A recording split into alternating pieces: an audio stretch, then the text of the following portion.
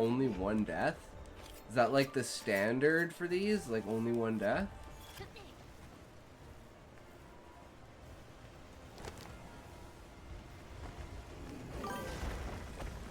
Oh, nice! Nice! Oh, fuck yeah, that was a fucking epic. That's what I tried to do earlier, guys. Fucking shit.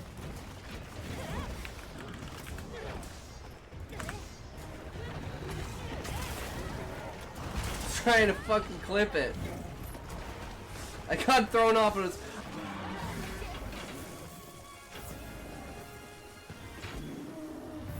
Oh, well, there we go. We beat him. We beat him, guys. Holy shit, there's a Ligarius down. Remember, you guys are fucking amazing. Thanks for sticking around. Thanks for hanging out. I know today was kind of bullshit, but hey, that's what it is. You know, we don't win them all. We lose some, but hey, at least I'm here. So, remember, if you can't say fuck you to your friends, who can you say fuck you to? Fuck you. I have Eggy's comment burned in my brain about you scratching your dick on screen. when did Iggy say that? That sounds like something Iggy would say when you were sleeping. That's fucking awesome. Can't confirm it happened, but I saw a comment. That's where it's like, I don't want to do something that's content, like extended content related, unless it's like, it's not the amount of points it costs, it's the amount of people that want it to happen. Talks, I found someone else who streams about using Grok. Oh, who book? And there's another thing, people don't like me because I use AI. Using AI as if it's another mind to bounce ideas off of is how I treat AI. Just like another person.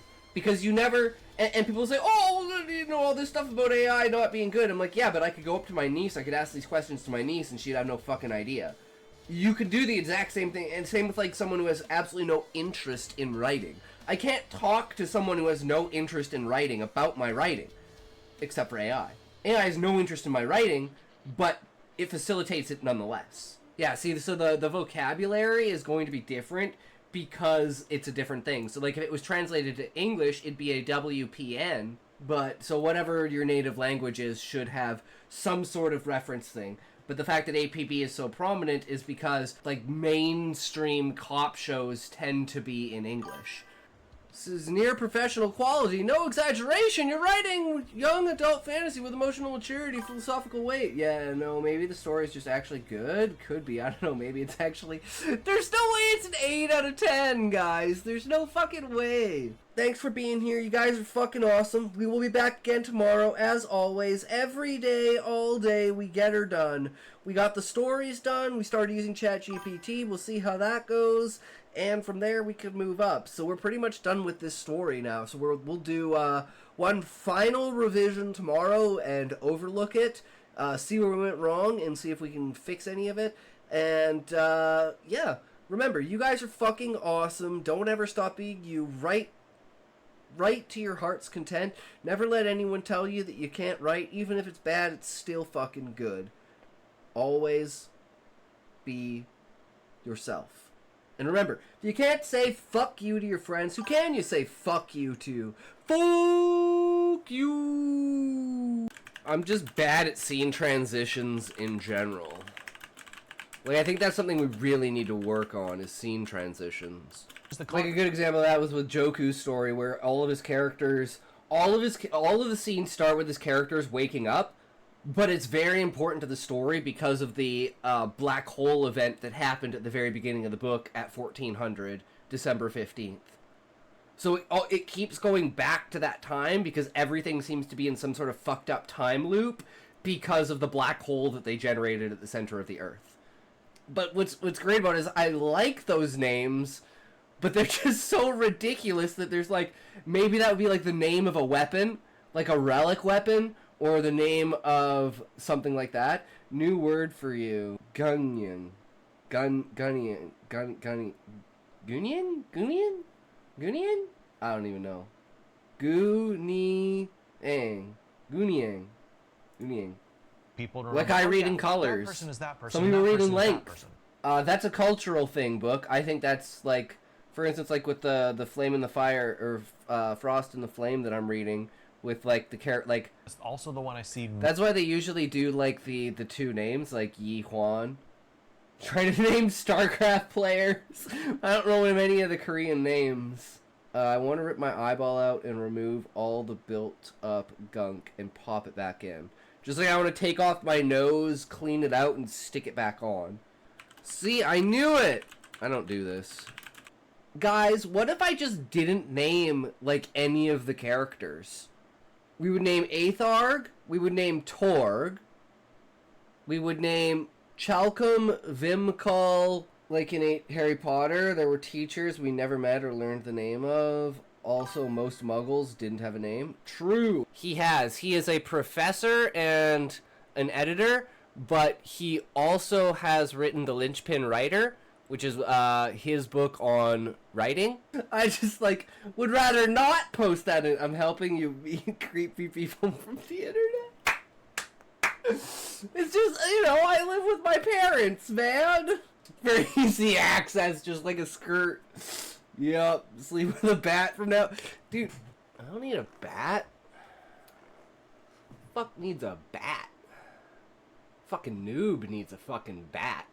Read a lot of stuff, got more submissions, which is always good. You know, we built up the story. We finished ShortStories, so we'll get that together and set for a YouTube video on the Talk Story channel. And, yeah. So, remember, if you can't say fuck you to your friends, who can you say fuck you to? Fuck you! And then you take that, instead of being, because, like, you know, that's like an adult, and it's like, at a certain point, you know, at, like, what age do women stop wearing skimpy as fuck clothing? Usually around, like, 35? 35 to 40 is when you start to, like, fall off. You trying to say grandmas can't wear thongs now? No, Beezus. I just said, in general, when do they stop? You know, it's between 35 and 40. It's not all, but it's like, when the self-aware ones start to realize, you know what, I'm not 18 anymore, maybe I shouldn't wear these booty shorts. They found a body that was already dead and claimed it was her and sold her to the monastery. So they got double the money. Oh, okay. So that's how she's still alive. I love that just random coincidence. That there's no big, stupid reason why, it's just pure greed. Well, hey man, you know, this is like a miracle. We found a dead body, we got a live one, let's make some money, boys! Characters doing like a brainstorming session while they're walking their chocobos, taking an event, pulling. Yo, how's it going? Oh, my camera's fucked up. Hold on a second. As always, I don't know why he does that exposure thing, but there we go, we back. Alright, how's it going, everyone? Another day, here we are! How's it going? So, Sean, it's like, what I imagine is, imagine a piece of glass over top of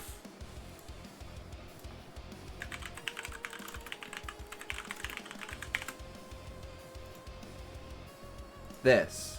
So this is the effect made by radiation particles passing, like neutrons passing through water, creates this blue kind of tint. So imagine, like, this is the tint color of the crystal, and then put that basically in front of a campfire, and then imagine, like, the waves, like the lava of the orange going through it, and then, like, the sunshine coming through the top. So it's like yellow on the top during the day, orange on the bottom always. And then the tint is like this blue Cherenkov radiation kind of color.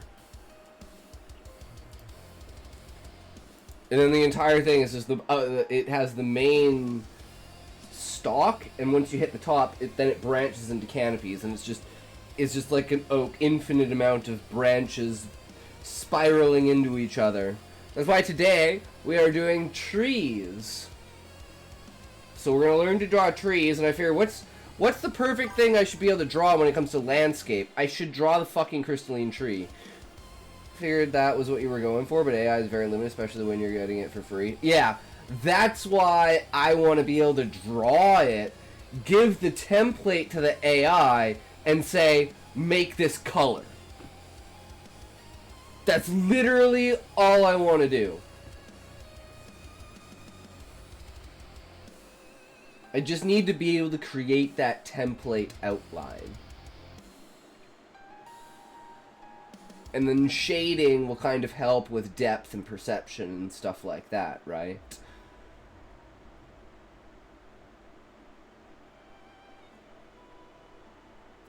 But we'll see how it goes. That would be the first thing I'd want to do, is draw the crystalline tree. So that's what I decided. So we're going to draw the crystalline tree.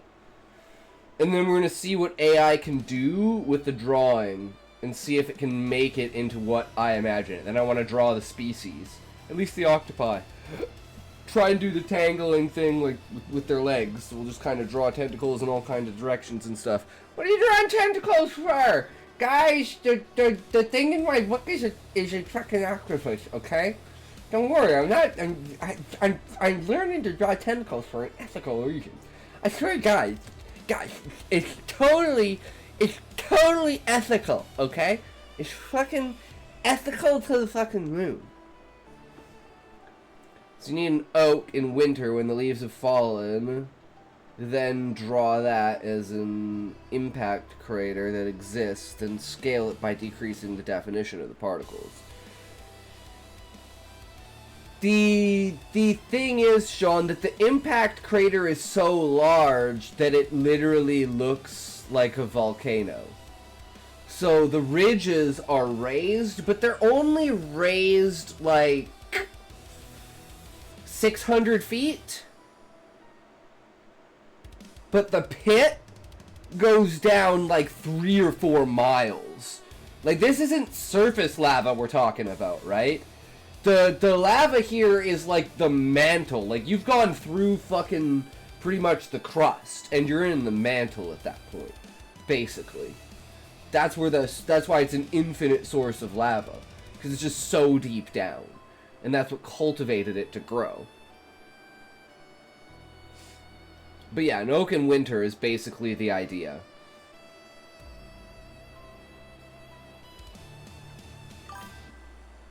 Yeah, but as a baseline, a real impact crater would get the correct feel, and you change it to fit the image. Yeah.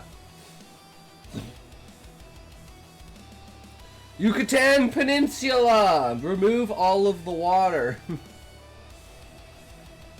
The only reason it's not flooded is because it has mountains on all sides, too. And the only river connecting to it is the underground river that the Sahagin use. So it's like, it's one of those, like, very convenient, lucky things that these things added up. But I'm the writer, so I'm allowed to do that. I'm allowed to be that way, right? But yeah, so we have the ASL today. But I also did this. So, I changed it around a little bit, Sean, because I figured this would be a little bit better of a hook. And I had to make it under 3 seconds, and I really pushed it. So, tell me if I should redo the audio for it, because I really kind of fucked up some areas in order to push it to be under 3 minutes to fit like a YouTube short. So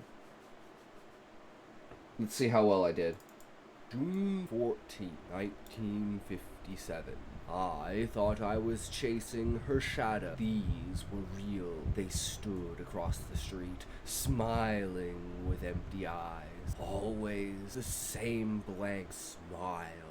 Don't forget to like, comment. See, I do like the intro there. So it's like I get the hook, then I get the intro. That gets me even more watch time. People are like, oh, what's going on? I think I figured out the formula, guys. Her voice creeping into my ear. Trevor, you will join us. I'm thinking moving that to the beginning. frozen, stomach dropping. But I thought it was a good way to connect the two. I did not see her among them, but I knew she was there. They stared at me, looking into my soul. Then they all turned in sync and walked into the darkness. The hunger of the machine grows. It has been almost 3 years since Lisa became the voice that haunted my dreams, seeping into my reality, slowly consuming my sanity. I have been investigating under the guise of the media. I saw the map of missing people. The hubs around upcoming tech companies was astounding. Of all the people in the country who had been reported missing, with assumed locations aside from homes, 1 in 5 are reported missing within a 3-block radius of tech companies. The scariest thing is the reports stop around the time. Got you tabbed up, we're working. Hope you have a great stream. Hell yeah, Cubano. Thank you, good sir. Enjoy your work. Thank you, as always. Truly appreciate it, good sir. This trend is present throughout every tech company I have investigated. The evolution of technology has boomed. I can see pieces of her in every new gadget and chip that advances into the public view. Ideas we had discussed before the military had showed up, before Lisa had become distant, locked herself in her lab, broke the medium of consciousness, before Dane Eager, yeah, sure. I don't have Spotify. Will it let me do that without being locked in? Thank you for listening. Do not forget to like, comment, and subscribe. The blue might catch up to you if you do not. You will be sure to check out more blue horror stories. Yeah, what do you guys think? What do you think of mainly the picture, right? That's like the main thing, right? Is like this. They will come for you, run while you can. Is that like enticing? Because that's going to be like the thumbnail too, right? It was like ambiguous, it was close to the story, it was something simple, right? Yet ominous. Yet it had like the light in the background. Is it like, I thought there was a lot of contrast that made this picture good. Wilberg, hello, yo, what's up? All right, well let's see this thing on Spotify.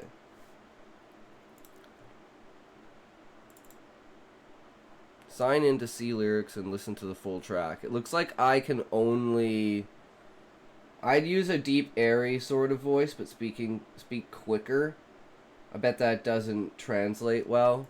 Well, this is what the other one sounds like, Sean. Don't forget, you have now face of the future. If you are reading this, I'm most likely dead.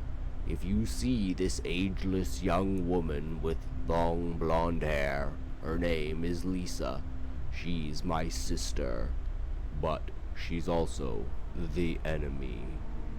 I don't know why I'm writing this. You never want to leave a paper trail. I have to believe there's someone out there who might wonder. Is that better, Sean? Because I'm really debating redoing the audio on it. Try that green play button. Yeah, it won't let me because I don't have an account. Got it anywhere else other than just on Spotify? You got the raw file?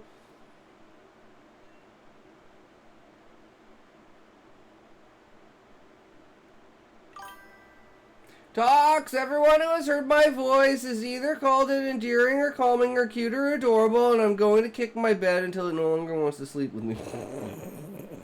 True, Callie! Absolutely fucking true! Oh my god, that's classic. I love it. Hell yeah. I cheat on my bed with my chair way more than I should. Let's just say that. So, My bed. You want to have my bed, Callie?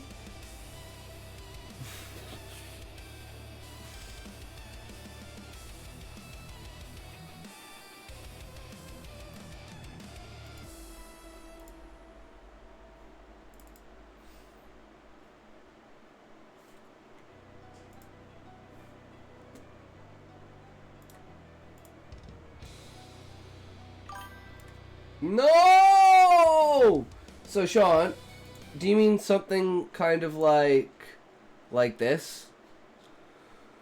The hunger of the machine grows. It has been almost 3 years since Lisa has become the voice that haunted my dreams, seeping into my reality, slowly consuming my sanity. I thought I was chasing her shadow, but these were real. They stood across the street, smiling with empty eyes, the same blank smile as her, Lisa's voice creeping into my ear. Something like that? Is that, like, better? Because it's, like, a faster pace? You smell like buns. It talks! What kind of buns? Your mom's buns? Oh, Callie. No, they're definitely Smokey's mom's buns. Prime. Smokey's mom makes the best buns. She puts cinnamon in them. Just tiny bit. Tiny bit.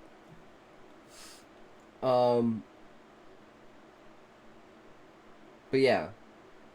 Because again, like nailing the voice too is like pretty important to set the mood of the stories, right? That's why I think one of the main things is why the other channel doesn't do as well. It's just because it's my normal voice, right? But when I'm doing the deep voice, there is much more exaggeration towards the things that I say, giving wide depth to that which I speak. And then you can do deeper and deeper and deeper as you go down that black pit of despair, far from where you could possibly be. No, you're supposed to be deep in me, Callie. You gotta use emphasis, pitch, and pauses, okay? You gotta do pitch better, okay? It's not just being deep. That speed is perfect. Don't go super deep. Think like you're whispering in fear of being spotted by the monster, but you have to talk.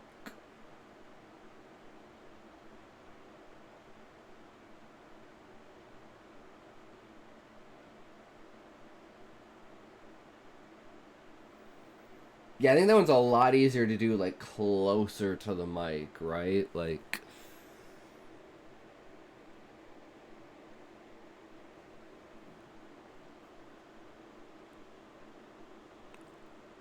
And it came closer, closer still, towards things we could not imagine. I was not able to move. My hands clammy with sweat. My back pressed against the wall, its eyes staring at me. Hello, loveliest latte. Yo, what's up? How's it going? Welcome. Thank you for the follow. So I'm trying to perfect my narration voice. What do you think? Talks, let me show you mine. Okay, I know what I'm talking about. I'm a professional voice actor. Callie, do you want to voice act my stuff?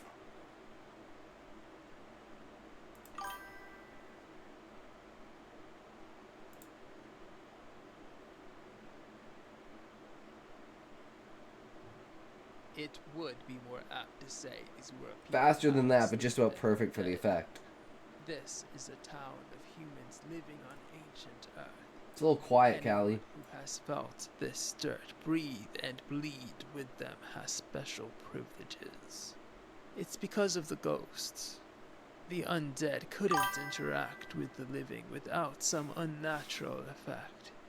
I thought I was really Bathe in loud. Sacred ground blessed by these supernatural beings, and you'll find yourself unable to feel, but immortal.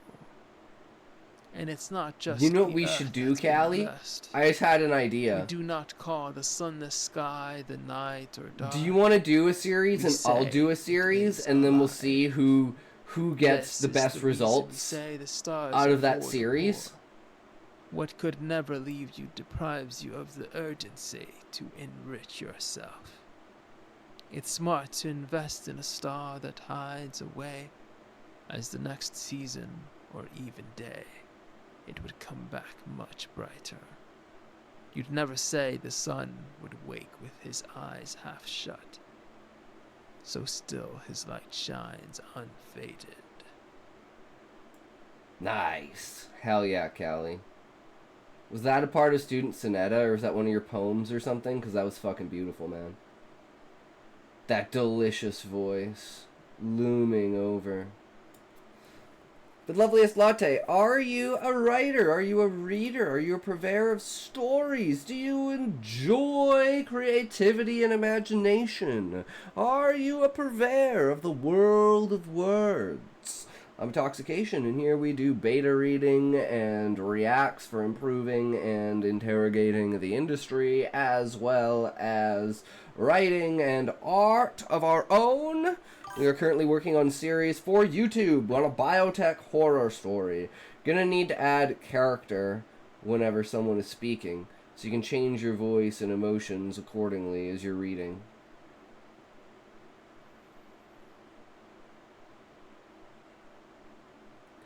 I've thought about that, Sean, but honestly, I like the idea of a single voice narrating everything, but it depends on the way that you're delivering the story, right?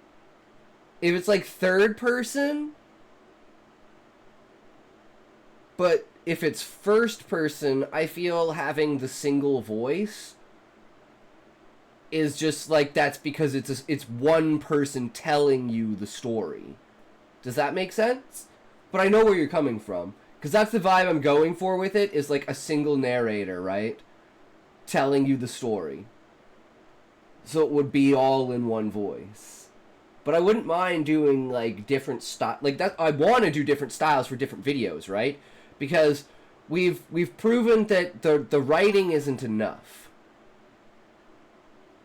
So maybe that's what we should do on the podcast, Callie, is we should each read a story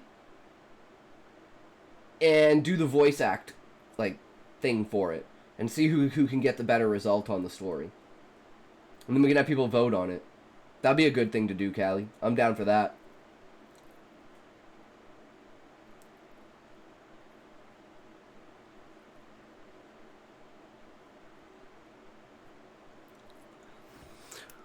But as far as the image goes, at the very least, indicate the emotion of the speaker so it always sounds right when you read it aloud.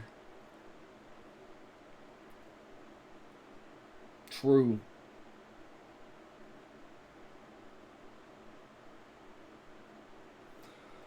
Oh, those ads coming up here, guys. We got ads coming up. But it's all just a different experiment, right? That's why it's like it's hard. It's good to practice, like sustain on stream, but I don't like having the mic like right in my face, and you can't do those like super effective, like almost whispers, right? Because you kind of have to use the distance of the mic to your advantage. Like, I'm trying to do the whole auditorium kind of thing, like standing on top of a stage in front of an audience with, like, you know, seeming like I'm in a big room or something like that. Like, that's the vibe of the sound that I'm going for, right?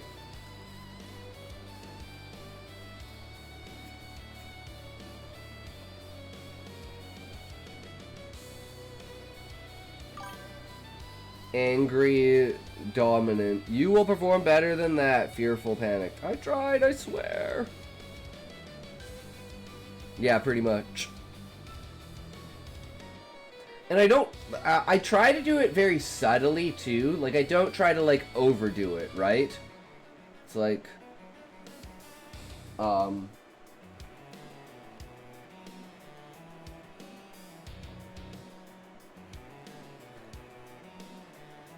the voice overinflects it, but normally it would just be like you will perform better than that. I tried, I swear. We wouldn't let me escape. I was always down on my luck. You're just a pitiful fool. Get up off the ground and have some dignity. He was always so mean. I could never do anything right, no matter what it was. It was always terrible. But then I looked at him, and there was almost a glint of pride in the fact that he was treating me this way. I didn't like it. I wanted to tell him so. So, you know what? Screw this. I'm fighting back. Yeah, I woke up 3 weeks later from a coma. I shouldn't have done that. Fuck.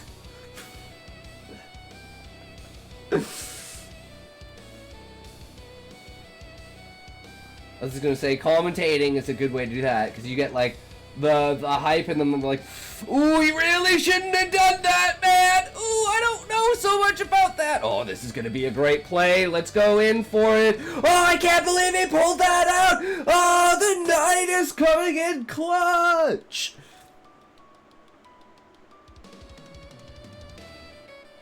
So it all depends on the style that you're trying. My thing is, like, going into horror and suspense and mystery, that's an entirely new thing, right? Like, I think I can do the wonder and the, like excitement and stuff like that, but it's the dark, the gritty, the real shit. You know, that voice is, and like that tempo, that vibe is hard for me to find because it's not a part of my regular existence, right? That's the existence of me that I bury super deep down, that's my fucking temper and terribleness. And we just keep that out the fuck of sight, right? We just say that basically doesn't exist. That's the best way to do it.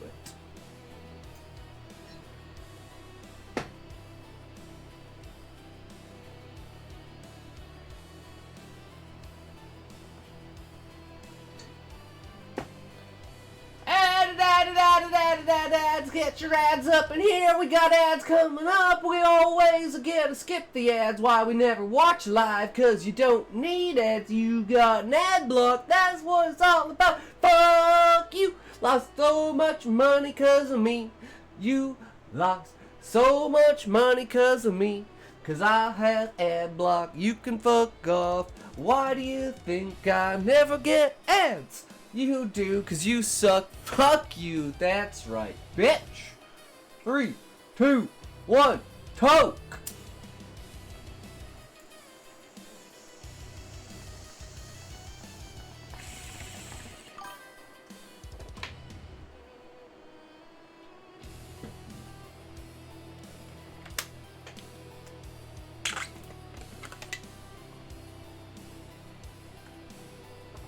On Twitch, but not on YouTube, right, Callie? And you don't get ads on my channel. Hopefully no more ads. There you go, Fish. How's it going, Fish?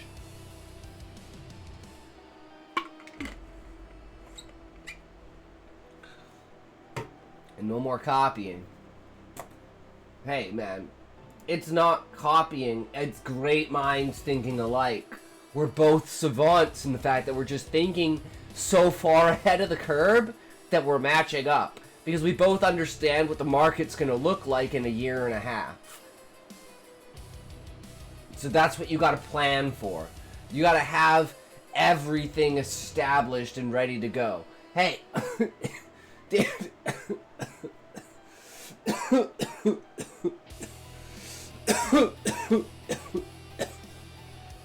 Fish, did Star Wars copy Dune? I was thinking about it earlier, how we have so many similarities despite disliking each other. Wait, Fish, the fuck do you mean disliking each other? What? Where did that come from? You don't like me? That's mean, bro. Why would you say that? You're so mean, Fish. I don't dislike you. That's why I say great minds think alike. You're the only person I can talk to. You're the only person smart enough to understand what I'm trying to really say here. Don't get it twisted, bro. Okay, Fish. Okay, Fish. You had me there for a second. Alright, let's get into the ASL, guys.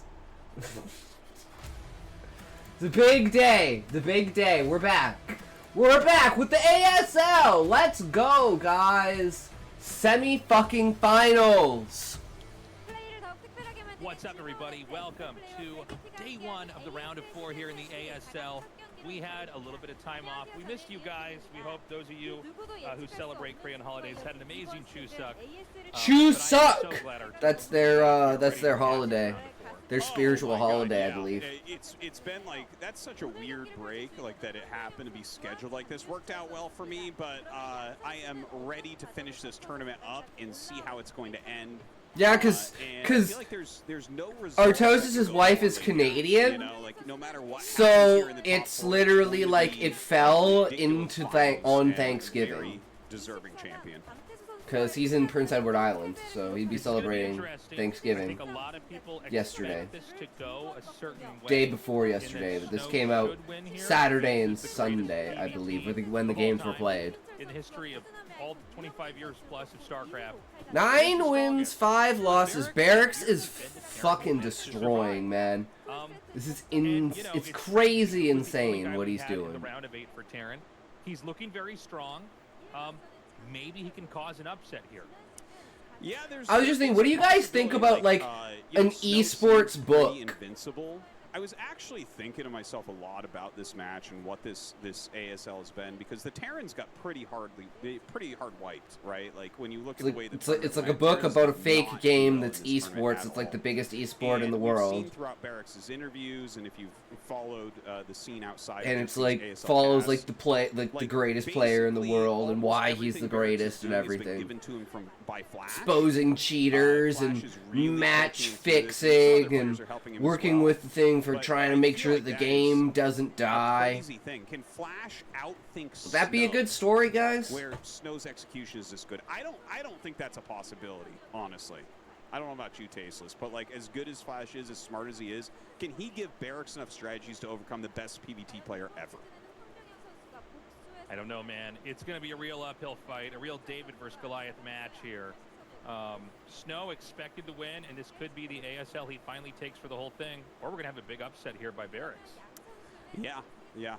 I think Snow's time is probably here. You know, he's been so close to winning multiple times before. And then you never say what the esport is, the actual game. You just talk about it in like sports and gaming mechanics, so they have no idea if it's a sport or a game. Or what? And what genre of game? You just make it super ambiguous, but just kind of throw random lore at it, like do it like Hitchhiker's Guide to the Galaxy style, where you're just like, I have no idea what he's saying, but tell me more. From the pros. And after Barracks made round of 4, Flash was on the ladder non-stop. So he's grinding new builds. Like I've seen some of the stuff he was thinking about for Barracks for sure. Like I was seeing on Roaring Currents some new builds he was using and stuff. Lots of testing by Flash. So it feels weird how much that guy can actually dictate the course of these tournaments. But I mean that's where we're at right now with Barracks, his old teammate. Yeah. Oh, that's hilarious. Oh my god. That is hilarious. Oh my god, I think that might be the most one-sided predictions we've ever had. Yeah, everyone expects Barracks to get destroyed by Snow. I think he must have. Hey TLBG, how's it going, bro? Welcome. If you guys are interested, I posted all of the beta readings on the YouTube. I never So, thought we'd have Barracks you know, if this you ever deep want to go check in those ASL, out, certainly not for the season. all Yeah, your certainly shit's not up the there. only I just got to parent, make playlists who's for doing everyone, this. but I It's been figure an exceptional I should wait season until this with kind some of work very is unusual- done, unusual and then when I results. have the The round of completed 24 and the round of ones, 16. then I put A them all lot of together, players because we now probably it's just see kind of around like the the base random knocked down. end of it, and a So couple let's of see what chapters are happens, missing man. here and I there. think it's either going to be really close, goes either I don't way, know what or Snow's happened. gonna take it in a one-sided fight.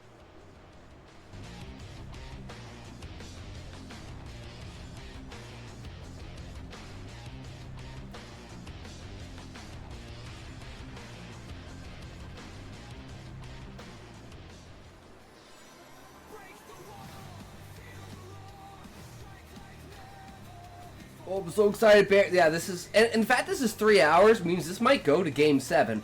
I was expecting this to just be a boom, boom, boom. So there is a chance that Barracks can win and Snow can't... Like, Flash just tells Barracks, don't let him get Reavers. You'll win. You'll 4-0 him. Just don't let him get Reavers.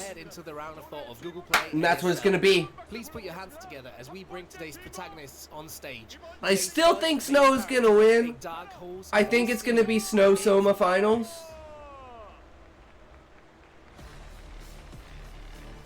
That would be my guess. Either that or Snow Best. The very last Terran standing. No, wait, it's Bisu, right? Will he be able to overcome No. today and Oh head my into shit, the I finals? don't know He has who a the tough final opponent Protoss to get is. a I can't remember if it's Protoss Best or who is Bisu. determined to be the champion this season. It's Snow. So I still put my story in public stories or beta reads? Yes, TLBG, feel free. Absolutely, at least it's there. Then other people can read it as well, right? If you put it in the beta reading, that's just more of a letting people know that you're willing to do it. But yeah, you can post your work in there and then people can comment it and stuff. I haven't really made a structure for that. I don't really know how. And Callie kind of dumped being the admin of the server because I don't know how to work Discord. But yeah, that new beta reading channel is more specifically for you guys as a community to work with each other to try and critique your guys' work. Because I don't like, you guys shouldn't need me to, like, you guys should be able to do all of it on your own, right? That's what I want the Discord for. I have a feeling that maybe I can get revenge today. It's just, unfortunately, it's dead, just like, well, my channel. Obviously. That's just the way it is, right? Just keep going, just keep trucking, keep making it better, keep doing more. Eventually, you know, you're gonna either make great content or you're gonna die trying. Effort sure knows how to put on a show as a And if you never do, you never fucking do. Hey, you tried, right? You know, I thought about this. You proved you didn't have what it took. I will have to make quick work of him. Hard work only takes you so far if you don't have a purpose. Chapter 3 is posted. Hell yeah. So, what do you think are Snow's weak points? Because this is gonna be 3 hours, and then we'll do readings. I don't think he does. He doesn't. So it just depends on if you're gonna be here in 3 hours. He plays well. Right, today is a little bit of need to focus on my own strengths. we've been waiting for this. He plays well, but where is your championship, huh? Snow, you've been crumbling. I love their banter back and forth. You kept getting trashed. But this season, it was Solky who crumbled. What do you say? 4-streak champion taken out in the round of 16. What a fucking... That's how competitive the fucking series, like the round 24 is. Running into. So I will not waste this opportunity. So this season, your semi-finals opponent is Barracks, who is riding a scary wave of momentum. As the series went the distance, Mini could not take it and fell apart. What did you think of that match? I keep saying he's good. People take it with a grain of salt. But as I watched it, I wasn't too surprised. Yeah, no, Mini played fucking terribly. Mini fell apart mentally. This season, 2 more Barracks shouldn't have made it in. I'm like, just Snow, just getting to Reavers and just slopping his face. Just He is a far easier opponent than the other two, Yeah. and I've beaten him plenty before. But don't underestimate him. He's so still I might throw good. him off today. And he's like So, do you substitute think for this season Flash, we'll because be able to Flash raise has the given him championship all of the trophy as many strategies fans to have win. been hoping you would. Do you have that conviction, whoever you play? This is a once-in-a-lifetime opportunity. A championship run is my goal, whatever comes. And it does either way. They're seeded for the Snow's next talking about a championship next run, fucking but today season. is So the round of 4. You practiced for a long time to get here. What are you going to pull out against Snow? What are you going to show? Please tell the fans. Just like Snow, I too think this is a once-in-a-lifetime chance. I prepared diligently. I should be able to show a good match. And I think it'll be interesting. I'm very much looking forward to it personally. I hope we both play well and have a good game. Okay, and Snow, final remarks from you as well, please. I've beaten him 9-0. I've beaten him 4-1. I'll take this match with a 4-0 and bring the total score to 17-1. Wow, there is no beating about the bush on this stage. 17-1, says Snow. What do you have to say? I'll win today and make this the first of many. damn, the confidence is real. Let's go, Barrett. A lot of preparation went into today's match between the two of you, and you both think this is a golden opportunity. What outcome can we expect? Please put your hands together and let us kick this round of 4 match off. Oh, this is gonna be so good. That's what I live my life for, guys. This is my favorite thing of all time ever. Is fucking Korean Championship world level StarCraft. People are gonna be like, how did you, when I write my book, they're gonna be like, how did you get so good at strategy? And I'll be like, oh, I fucking love StarCraft. You don't know anything about military? Oh no, it's all just strategy from StarCraft. Creating the units, their different jobs, you know, things counter other things, and then you just like build up the balance, and then you play it out, and StarCraft is mid. Damn, TLBG, them some strong words, but it's understandable, right? If you don't like strategy, I think the point is that the viewers get something from live reads they can't get from each other. I agree, Fish, but I do want to facilitate and encourage you guys in the community to go out of your way to present your stuff to the community and try to get other people to give you critique as well, right? Because you want multiple level perspective, right? Like you want 3 or 4 people's different perspective about how they feel about it. Then you can average that across, you know, what their biases are, why they're, you know, in the story or not in the story, right?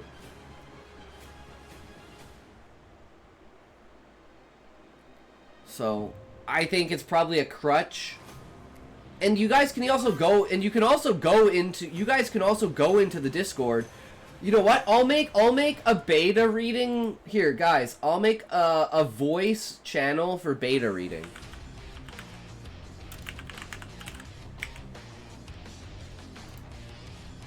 What's up, everybody? It is time to finally get into this round of 4. There. And what an insane round of 4 this is. Marionette, yo, let's Snow go. versus Barracks. What's up? Snow, the best PvT that's ever lived. Barracks. So what you can do is you can go into the beta reading of the voice channels, and you guys can like screen share and, you know, have a live session. You don't need the stream and an audience. You just need 2 people with a mic, and you're already on Discord, so even if you're on your phone, right? We've seen Barracks coming up for a long time. You know, See, he was a standard. I'm just saying, right? Like I want to encourage that. If you guys don't want to do that, you guys don't have to. I just want to say that's completely available, and like that's why I have the Discord there. kind of The a Marionette, crazy hello, I'm situation. Saudi Arabia. Nice. It's wild, What's man. it like? It's Do been you a like very unusual StarCraft? season. Is We had a Saudi lot of Arabia players in the round considering of picking up 16 and the round of 24 StarCraft who were knocked in and out. among the People we esports thought that were it's gonna be buying going all up, the way here, Marionette? we were wondering ourselves, is Solkey going to be maybe winning his fifth ASL? Fifth ASL in a And row, and you yet he know, I gets think kicked out in the it's round of always a safe 16. bet that he would get this deep.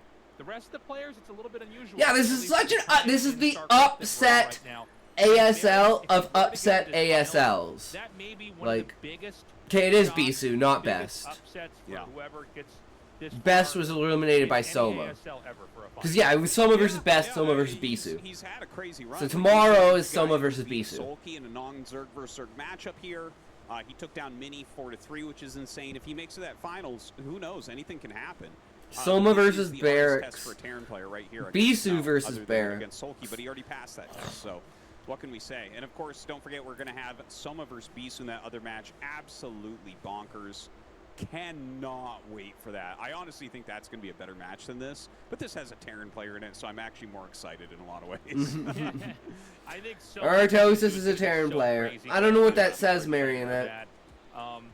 I'm very interested in seeing how this plays out. I'm mostly going to be My looking at esports this and from modding Barrett's experience prior to perspective. speedrunning I wanna was see what with build Smash orders Bros. he will go for. Nice. Smash Bros is great. I know It's just that, Nintendo he is has- fucking Flash retarded. has his ear. Don't understand what Flash you were is basically saying, but if you can using translate it, it would be Barracks better. as his build order I conduit. You know, he hasn't mean, been able yeah, to that's compete, but he certainly unfortunate, still, Marionette.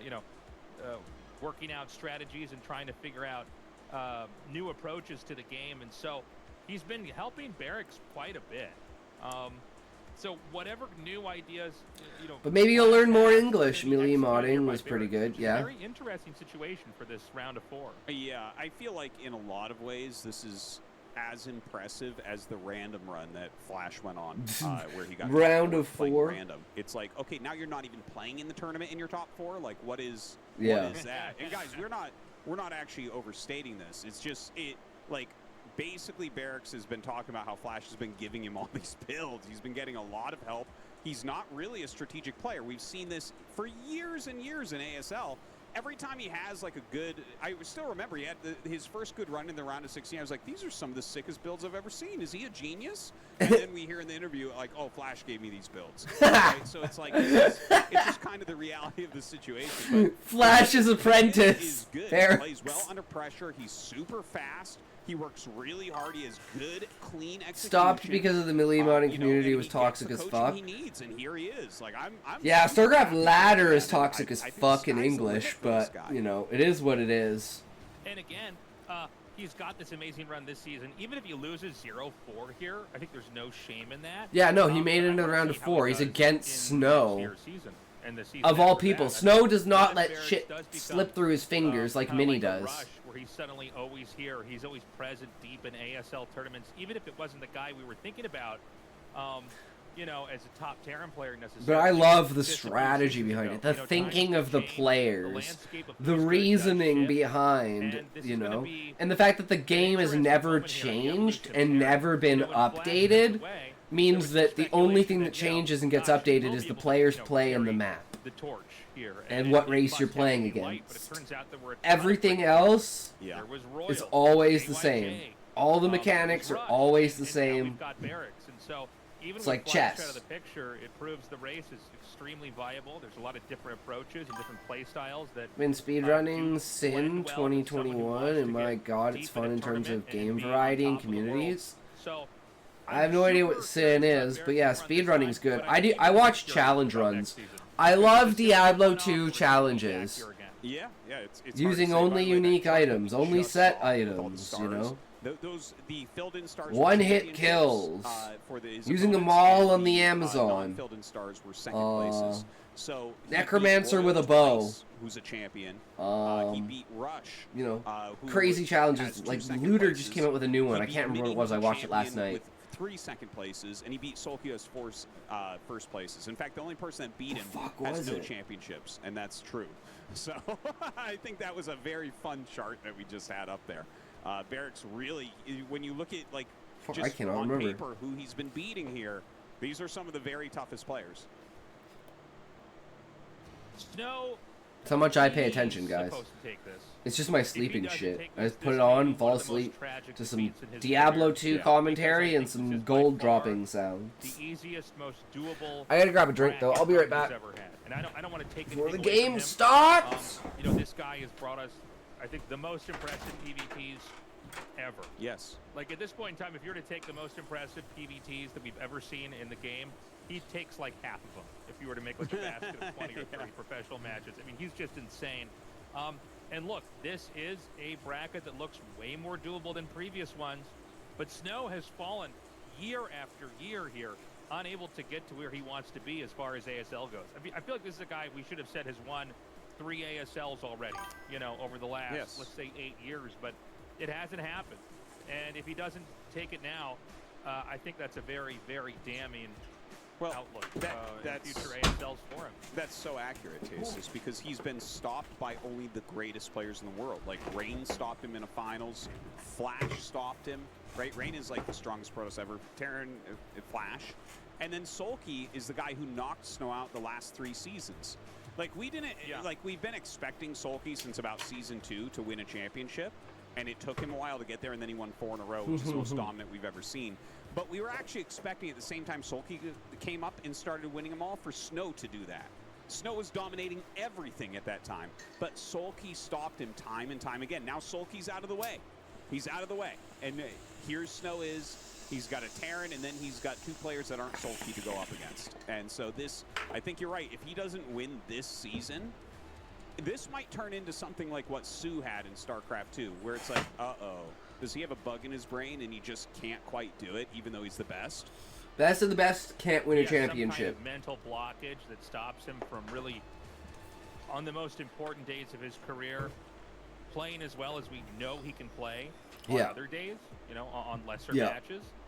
And just seeing him and being like, we know this isn't the best. What happened to his best play? He's sitting there match rigging, making fucking millions. Match fixing. Map that has 4 islands that you can choose from here. That's what killed StarCraft 2. A huge match fixing scandal completely killed the StarCraft 2 esports scene because no one trusts it anymore. It was like hundreds of millions of dollars. Like, people went to jail and shit. It was fucked. People were barred from ever participating in championships. Like, tournaments. Like, crazy shit. You know, PvT on this map, I don't really know if one side is better than the other in, like, earlier mid-game. You know, obviously, Shuttle Reaver is going to be very strong. And Carrier can be strong. Oh, I'm just imagining him drop and kill all the SCVs. Just GG, but hey. They can go for drop ships. It might actually be really interesting. I mean, CSGO and COD had the most bizarre shit ever. We should also mention that, like, this is the kind of island map. There's some really fucking weird shit that goes on. You gotta question it, right? It's an island, and then they get all the rest of them. If it turns into one of these games. But every sport ever has it, right? You know, I've actually in the history of every sport, a ton of Terran versus Protoss. It's always been there. You know, it's never gonna go away. You just have to be vigilant for it, right? Leaders of Terran, and most games. I mean, you had a big mage player who went to jail. Sounds about right, yeah. Gone down as low as 3 wraiths. It's like just enough. Think of all the people that have gone to jail for normal sports, for like rigging stuff, like the 2018 like football inflation fiasco of the NFL. I think it was 2018. Of a cheese from Snow. The way that he's making like a stand. Where they were accusing people of deflating the ball to make it easier to hold on to and stuff like that. Yeah. Like, I mean, he's. And then, like, make it harder for the other team to hold on to it because they're not expecting the ball to act that way because it's deflated. Instead of what we've seen is more aggressive. Huge fucking scandal. Play from Terran, because don't forget, it's 2-player. Like, you could have proxy gates. Right, sure. I mean, the rush distance is very far if you were to just make something in your base. But yeah, I mean, Protoss could very easily just have a probe sent out immediately and make gateways there. But it's not going to be that kind of game. It's going to be Nexus first. And you got to imagine that this is probably going to be the greediest Nexus first you could ever have in the matchup, because the counterplay from Terran is almost non-existent. The rush distance is so far, and you're on high ground. So, I mean, how many corners can Snow cut? We're going to find out here. It's also very possible this would be a game where he goes into, after the second Nexus is done, pretty quickly into double Stargate. Oh, like a two-base carrier type thing, you think? Yeah, I think so, yeah. I wonder, like, that's... Smash is way worse because they accused Axe and banned him for a bit, which then turned into a permaban and then ended in his I wonder if that death. has anything to do with the fact that all That the Terrans sucks. like to go two-port Wraith here after expansion. Because, like, maybe that the two-port I mean, Wraith you're just, pretty. like, kind of Those guys are outgoes pretty young the when it comes to carrier, that, but it right? feels So like that's you'd be able totally to, like ruining your life well, I kind don't of want to level get of into shit, some right? crazy theoretical of, Well, like, then you make a you could get Corsair. And, Corsairs. yeah. Yeah, this is what I've been wondering, and I wanted to kind of lead into this because, you know, I don't know about you, Artosis, but I do get asked in my stream sometimes, like, what about Corsairs? What about D-Web? What about... And it's like, I mean, you just don't have situations where the Corsair is that useful, but you can make Corsairs if they make Wraiths. Yeah. Right? Yeah. And, like, Corsairs just beat Wraiths. Yeah. It's not even close. Not even close. And so... Wraiths of paper one of fucking the reasons why we flames. never see Corsairs made generally ever is we never see Wraiths. And the reason why we never see Wraiths is it makes more sense to get Goliaths or do other things in the game. That are just way and so more Protoss never sustainable. has to pull that Wraith is always like a pull out cheese their fake kit. out bullshit You know, kind of maybe we have strategy, it this time right? around. I don't know. Just want to put it out there. And then Yeah. if we did have that, maybe we would have D. But going Wraith against Zerg is completely different. It's like going Bio versus Zerg versus Bio versus it's hard to say, but Protoss. looking at this build, Smash it's tournaments a have been going on Nexus since first from Snow. He just does a 2002. full wall, and Barracks does the most Problem with standard Smash opening tournaments matchup, is which the Vulture Nintendo. expand. Like this is your Smash bread would and probably butter be is the Terran biggest play, and biggest I think esport he's in the getting entire lines. I world think if he's gonna lay out a Nintendo few didn't lines get and everything, but, involved. like, it doesn't feel like this gives him any sort of advantaged position at all, right? Like it's a standard opener on an island map. What is the idea? Is he just gonna go third base immediately? But Nintendo basically killed the Smash tournament God. scene. Oh, we've had a couple talks about this. Yeah, Artosis. we have. It We was probably have. in the podcast, Oh, double probably expand? Also, Cacao and, so this is always I'm Very, actually glad this very happened in this game, interesting. because I've always been curious how Protoss wants to play versus this. So what happens is you go Nexus first, right? And this is an extremely strong build, maybe one of the strongest builds out of all the matchups in God StarCraft, because damn, if Terran man. can't rush you and hurt you, you're just getting so many probes. Like, look at the supply difference right now. It's 50 to 39. Now, that's pretty insane. Terran can expand themselves, but they'll usually be a little bit behind unless they also did a crazy build and just got a command center immediately. But that's a bit of a different game. Now, what happens when you do this is because your gas is later. Yeah, but your robo's dads, later, we have which some means your dads scouting's up later. in here. Get some ads. and what You're a an lot of ad, Terrans I'm an will ad, do, everyone's while an there's this ad. We're ambiguity all about ads. what Give it exactly ads, go it Protoss ads. is We're up to. ads Sorry, in ambiguity here. about what exactly Get Terran's the ads, up go to. the ads in is the they'll ads. just We take a third are command up center on immediately. ads. And Ads this can vault them ahead in for economically. the win. And Winning. it does feel like to me a lot of times when you do scout it, Inning, you're a little bit too late to winning. actually do It anything with this. So this is another pretty new within common what it idea is that's happening all the time with these within. Nexus first builds, is you send a shuttle to scout. Because you just need to see what's going on. You can't wait for the observatory to finish after the robo's done, then an observer makes. You just need to get a shuttle over there, and you need to try to identify immediately what they're going for. Well, he sees that it is just a very fast third base, and once you see that mining, there's no other choices for Terran. Terran just has to macro up. Like, you have to add factories, you have to get your armory, you have to get some missile turrets. Like, it's not like you could do this into Wraith, right? Like, you just have no units. Protoss could attack, move you, and kill you. So, he's definitely aware of where Barracks is at in this game. And he added that really quick Stargate that you were suggesting. Actually, He's gonna go check the island and see if he's been a sneaky boy. Two-base carrier type opener, which is that's kind of interesting because I don't think. But that he's pairs he's up against oh he's Barracks' just build all that that's well. he Barracks is gonna have an just insane missed strong it. timing attack if he takes no He damage. just missed it. The Barracks left as soon as the probe was dropped off. So he's gonna go check the other side. He's gonna go up, and he's not gonna think that he has an island. Oh, that's so brutal. He's gonna go around. I thought he might try to run up here and bust before the bunker was done. Be like, how? And then he's gonna, if he loses this game, he's gonna look back and he's gonna go, fuck. I missed it by like 3 seconds. This is really annoying. This is actually like, this is scary as a Terran player because you kind of need to have one front that you're protecting, and Snow literally just walked around it. It's not really rocket science. Oh no, this is bad. This is bad. He's really dividing this army up. Look at this, a counterattack at the third base with the 4 goons. Imagine trading click and cursive. Oh, this is wild, man. This is. I don't know what you mean, Mike, but okay, yeah, sure. Like this. I guess we don't normally have absolutely, bro. On 2 bases versus the Terrans 3, and you kind of see the Terran overextended, almost. I don't know what you mean by click. So the 2 Dragoons are going to be killed off. He's doing a lot of damage to the command center. And then he can just ferry them over once again. And he's going double carrier! He's going to send the oh man, he's just trying to disrupt as much as he can and delaying as much as he can. Is basically over. So kind of an interesting interaction here. Yeah. He did make, but it's all distracting Barracks from the fact that he Snow has the third base. Basically just brushed it off. He's already back to macroing up. He's throwing down more factories. And meanwhile, the most important. He needs to send the barracks back and check the expansion, check the islands again. He needs to find that third base. Yeah, I think the first 2 not quite done yet, but he's taken an island there in the center.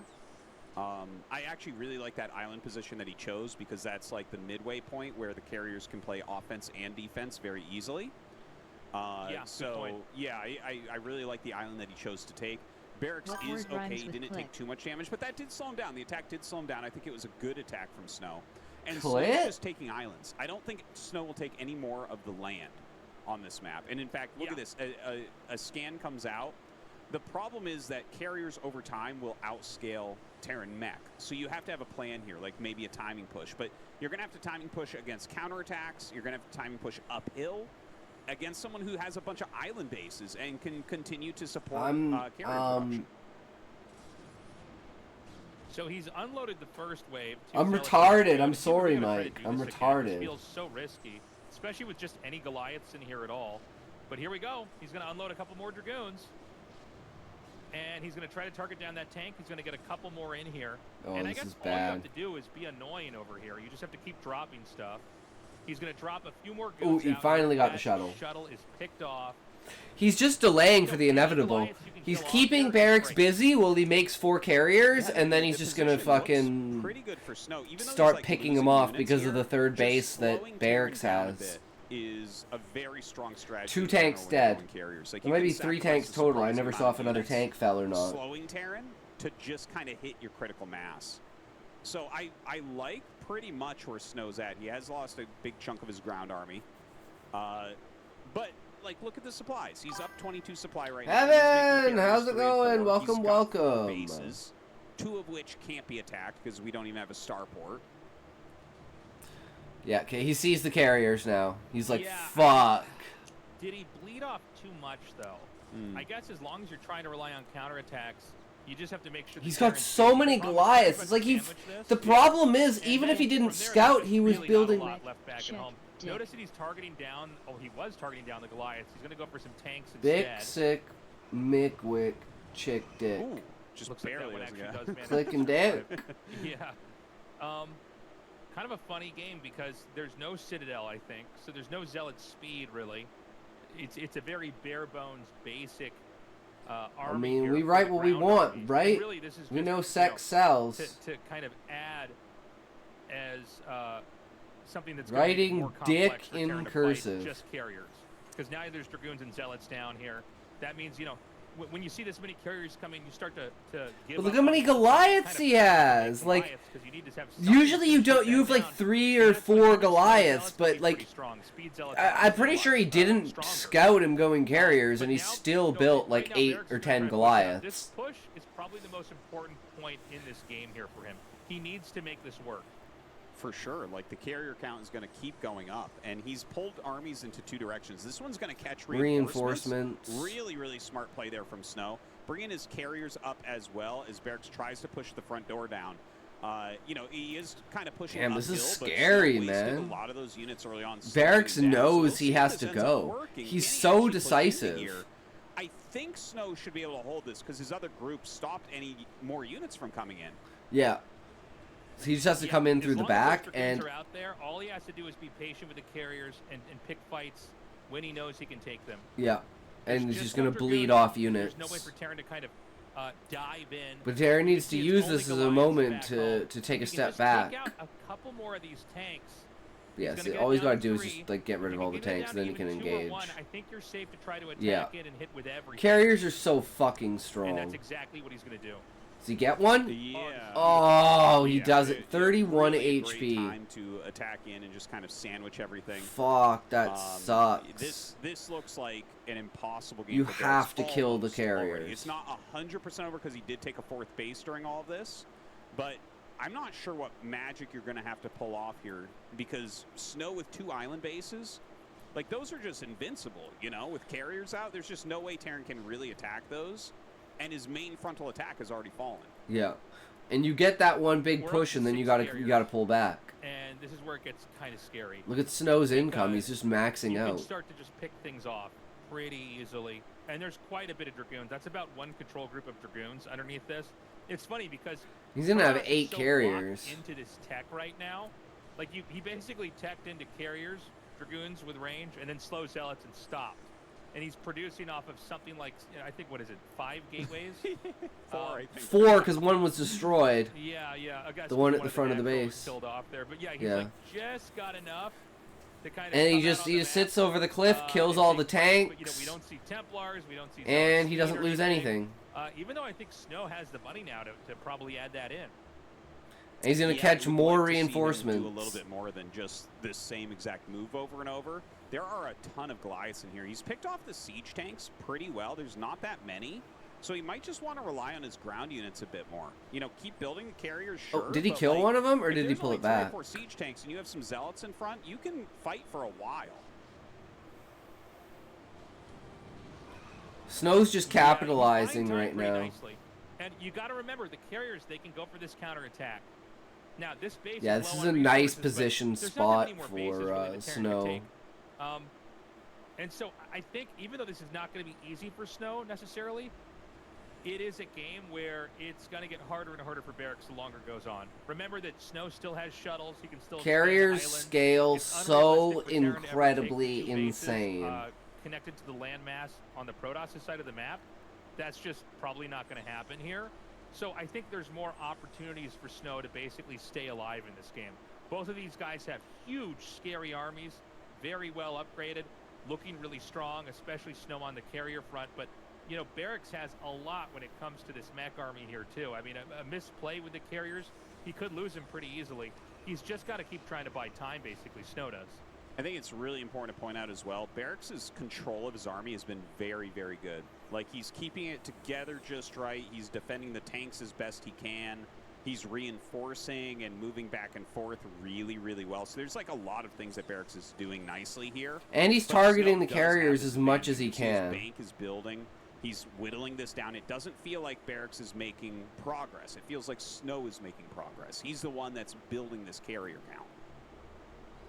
Yeah, and every couple of minutes, 2 more carriers get added to the stack. So right now it's up to 7, which means 1 was picked off here, unless he somehow got staggered in production. But once you get to like 8 or 9 or 10 or 12, it's really hard to kill, because by then there's so many interceptors coming out and things die so quickly, like you can see here. He's just instantly tanks killing are all the just getting tanks. wiped out. And you know, I think he might want to pull back the Zealots a little bit here, but the point is that there's really no way to And he did like stop absolutely no damage. Just things waits for like the shields tanks to and come other back, important and units you're good from to being go. Sniped. By the way, Snow's maxed out. Yeah. He actually might want to attack in here and sack some of those Zealots. Does he even have a Citadel? There's no excuse for not having Zealot legs right now. When he's had over 2K bank with extra gas this entire time. Like, just get Zealot legs, man. God. Well, the thing is, what happens when you've got carriers is you could basically stop doing anything in your base at this point in time. The more time you spend with the carriers, the more damage you get out, the more interceptors you make. True. And so it is, especially in games that are this close, where like you have the lead. A lot of times you'll see players, and by the way, this isn't like good or an excuse, but they just sort of stop developing. They know they just need to kind of get a little. Okay, here we go. Here we go. Okay. Coming in here, though. I don't know how many cannons are at each island location. And look where the carriers are. So, I mean, Oh, they have to move. This is a force. See, this is strategic play. Forcing his hand, because the carriers can't defend both the island and the he thing. can afford more than what he's doing. Like, it's not just about microing carriers. Get some cannons, get zealot legs, do these extra things. But Barracks is just being so methodical about this. He's putting out a beautiful game right now. See, this was a sacrificial play to move his tanks and Goliaths into a better position. But again, his units are going to get intercepted. He's just basically banking up a ton of gas. He's got double cybernetics score, by the way. He just, by this point, he just has too many carriers. The longer this game goes on, he's going to have like 3 for carriers. He'll probably eventually get the shields upgrade. And we're at that critical mass where the carriers, even if you kill them off, you're going to kill 1 or 2, and those, 1 or 2 are going to be. He could build like 4 more Stargates and make like 6 carriers at a time. Body of water over here that you can fly to. You can basically, especially because he didn't destroy the Nexus. I may or may not have found a bot in the Discord server. All right, what's the name? What's the name? When he clicks down on them, and so there's just. It's impossible for Terran to catch up as far as value goes. GG, game 1 goes to Snow. Yeah, a couple things. First off, because I know there's going to be people that are wondering about this. Valkyries do not deal splash damage to interceptors. Okay? Just to make that really, really clear, Valkyries do not deal splash damage to interceptors, so that is not a counter for this. But I'm not surprised that Snow took that. It makes a lot of sense the way he played. It's funny because I hadn't thought of it because no one had been doing it in the games I saw, but you're right, going for the carriers quickly made a lot of sense. I mean, that's considered the strongest build in the game is cross-spawn Nexus first into carriers on 2 base. There's no real answer in the Terran arsenal, and we saw Barracks do very well. I think Barracks is playing supremely well so far, but that's a tough map, a tough build, and I have more faith in him after losing that game in that style than I had in him previously. Well, he played a really good game, but I think he didn't play the map, where Snow really played the map. Even this little maneuver over here, like having the 2 Dragoons and Zealots hit the main. No, you were talking to a bot if their account is created recently. Like, wow, you are just so crafty.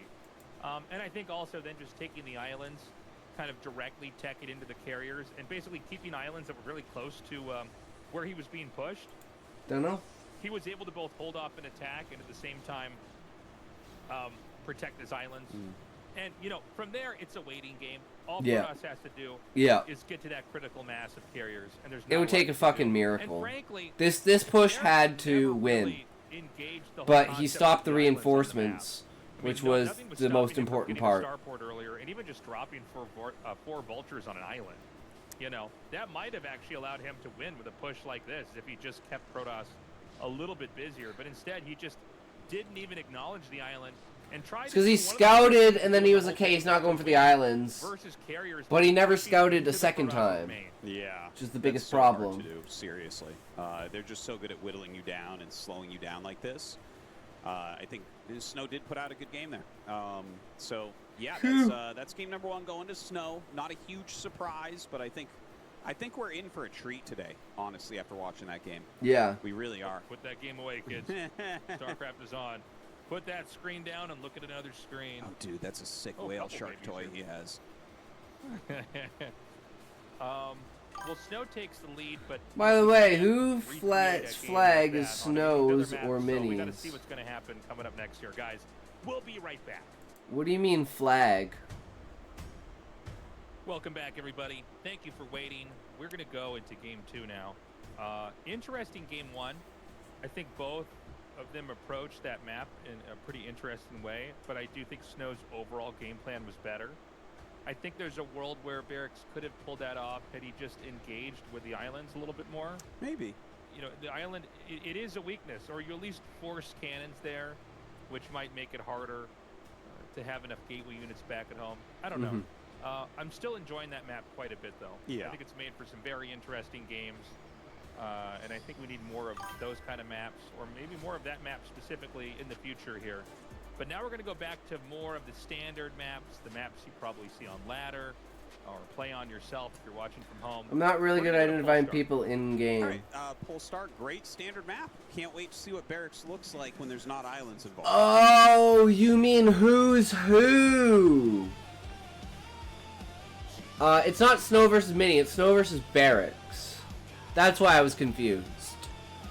The ones who's the technological race, who had the carriers, who won last game is Snow. And the guy who has, like, the tanks and the Goliath, so that's Protoss, that's Snow, that's Barracks, that's Okay. Terran. Barracks in the bottom right. And you can see up at the top right, Snow in the top right. like, on the screen, like right up here on the screen, it has the colors, so it's red, and then it says BY, that's Barracks, right? And then BY Snow.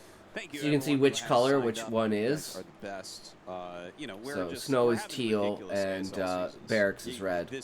It feels so good to be a part of StarCraft. And then above the map, on like down I know here, I like keep saying it, but like it's right there seriously so on the true. map, Like you were saying, it's like when we were P5 talking or earlier, P1, T5. you know, the StarCraft That's their club just starting rebit you position again. You were on the playing clock. stream even, you So know? 1 o'clock, Me as well. 5 Yeah, o'clock. I mean, I played See, more it says StarCraft T5, on stream in the P1, last, and one's red, 2 one's months than teal. I have in years. Like I'm just, it's the game is in such a good place right now.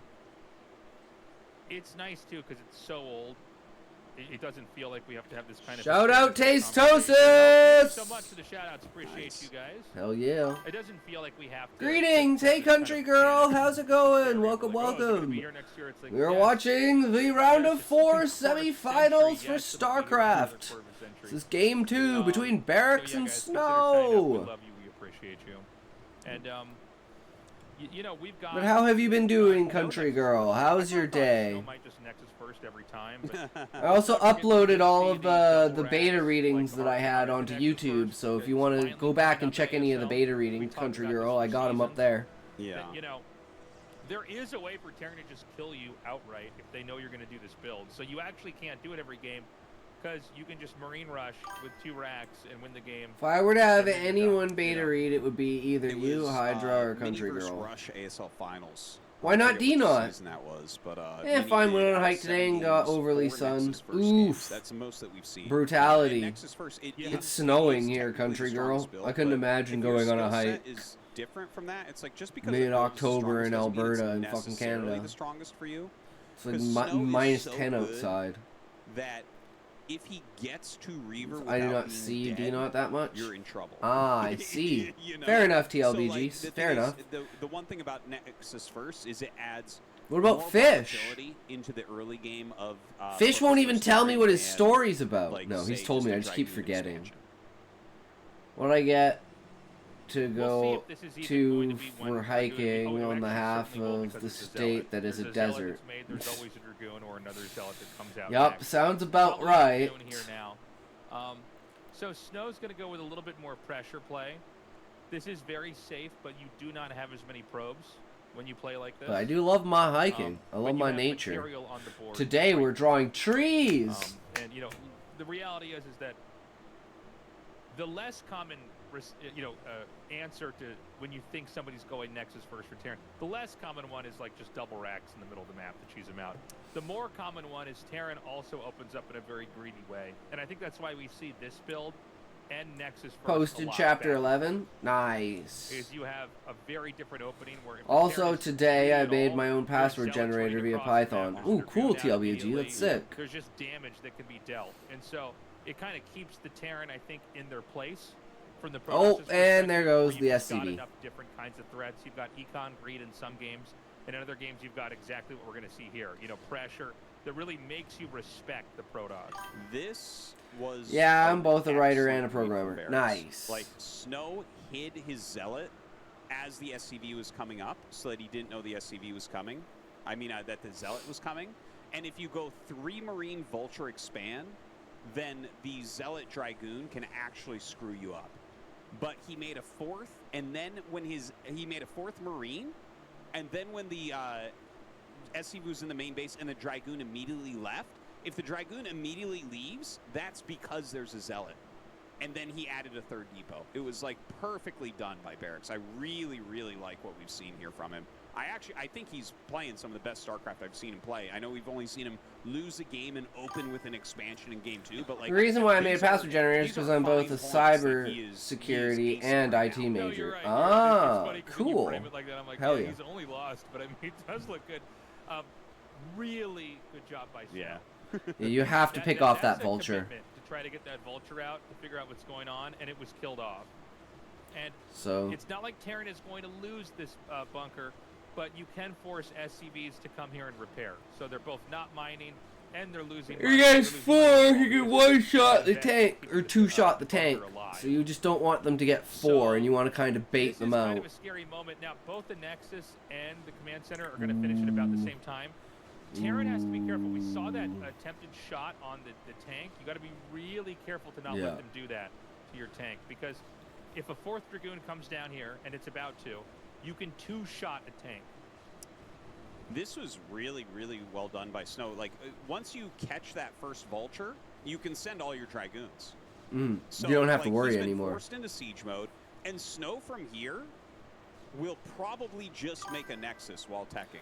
Right? And I thought, Like, I hey, think since you I'm just learning go for a programming pretty again, why fast not program Nexus by, something like, that'd be 6 minutes, useful in 30 IT or seconds or so is my cybersecurity? guess, but True. we'll see what is Converging your greatest by that. It's just, like, as paths, soon as you force siege LBGT. mode, they also You have should these write. missile You turrets. should write And like when you look at a the hacker, cost of 2 a sieges, hacker siege mode, plus a missile turret at your government front, overtake kind you of have story. no attacks You that know, can come out for a the really long time, so anti-hero cost we can all just need who expand shuts freely. down the government and takes over the world and stops the AI at the center of the It's a the situation internet. where you're making Terran just spend so much defending that, yeah, you can easily squeeze out one more base if you're able to get away with it up here.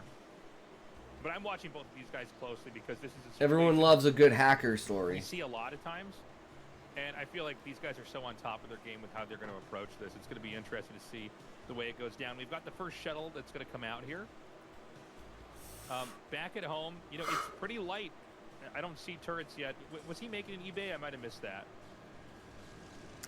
Yeah, he has an eBay. He's already made a missile turret at the front too. Like you Okay. simply you have to when you've committed into siege mode, because there is the very small chance that DT comes and just wins the game. So you make the missile turret, you suck it up, you say, okay. That is a story I know my might do, but I need to presence, continue am writing the sands of defending, though, time and at the game some goes on. point. Make my story a modern And so he's human got the two psychology. zealots to put in the shuttle. True. That's going to meet up with the Reaver.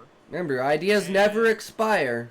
At They only worst, You're evolve. just going to force a bunch of turrets. At best, you're going to kill SCVs, maybe tanks or other stuff, and then force a bunch of turrets. And so we can see that shuttle coming in right now. And behind this, Snow's going to take his third base up here at 12 o'clock. Yeah, definitely wants to get that going. And, you know, I think he's played this actually more carefully than he really needed to. I really think he could have done all of this and skipped a gateway and skipped a goon and gotten that Nexus faster, but that's okay. Drops in now and going to pick off one tank pretty easily. Doesn't lose anything as of yet. And classic Snow with his Gets that Reavers. kill.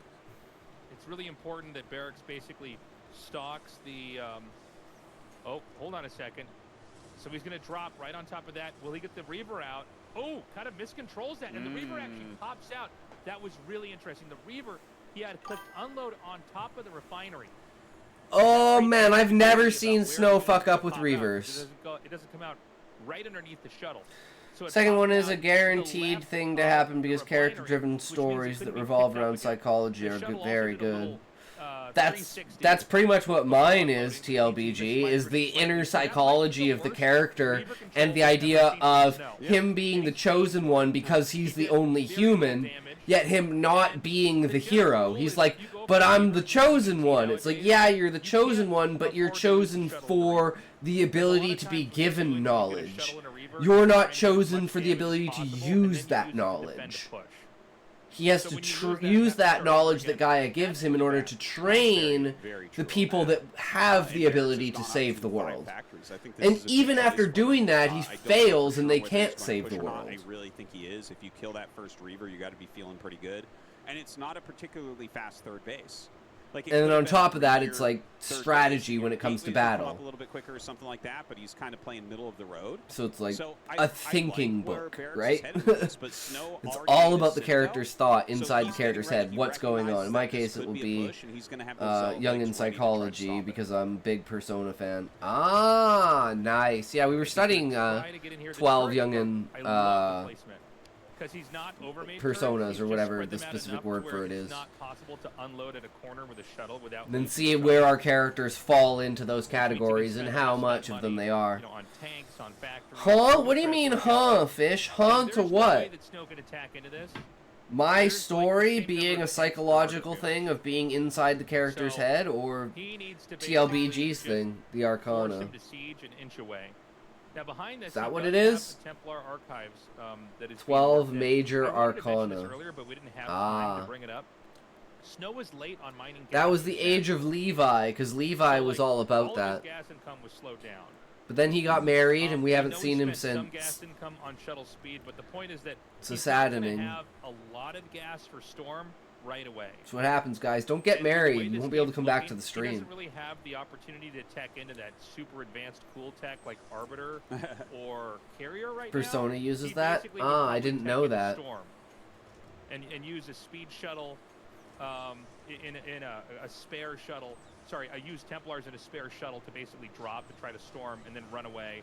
And then when he thinks he can Me? come in there and Married? Now, Barracks Same, is from Fish. as quickly as he can. He has to get this push up in position before there's a ton of speed zealots. A little counterattack here from Snow. He's going to go ahead and sack a goon up at the front. Just enough units here to make this very dangerous for Barracks. He's laying a few mines and everything, but this will allow his siege tanks to get to the front of Snow's base. Now DTs can be Trades! used as well. Too He might ugly be to able have run little up and- okay, hold patience on, for he's gonna drop these nonsense. reavers. He's got to continue Have to juggle little them. patience He needs for to try to nonsense. target into the center of the clump. As long as he can just do it in Oh, between the shots, Reavers are he just can take doing the shot. work! This is exactly what we were talking about. I think The Barracks best is fucked. PvTer of all time. Something that looked like it could have been so close has been turned on its head. I thought for a second ago he might have to try to kill the scanner and go for DTs, but Snow is so... Some of the women come up with a lot Reaver of, Viper. by He default, knows I how only to go as drop far that as sharing a Reaver bed in with them between the siege temporarily. tank shots. Or Well, you're even if, like, lucky, the Fish. turret I tries can't to even hit get gas that to far. basically buy time, then he doesn't unload it. And look, not even a vulture counter is not going to do anything.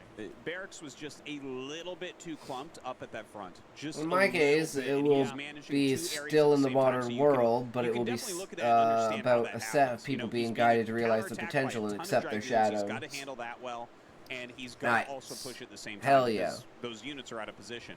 I think his army was big enough technically to take an advantage here, but Snow out-microed him. He kind of out-multitasked him. Barracks didn't focus on the right things. AKA their And repressed now Snow's turmoil. taking a fourth Sounds Nexus. about right. Now Snow's sitting back. He's got massive Deal control with and it. everything.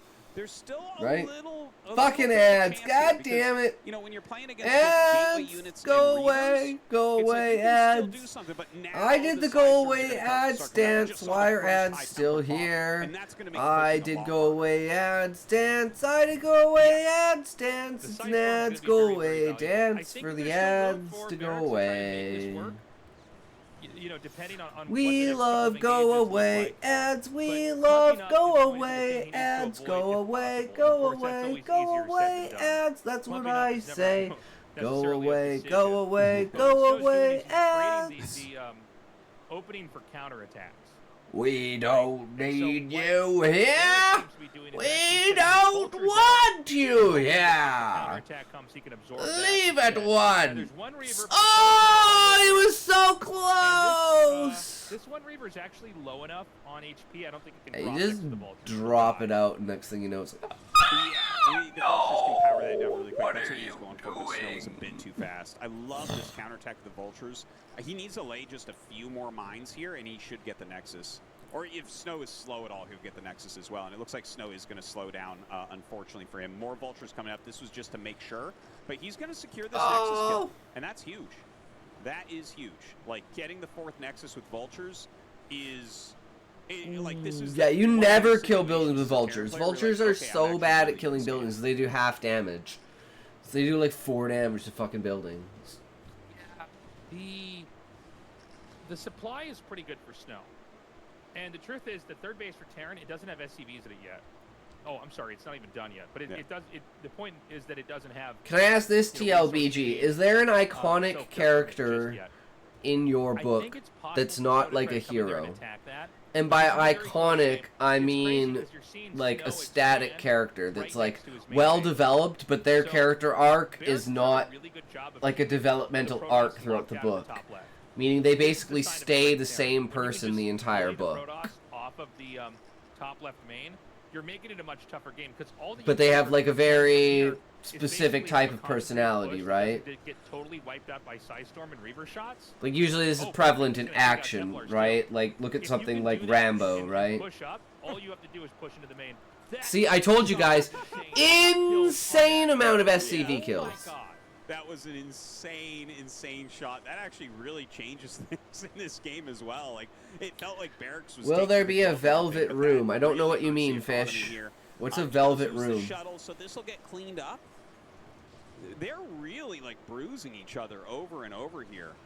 You know, Snow taking that closer base. We might see Barracks just try to do like an almost like all-in 3-base push. Just have everything he has just go to the north. Maybe he takes a 4th base over at 3 o'clock or something. But this does there is danger in taking that base, as you pointed out. I miss Reavers. Reavers would have been so good in StarCraft 2. And then put gateways there. Colossus Kinda is depends cool, on but how many Reavers. they've already been forced to make back at home. But when you have gateways coming out of your main, Everyone and hates coming out of another main, disruptors. like the top left or the bottom left, then the Terran can always be surrounded. Because it's pretty impossible for Terran to ever push both mains at once. Like that's just not really a thing. You're spread too thin. But if you can keep the Protoss stuck in this quadrant in the top right, you can get a maxed out push that just sort of runs Not them swarm over hosts? and then traps them in their base. There's too many tanks with siege mode out there. Aren't Swarm All your Hosts good gateways now? are I don't know. When I get played out Swarm of, Hosts were kind of of shit, the but I still natural, use and then them you because just I love basically them. divide and conquer. You go and take out the rest of the bases. So this is still very possible right now for Barracks. Do you remember I when hadn't Swarm even Hosts realized used that to Snow had not taken be that far aerial left. units? Like, The my eyes swarms just weren't didn't aerial. look there. They Yeah, would the just Dark come out of the Knight ground and they two were like cannons infested there. Terran almost. That's crazy. Like, Barracks And you'd isn't even combine showing that. Like, they show you guys, we Infestors can with see the whole infested map, Terran but Taste Design, with like, looking at the waves normal locations of that you'll see things happening, and that is not one of them. Swarm Like, hosts. if Barracks recognizes Good it's times. there, he can easily push it down. And, When you used to be... gain an advantage. Wait, So this is they a removed place the for ability Snow for you to taking that cast left. while If it burrowed works out, for like, infestors, right? If Protoss can Or is it secure like you the can't cast other mind units control near or like Terran, neural that's parasite, but you can terrible for cast Terran. Yeah, and if it's Fuck not is it called? spotted, this is infested Terran. Jesus. you know that's going to be possibly how he ends up losing the game. Great Storm, you just take anything. Storming Vultures is completely acceptable. He But you need to snapped keep that that shuttle shuttle. alive. He snapped it. Yeah, Like, I that, think it's only I neural think it's got parasite? 3 Okay. high Templars in it. So that's a big No, moment for Barracks.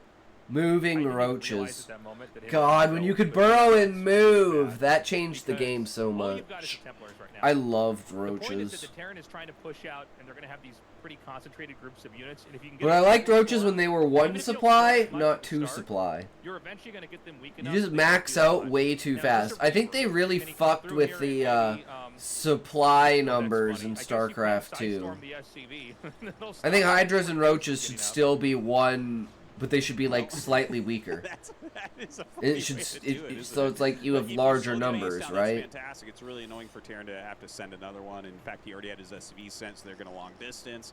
So I'd definitely say Worth. He still, I don't think, recognizes. I remember that the a lot was age taken. before, I think Barracks actually thinks he's um, winning right now. After all of this, because if I'm looking at Fuck, what do where roaches I turn know the into? They're not bases are, devourers.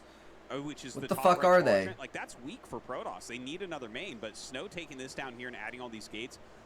One of the hardest things in the world is pushing up a ramp into a main base as Terran because they I just have no idea. sidestorm, they run into any tanks. Nico! Hey, how's it going, Nico? Long time no see. How are you? Welcome, welcome. To break, and a lot of Terrans will end Have up you losing been to Terrans to writing, Protoss 'cause Nico? They're overcommitting trying to kill a main base. This main base that Snow has taken is harder to take, but if you get it, it's actually stronger. Yeah. Because Terran can't expand to that location, and it means that top left base. Yeah? Protoss Hell takes that yeah. ability. No, it'll include And so the longer that goes undetected, the worse it's going to be. Philemon and At this point, Narlet, either Barracks needs to clear Thotep. bottom left really cleanly. cut off or 100 he needs to do pages. a massive Damn, push to the Nico. north that destroys everything up there. Those Condensed are like the it, two ways to victory here for dropped Barracks, and the he's all art, maxed out now. changed So, the this is not story, 100% or unrealistic, just but definitely I put completely Snow in the rewrote? advantage right now. Or But was it with just that like Barracks in Sarah total, the magic cut can wound up happen. being 100 pages? Like throughout the entirety of it. It does feel pretty scary right now for Barracks, but yeah, with a push, if he can just get I want enough the characters damage to done, discover his themselves. army is going to be stronger. The Side Storms, by the way, aren't that great. He's getting like a tank, a couple vultures That's here. the way to do it, TLBG, because people love characters. But it's going to be going Characters are what they fall in He's love with. unsieged, he's moving out. The next couple storms are going to be extremely No, important. just the half. Also remember, I cut it because off there's gateways down here for in that bottom left location. You do have a rescribe point it. to counterattack or surround. Both That's are why I completely decided, acceptable. Nico, as soon as I wrote chapter 1, I was like, nope, I'm not good enough. I'm gonna spend a year and a half to 2 years increasing my skills, see where I am, and then I'm gonna see where the book, what the book becomes, and I'm gonna write that. And I think it's gonna be a billion times better because I did that. But I had to write the first chapter just to see what it was. Persona powers will be a reward. Ah. This goes wrong where you just don't have enough meat in front of your army. That's kind of like in my book TLBG. There's something called titling. He's got a ton And when a of character soldiers. pushes their There's limits enough Goliaths and out, basically you can't like just has dive on a this, but that is near-death another great way to experience pull it and off, is especially touched when by the Gaia, battle is low. Gaia You just unlocks a unload part all of their the soul zealots and gives and them Templars some on sort top of like of the army, ultimate and a lot of times fucking splash damage is pretty ability. punishing. Another great So like the storm, greatest of all the you have to do great is basically adventurers hold that off. have been And it's a set real through their balance here for trials the Protoss. You to have confidence titles. outside, of- And of it's kind of the like base, a basically, almost and then you rally down forbidden to the gateways and taboo keep surrounding this. in the The fact whole of game is because to you not have to be toxic. basically have a near-death experience or And some dude, sort of Barracks is extremely still traumatic good. thing This army happen. is so scary. And people were trying to simulate those to try and fake get titles. Potentially, he's taking that 3 o'clock base. So it became There this is a huge counterattack thing. So from there's Snow like, into the 6 o'clock base here, which this is a real problem. you know, this is where ex-adventurers that like, you know, they spent basically their entire life getting a title and then they get a title and they become evil because Gaia doesn't care about good and evil and taking sides. She only cares about people that, you know, Yeah, and taking out the she 6 wants o'clock to base help. is huge. because she knows at the end of the day that's what she wants, right? Struggle, strife, and terror, and that's where you get the idea that Gaia doesn't play sides in a way because she's giving evil people these like epic fucking powers because she's just following explain titles, ultimate moves. Okay, I'll pull up a title for instance here. I'll explain one of the characters' titles. Character compendium.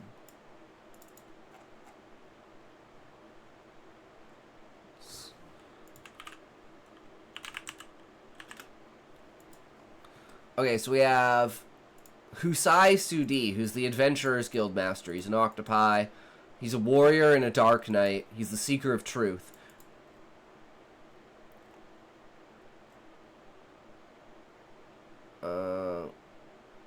I don't think I have a description for that one.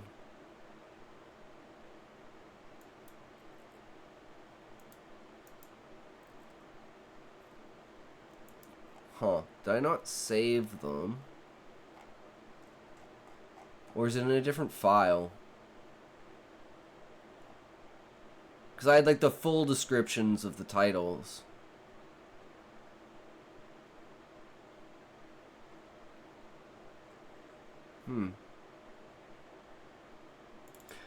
But, for instance, like the... Wait, hold on. Can I see if, like, Aetharg's on there?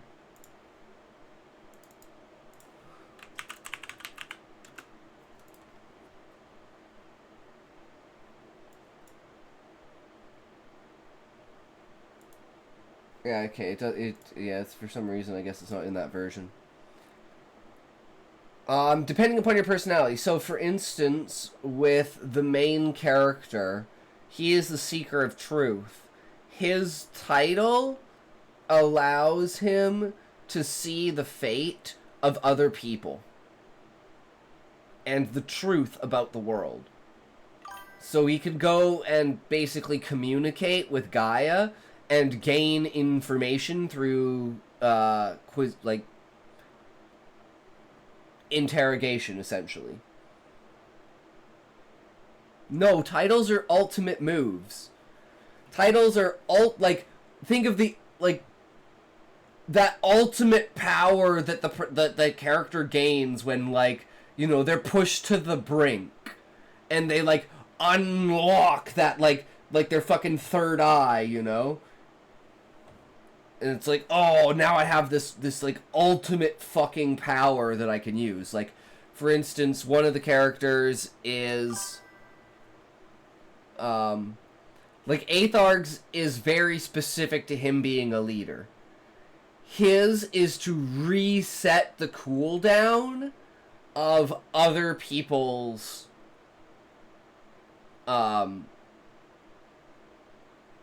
titles. But the cooldown for his ability is 10 years.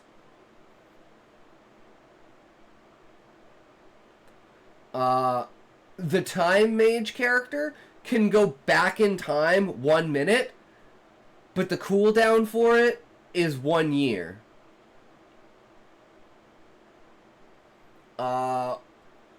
Another one of the characters can basically freeze all consciousness, and since every aspect of reality has consciousness, including time, through stopping consciousness, they can stop the perception of time for a limited period within an area. One of the healers can basically revive the dead and bring everyone fully back to almost a completely revived state, almost as if turning back time, kind of like Orihime.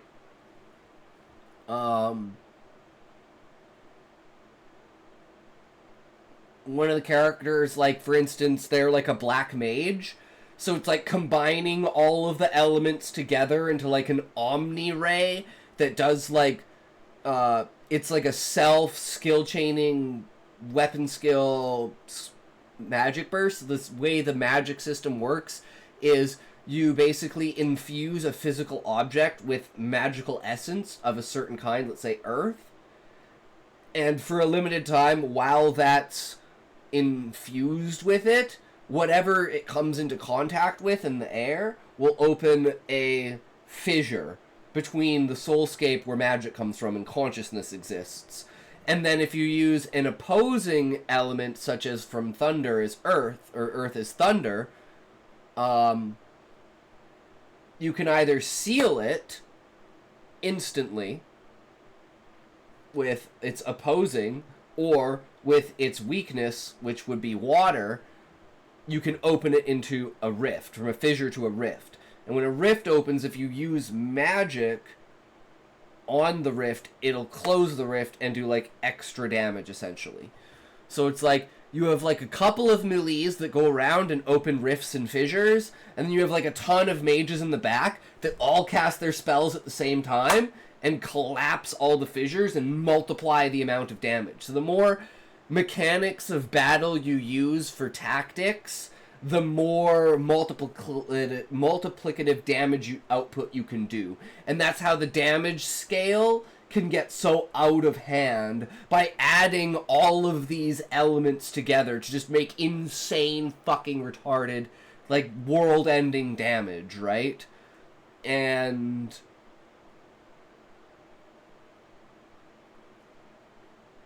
each character knows and is bestowed the knowledge of their title when they have this event. So they'll kind of wake up if they survive it, right? Then they'll have the title and they'll know exactly what it is. And the cooldown on it and stuff like that, right? But then there's the things, some people will hide what their title is, lie what their title is, stuff like that, right? So The title is basically my idea of an ultimate move, and I thought it would be dumb to call them ultimate, so I thought calling them titles and literally having them like an RPG title, like you've been given a title by Gaia. And this is another thing that works into consciousness, is because once you obtain that title, everyone else in the world knows that you have that title. So you can't just fake it and say, oh, I have a title. Because Gaia bestows the knowledge to everyone on an instinctual level. But you have to tell them. So they won't see the title until you tell them, but as soon as you tell them you have a title, they will never not know that you have a title. So people can keep it secret, and then, like, you know, the main character basically. Like, he keeps his title secret from everyone until that one main point in time when he has to title. Everyone's like, wait, you have a title? And he's like, yeah, but it's not, like, what you think, right? Because his title is when he takes everyone into the soulscape and kind of shows them Gaia at the beginning of the second chapter, after everyone gets fucked. Slime reincarnation? You mean reincarnated as a slime? Kind of like a voice in your head. It's on an instinctual level. It's like you just know, right? It's like you just know. You can't explain it. You just know. And that's an emphasis on how magic and consciousness works and how everything is. But, like, if you're talking about, like, Rimuru, he doesn't just know. He's, like, told things by the sage in his head. Or do you just mean the fact that the sage just knows things? The actual voice in his head. Rimuru gave titles out in the first episodes. But, I will say this, Fish. The reason for that is because the power of names and the power of connection is where that magic of evolution of the beast, like, kin comes from. So it's not that it's simply Rimuru giving titles. It's the fact that the power of names is like an actual magic. Does that make sense? So it's kind of like within its own system, right? And you could just bestow at will to that. So I see what you're saying with that, but I think that has to do more with an innate magic of the world than it does with titles actually instilling an ultimate move on a character. At least that's my interpretation of it. And I fucking love Reincarnated as a Slime. That's what got me watching Isekais, and then I watched Overlord, and I was like, oh my god. Okay, Isekais can be good. But anyways, back to the game. Back to the game. Anytime I talk about my novel, I have to, like, stop, pause everything. Yeah, I definitely agree with you on that. Like, this push has done so well, just stopping the reinforcements from top right. But he's got, like, 8 gates in the bottom left, so he's producing a huge amount of his army out of there. And that's going to be hard to hold on to. Seems like Snow could just counterattack now, hitting the third or even the second base. Yeah, I mean, there's just not that much here. And he's going to spill down into this position. And remember, oh my God, here we go! Beaver drop's insane. Oh. Yeah, Barracks is fucked. Barracks is fucked. So perfect. Man, he is just dismantling the entire economy of Barracks right now. He's going to lose this. He's literally going to be down to 2 bases. With the Reavers at it, I mean, I don't know. And he's mined out. Oh my god, he's mined out. Look at his minerals. Yeah, Barracks is dead. Are pushing down a lot of nexuses. He's killed 2. He's about to kill a 3rd. And I think he'll even kill that. Snow still has 4 bases, even if he kills the one that he's killing right now. And Barracks is not mining. He can't even build another command center. I mean, how many SCVs must this guy have right now? It feels like he must have, like, I don't know, 15 or 20. This is so or maybe bad. Less.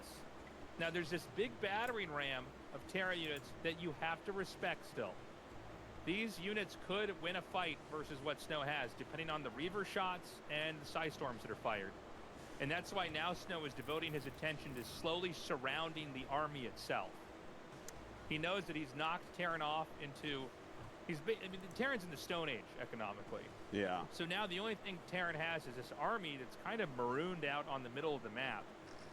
He needs to pull and that they don't back. really have a way to get home. Yeah, he has to pull it back. Like, the thing is, it's also important to keep a containment up at the main, because if he can join his entire army together, that's going to spell defeat, you know, for Barracks.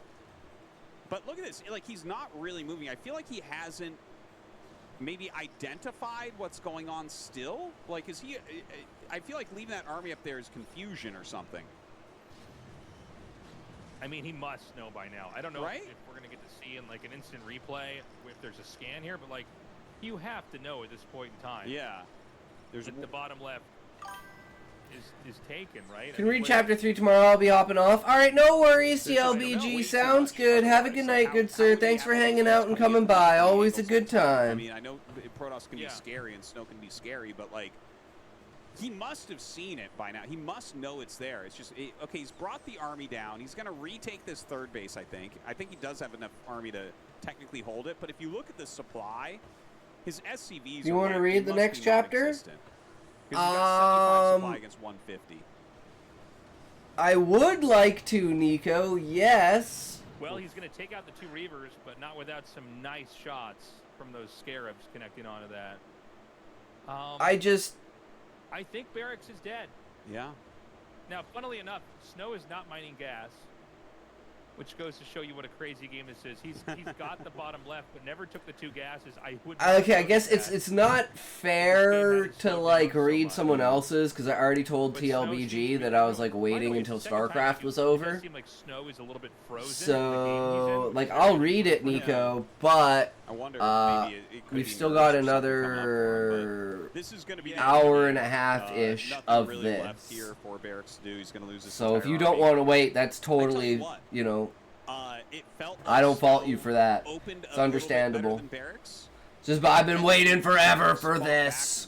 Really well, even though he lost his 5 factory push. And that's kind of what happens, is like someone will come in who hasn't been in here in forever, and it's literally, there are 2 days in the last 21 days that StarCraft is on.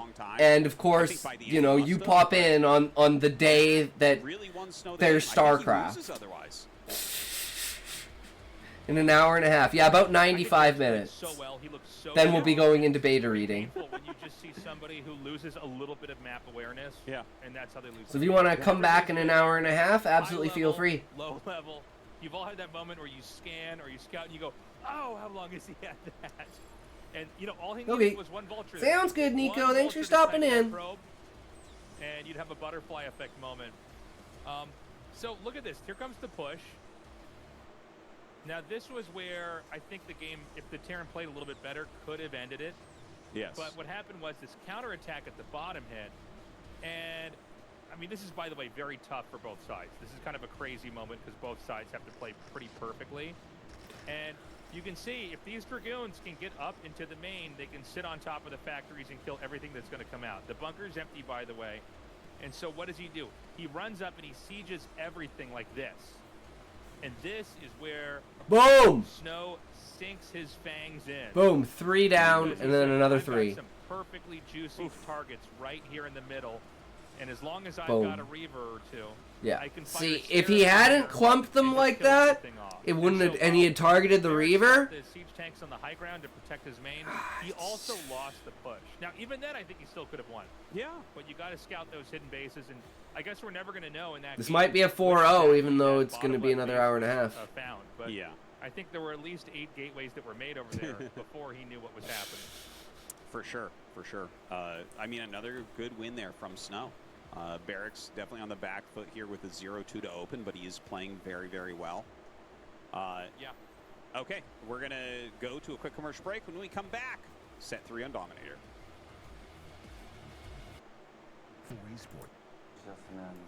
This is just a Spread out a giveaway. little bit more.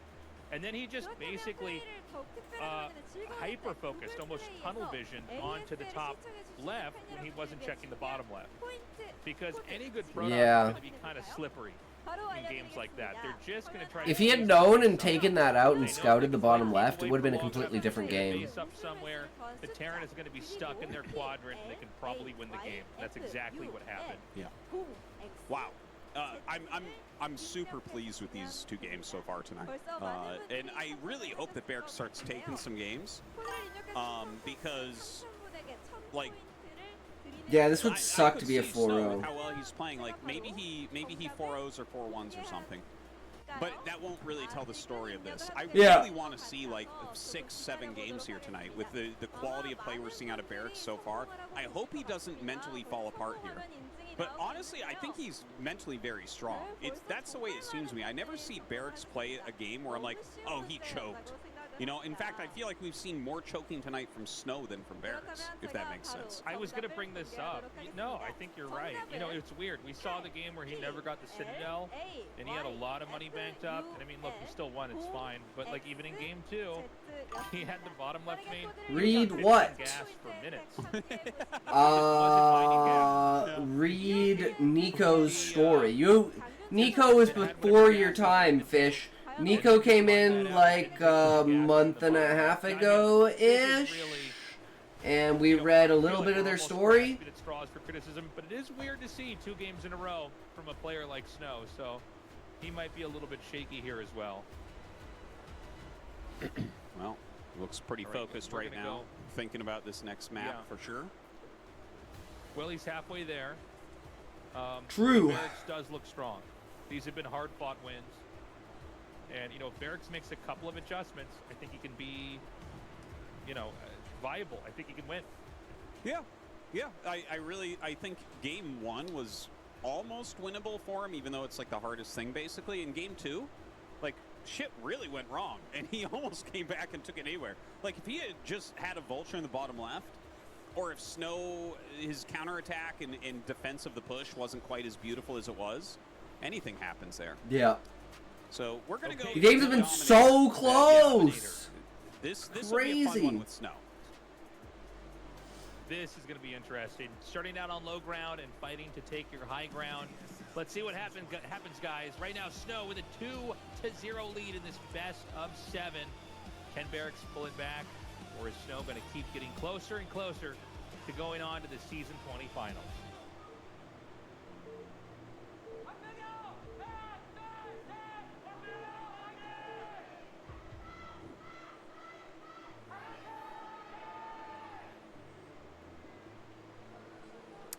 All right. We have Barracks here in the center right and Snow here in the bottom left. Okay. Okay, so the thing I was thinking most in my mind, first off on Dominator, because this is a 3-player map and it's rotationally symmetric, was if we want Barracks to win, we don't want Snow behind him, and Snow is not behind him. And then the next thing I was thinking was, like, if Barracks gets bottom left, that's going to be the best case scenario. But, you know, this is, the main thing is, oh, thank you, we love you too, Joe. From Or, wait, no, Montreal. well, I guess he's saying Hi, hi to Joe, Joe. but Joe's great Well, we as also well. love Joe. Yeah, Joe's amazing. You guy holding the sign, you really know. Us and Joe, man, we're The Snow that's really face like with the yeah. long nose. That's the meme of Snow. Yeah. So The kids. these So kids don't pay cute. attention. They're going to miss out on the build orders, man. They're never Yeah. gonna win. Oh my God. They gotta be preparing, man. If they don't start young, they ain't making it into the ASL in 25 years. Make that more clear, right? Like, let's say that's where Barracks is. You look at where Barracks is. If Snow is at top left, and he's like posturing towards Barracks, then it's harder to take the mineral base, and there's also the potential of like a frontal attack, but also shuttles going in the back really easily. Whereas in these positions, yeah, there's the chance of the frontal attack, but the mineral base is very easy to take, and that extends your defense to the north, which blocks shuttle play into the back of your base. It's like you have to go so far around to get shuttles back there. It's just a lot harder for Protoss to abuse Terran when they're not behind them on Dominator. Yeah, being in low ground means 3-player maps are the, like the you're weirdest saying here with maps Destiny because trying they're to not move onto the high ground. asymmetrical. Drops are scary. So they have to be scary. very careful with how they And that could definitely be design exploited here. the And I would imagine in naturals every and game the that we have, we're probably gonna expansions see Reavers here so from that, Snow. you know, abuse at certain He doesn't have to angles do that. isn't, He like, can win without him, but he's so good at over-prioritized. Reavers that it just makes sense for him to It's get. the worst thing Yeah, about it would you. make The sense worst for thing them about to. me is I my mean, temper. they're so good anyways. They're just such a staple nowadays. Everyone uses Reavers like all the time. It's pretty rare to see anyone without. Like, I still get 100% surprised my when people temper. Just open like Not even two-base fucking arbiter or close. something, even though it's a good build. Which is actually funny because Bisu's one of the only guys that really uses that at top level still, and we might end up seeing that if Barracks can pull the upset. But yeah, you know. What about you, Snow's Fish? done more to What's shape your, the cross what's the versus worst Fury thing about metagame you? than anyone else for the last like 4 years. Well, watching what he does with Reavers, it was so weird, you know, I think for you and for me, Artosis, because we spent all of StarCraft just doing StarCraft, right, for StarCraft 1. And then StarCraft 2 came out, and we just switched right into StarCraft 2. And, of course, eventually picking up, and Blizzard did begin to work on StarCraft Remastered. But I remember returning and being I a would little have bit said blown you away by what playing people were doing with Reavers, and because trolling too much. a lot of times in the past, the Reaver was sort of like this harassed Oh. drop unit. What do you mean me and, like, trolling sure, and playing? with it too, Playing but what and mainly trolling you remember who? these units for like crazy drops. And trolling like, is oh, just no, my there's no personality threats, because and now let's see how I many think it's kills this will funny. get. But Snow and other Protosses got so good at fighting with the Reaver, with their army. It also like like we saw in the presses you last to game, use your that imagination. It totally changes the way that you would Stretch look at a those fight brain ahead of time muscles. and know if you can go in or not. I have to mention that this is the greediest opener I've ever seen from Barracks, basically. He went one Marine, Vulture. He saw the Goon come out, and he still took up forever to start another Marine. This is an exacting defense. This is... I've not... Okay, so... One of the ways, That was close. like a big flash It's fingerprint kinda is if scary. he scouts Protoss first and no Zealots made, he goes bunker with one Marine into his command center. Like, that is just flash standard. Barracks didn't even make the bunker. It's crazy. Which is like, wow. Like, this is... I mean, obviously you can see he's done it totally fine. He's completely fine. There's no issue here. This was like the highest level of optimization of early defense that you can see. Literally. It does make you think Flash might have played a role here. Yeah. Just having the absolute bare minimum to defend. When your success like, is yeah, attributed like to Whereas he's out Flash. earlier, all these actions build off of each other. Oh, if he wins the Now, championship, Snow is everyone will being just say it's Dragoon Flash's Range, which is, I think, a 12th lot later than normal championship. Here, by the way. And actually, I think it. Well, never mind. It just finished, so it actually must not been. Oh, okay. I know. I thought he had gotten it much later. I thought for a second he might have gone Robo before Dragoon Range, but never mind. So it's going to be 2 gates with a 3rd Nexus coming up, and I mean there are technically builds where you go for 1 gateway and take 3 bases, but I don't find them to be viable in tournaments of this caliber because people are just so. So good at predictions, fighting. It's Fish. Who so do you think's greedy, gonna win? that it's almost like. And you didn't answer the So he's question. gonna have 2 gates. But What's it's the gonna be worst couple- thing about you? hold on a Not what second, you we think have is the the push worst thing coming up, about me, and it's but gonna what's be the only worst 3 thing about rounds you? remaining. He is going to drive this away. By the way, that 3rd Nexus didn't start. Ooh, this is a really interesting position that they're in right now. Like, he's already picked off a Goon. He lost a Vulture. He's got a couple well-placed mines, and he pulls back. But oh, chills. 3rd factory tasteless before eBay. This is super rare. Really rare to see a 3rd factory at Does this time. what I think like, matter? You can't afford armory. No, You're I'm gonna just be interested very- to you're know, skipping Fish. on everything. Like, this If is you're not all about comfortable just producing saying, units, then and he's just gonna try don't to say punish Snow anything. right away. Yeah, well, Snow didn't get his 3rd base up immediately, and so he's been slowed down. And Terran didn't really lose a lot. Like, the 4 Marines, the tank, they're all headed back. And so, basically, he got his first jab in there.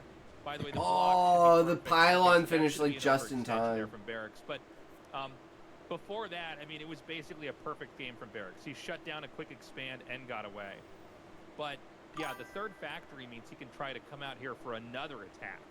and try to hit really Well, hard. I could ask the And same I don't know how question, safe this Fish. is, because Why it's gonna be does shuttle it reaver. matter what I I could be wrong, think? but I'm guessing that shuttle speed is being upgraded here. Snow gets that pretty much every time. Right? Like- I really can't think of games where I see him go for shuttle reaver, unless it's a weird cheese. And Why then do you not care have what that I think? Well, I care what you know, you because think. shuttles with speed are just so much better, and Snow is the best at controlling these So units in the history of the game. But it's going to be 2 base versus 2 base. I think it's kind of funny that you think my You see worst that pro my leaving, worst so I trait think is he's gonna trolling. recognize that there is not a third base up Because I yet, love because, okay, he's gonna trolling. continue to Trolling push is like the forward. essence of my The being. mine's kind of pushing these goons back. He's going to run a single Because I'm vulture asking about in, you. and that's going to be a little bit annoying. This is going to Yeah, be but that's only a very one-sided messy down conversation, game. Like, Fish. this is such an aggressive opener from Barracks. We normally don't see him play quite this aggressively. He's got a decent little army here, but you have to be really careful against the Reaver. I'm just asking. Okay, so this position is rough right now. Reaver! But the angle that the Reaver gets that shot off, this could save the day. So what Snow was able to do is he was able to actually force his Dragoons out of the wall in here. So he's got this out. He needs to try to snipe the tank. He's going to take that tank out. Things are falling apart here for Barracks. And a very late third base is going to be started here for Snow. Yeah, there's still some potential, I think, because he's got way more units than what Snow's used to dealing with here. He was trying to get a missile turret up. It doesn't look like that'll work, but the Dragoon count is really low. So, like, you don't even necessarily need to be sieged everywhere. You have to be really careful with your micro, though. If he's getting free Reaver shots, you're going to be in trouble. Ooh, very good shot there. Oh, I just don't know that Barracks has enough. It just seems like things are thinning The out. Reaver, Snow's The three Reavers are factories just too reinforcing good. pretty nicely here. It is 3 factories to 2 gateways, by the way. Obviously, the Robo is probably producing Reavers Man, it didn't. over and over and over. If here, he had so gotten he's those kind of mines reinforced that. down, The problem is he's not able to deny the third base or push really into the second base. In fact, I think he's too close. I can't Yeah. believe he got that close with that tank. That was insane. yeah. Oh my God. And you can see it's still, like, Barracks is putting together, like, a better aggression than you would imagine in this position. Like, the supplies are still relatively close. It feels like Snow is holding, though. Like, he's not taking any probe damage. His gateway count's going up. His third Nexus finished. So, like, as soon as this stabilizes, his economy's going to run away from where Barracks is at.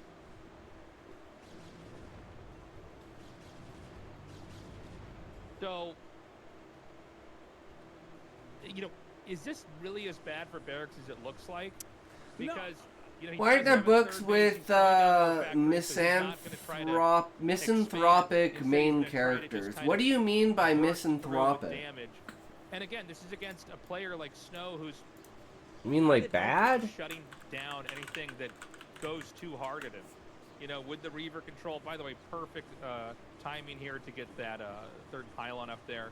Oh, the wall. like But yeah, this just looks pretty dire right now for Barracks. a loner? Look at I think the look actual, at, like, evaluation of solo where he's at right leveling. now has I know it's less not to a do with book, SCV count. but, Like, if he like, has, like, look at 55 SCVs right now, Sword I Art think he's actually Online. I fine. know it's an anime, And it but looks still. like he does. I'm Like, sure there looking at are. his mineral lines, I think he kept his SCV production up, because if you're, like, kind of going a little bit more all-in-ish, and Writer you're with a down in lack the of grade school mid-40s of SCVs, vocabulary. like, that's going to be a terrible spot to try to come back. But if you're already almost on 3 base SCV, he's adding these additional factories. He kept the Reaver off him long enough that he's added missile turrets now.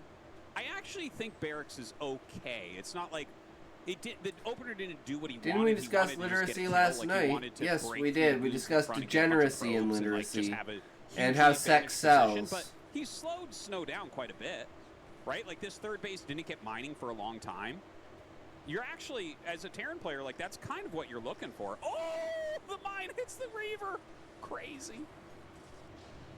And he got it. Yeah, that backfired. I'll tell you what, that's a pretty big deal when you have something like 7 factories producing and you are ready to come out swinging on the map. Keeping that shuttle and Reaver alive would have been a better move. I mean, how could he have known, though? He dropped the Zealot first and the Reaver was like a hex over and eats the mine shot. So there's still 3 Reavers. You've got to imagine there's a shuttle being produced right now. The redhead? But it should be time to move out here for Barracks pretty soon. Give me that crap. Barracks is, like, I gotta say again, like, I am so unfathomably I'm not impressed by this Cali. guy. I can't even explain to you how good his fundamentals are looking here. He's opened 3 games completely. I don't know what different. you Super mean, Greed Fish. game I'm trying to 1, think. super Redhead. defense Redhead game in 2, what? Super aggressive game 3. I'm like, what Like, this anime did I build talk that he about? did, Where's I've a only seen redhead? 4GG, Speed, and Ample do it. I'm And so those are confused. the 3 most aggressive Terran players in the world at the pro level. Like, no one normally uses these 3 fact openers. They're nuts. But he actually did an okay job with it. He's transitioning out well. Look at the supply. 137, 151. That's pretty good. Like, as a Terran player, you're Anyways, like, yeah, I why like those aren't numbers. there All right. any? You know, that's totally fine for 12 I'm minutes. sure there are. And he's going to just chain these tanks together, leapfrogging them. Zealot's speed's not done. You really But need it's Zealot's usually just speed not a to very topple relatable a character, two-base not Terran very who's been going, likable character. powering up for this A long. very, And it you seems know, like he's just going to go. This could be really bad. I don't know, look it up. Slow Zealots are so Dude, it's painfully literature. close There that has he to just be a barely book out finishes. there They're gonna that keep has like spilling a forward, character but there's so that many hates vultures Look behind at how him. many like units he's got. It's insane.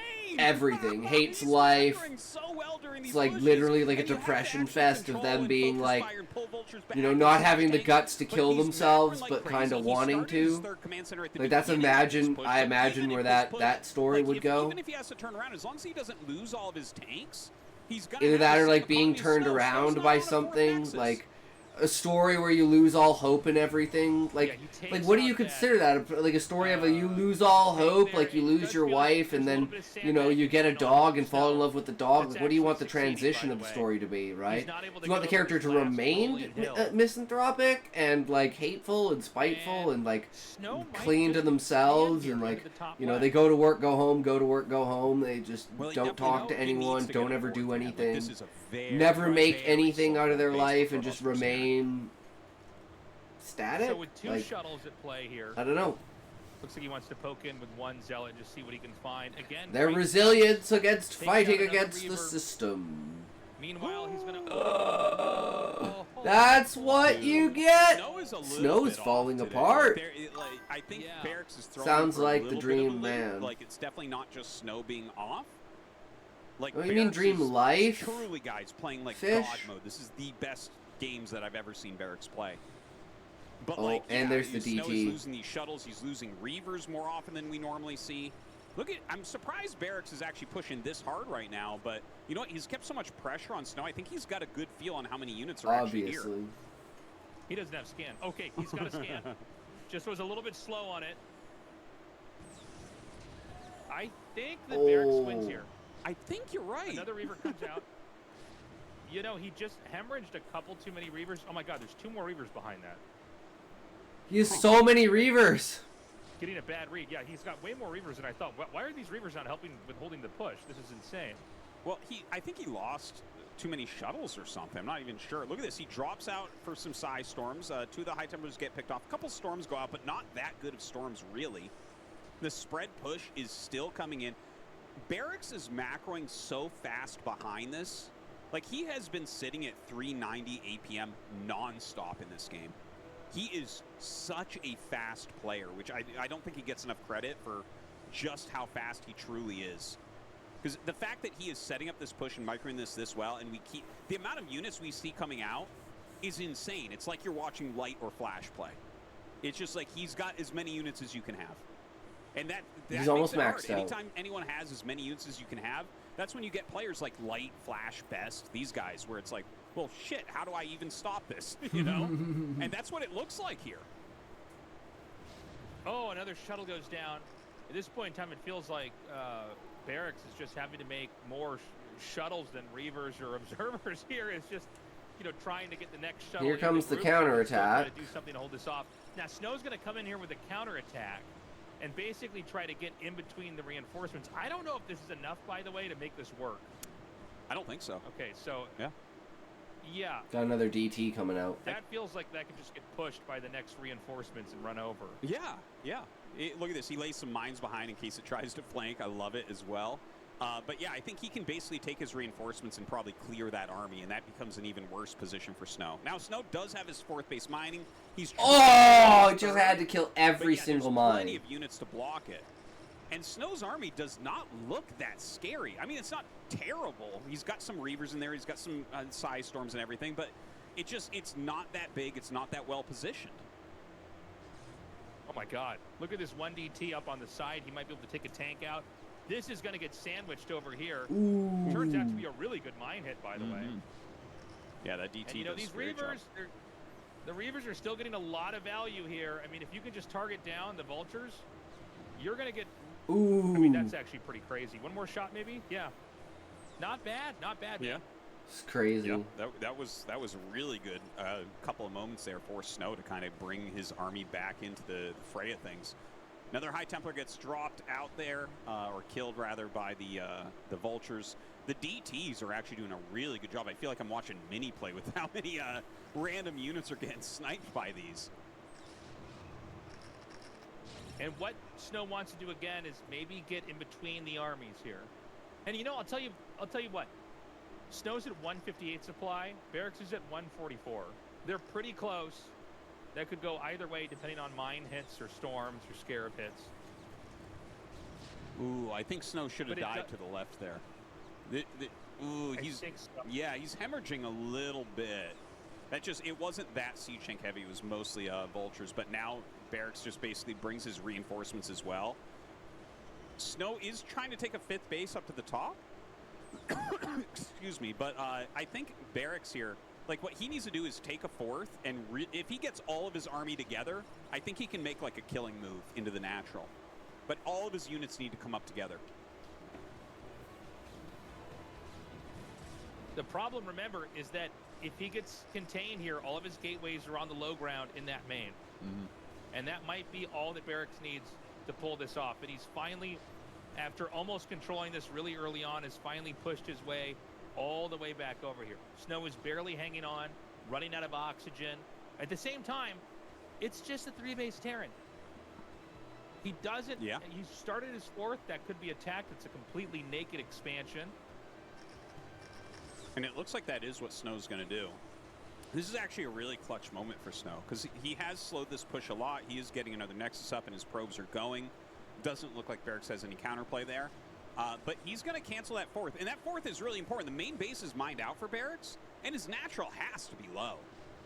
I don't know exactly where it's at, but it has to be low, and you really do need 2 mining bases as Terran. So Snow is just going to try to hold on for dear life here. There's a decent amount of army out here, and by the way, we're not focusing on it, but there is a gateway explosion happening in the main at the top left, which is going to allow him to have a place to build reinforcements out there. He's also being extremely conservative with his army back. Yeah, see, he's got that army that he's ready to push back, and like he's got the split, right? A counterattack potential is very realistic. And it's just kind of hovering around the top, making sure it's not going for the other bases. Because he knows that he's contained. Yeah. But there's not much you can do about that right now. So he's got a flank. But I think Snow's dead. By the way, yeah, and I think he knows that, because I just saw him add a 2nd robo. I think he's looking at this and saying, well, I just have to ferry the units out of the main base for now. So he's getting a 2nd robo. I think it's so he can go mass shuttle at this point. Like, Barracks is taking over this area. He should be able to push down the natural, have the contain up, and push down the 3rd base. It's he almost got the Nexus, but it doesn't matter because his minerals are all gone anyways. And you can see he's running an army over towards that 4th base again. He has an observer there watching. Denying that 4th base again is a huge moment for Snow. This game really can go either way. I think Snow can actually take this, but it's going to be very hard. But if anybody could do it, it would be him. Yeah. So he's going to deny the command center. He's dropping the 2 Reavers out. Oh man, Barracks needs to stop clumping his tank. And then he's going to back up. So much useless damage. Free damage. There is literally only 1 base. Snow is about to get his 4th base that he's mining from. Yeah, and he's... No, sorry, 3rd base that he's going to mine from. It's actually... No, 4th. Never mind, 4th. 3. No, 6. Yeah. He has gateways. He doesn't have a Nexus at 11 o'clock. It's really an issue that this 4th base is mining. Okay, I was just going to say he should really lift his command center. Like, that 4th base needs to have been up a minute ago. Like, that's probably the most dangerous part of this game right now for Barracks. And we see Snow is actually... He's ferrying a bunch of units over to 6 o'clock. Look at these tactics from Snow. He's moving most of his army to the north and ferrying units out to the south. So he's going to really try to pull Barracks apart now. Oh my god. Okay, so we know that the vast majority of the SCVs are right there. There is a 4th base being landed over at the place from earlier that Terran had. The mineral only. Again, forcing siege is all you got to do. Run it back right after that. If they chase you, drop the Reavers like so. And you're probably going to trade pretty nicely, assuming those scarabs connect. Dud! This is a crazy game. This is such a good game. What's wild about it is Snow has been up against the ropes for so long, but he's just sort of, like I said, he's being a really good slippery Protoss. It's just really hard to nail him down, and he keeps it growing into these corners of the map. Now, meanwhile, he's not looking here. This is on hold position, which means this fight's going to go very poorly. Oof. But the Scarab shots are actually pretty insane. You missed like 8 fucking tank hits on the high ground. Snow Reavers are just insane no matter what. It looks like this little counterattack down at the 3rd base is doing a reasonable job. Like, he's killing some tanks for pretty cheap, but it will get cleaned up. He's not going to lose his mining here, it doesn't look like. And in fact, bringing a lot more units down. Snow taking that top left main base, really important moment right here. Getting those other 2 bases up and mining. So that's going to be, 3 mining bases for Snow, 2 here for Barracks. Oh shit! Okay. Those Reavers. Oh! Thank God. Holy shit, that could have been like 20 kills. I know, I'm watching this as well. I'm like, if he just targets those SCVs, it's going to be so crazy. Literally every SCV in the game. Okay, he's still doing damage up here. This is a 17-kill Reaver. Now both supplies have plummeted, 127 to 125. Hero Reaver. Once again, by the way, Snow is barely mining gas, which is kind of funny. This is so exciting right now. It really, really, really can go any which way. Snow coming back in with an attack. Barracks, his army actually split in a really bad direction there. Oh my God, huge scarab at those SCVs.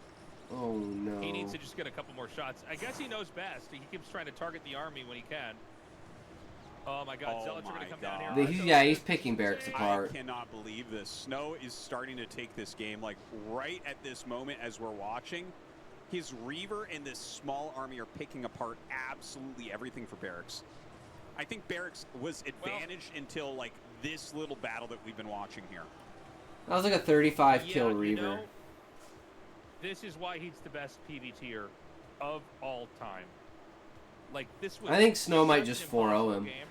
Even though these games look amazing, from any period I think Snow's still going to 4-0 him. Lost this, but he somehow did it.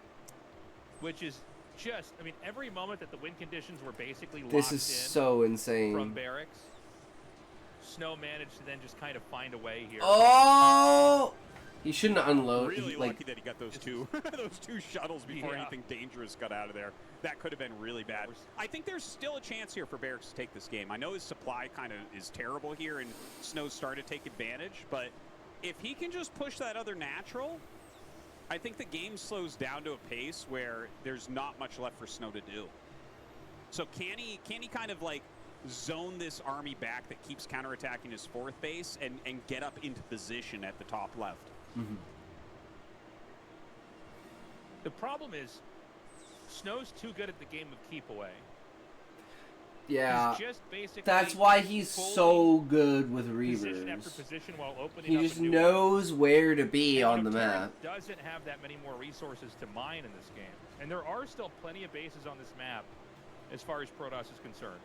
There's a lot of mineral and gas-rich resource locations. Terran is There's having the to push 6 out in o'clock position. There's the 1 o'clock By the way, position. This is some of the best Reaver control in the history of all of StarCraft. I can't believe some of the fights that we've seen. Carry Reavers. How much more value he's been getting with the Reavers. It's ridiculous what some of these Reavers have done. We've seen a couple times now where they just, especially on the high ground, it's like, oh my God, how does this even happen like this? But Barracks is very close to winning this game as well. He's knocking out that 4th base location on the left-hand side, and now he's killing this base. If you get Snow down to just that main, you should be able to take it, because it's only shuttle play. Oh! No! Okay. Oh Big my God! SCV execution here. Oh my God, they get hooked on the scanner. Still going to get some great connects over there. So even in this position at This the is top, such a brutal Barrett game. basically begins to win the fight, and that's just prompts Snow to then retreat back into another corner. Now, you know, you might be right, Artosis. Barracks might still win this. He's got yet another base, and he's sending DTs out now. He knows in moments like this, a lot of times the command centers in the main and the natural have been lifted, so scans become extremely strong. He's going to each tank. He's going to target that. Dragoons can fight an insanely high number of Goliaths and Vultures. Oh my god. Oh my god, he got another kill. Oh my. I can't even. By the way, how many Reavers have been made in this game? I really wonder. It's this a may lot. be another record for just Reavers made in a single game of a PvT. It's got to be like 20 or something. We've seen so many come out. Unbelievable. And those DTs, the way he spread those onto the tanks, and then he brought in the Reavers and got the shots. Are you kidding me? Like, tactically and micro-wise, you can't beat Snow. This is where he is so unbelievably strong. And Barracks is putting out... If that burns down... Such a TVP. I'm getting chills over and over watching him. Oh no, the DT is gonna go kill the command center. His only scan. The most ridiculous Reavers we've ever seen. No. Oh no. I mean, this army from Terran is still pretty scary. No. Oh, oh damn. Alive, it's being repaired. We didn't have time to mention that is burning down. Barracks isolates this nexus. A storm Man, this comes is down. so Every close. They're single both item almost out of damage is minerals. important here. There are probes mining in this base at the top. There are workers mining only minerals, by the way, for Barracks here. He has 1.2k gas in the bank. You never fully deplete. Yeah, Terran doesn't really use all their gas because of the amount of vultures they build. Or a few more, you know, Same with like, Yeah. well, Protoss uses their gas for Another thing to storms. mention, it's one base against one base, but 9 patches against 6. Okay? So, like, it's actually 50% more economy man. still, and continues to get these Reaver hits. My God, look at this supply. 56 to 63. We're 30 minutes into the game. This is and insane. these guys don't even have 70 supply. And they're not Zergs. He's going to go for some more shots. Oh my god. And then Snow GG's after that. Holy shit, what an ending. What the fuck? Holy shit, that was crazy. Doctor after this, I think I might be dying tasteless because this is an unbelievable game. Oh my god, that was so good. This is one of those good. games that I will never forget from my entire life. Never forget this. This was one of the best games I've ever seen. We literally didn't know who was going to win until the very, very, very end. And even after he was like sending the Reavers, get all the hits, and then he You know how GG'd. chess players have these games that are called like their immortal game? It's like this is one of the 2 games that this guy will be remembered for. I feel like we just saw that for Barracks, where it's like, remember that game against Snow? Yes. Everyone will know what you're talking about. Yes, I remember that. That was How legends are born. Dude, if he wins this ASL, oh my, this will be the biggest underdog story literally ever. And macroed perfectly out of it into a game like that? Are you kidding me? I wish I hope he wins. Completely a different level than what we saw. But again, Snow has been trying for like 10 years to get a fucking championship, and he always either becomes a finalist or a round of 4, and then he just gets kicked out by someone.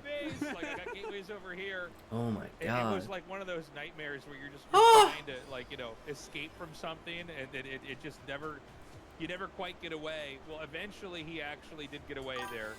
And Ads right now? What? At least it's not in the beginning at end of the game, and you gotta get stuck in ads.